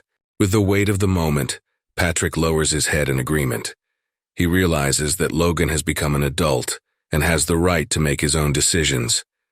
This agreement is not only a recognition of his son's maturity, but also an act of trust in his judgment. Logan's face shows complex, ambiguous emotions. They indicate internal hesitation and the realization that the choice he makes will change not only his own life, but the lives of many others. He feels the burden of responsibility falling on his shoulders. He is preparing to share with him important wisdom that can strengthen their bond and guide Logan on the path to the future. Looking deeply at Logan, Patrick tells him, "No matter what anyone says, you, son, played a key role in this battle. You are the one who won it." His words express pride and recognition of the importance of Logan's actions, emphasizing his significance in the decisive events. Patrick expresses his sincere gratitude to his son, backing up his emotions with a deep respect for the efforts and decisions Logan made on the way to victory. A smile appears on Logan's face, reflecting his inner satisfaction at his father's praise and support. Patrick, feeling warm and proud of his son. His reaction indicates a deep emotional connection to Logan and a genuine joy for his success. As he concludes his speech, Patrick addresses Logan with the most important words of all, declaring him his heir apparent. In a moment of silence and reflection, Logan quietly lowers his head, immersed in his own thoughts. This gesture can indicate hesitation or internal conflict that he is experiencing before an important decision. With his head raised, filled with determination and sincerity, Logan, mistakenly named Ben here, expresses his hesitation. "I'm sorry, but maybe I should say no." These words evoke surprise and a willingness to understand his motives, indicating the depth of his feelings and his reluctance to accept the role of heir without full confidence in his abilities or desire.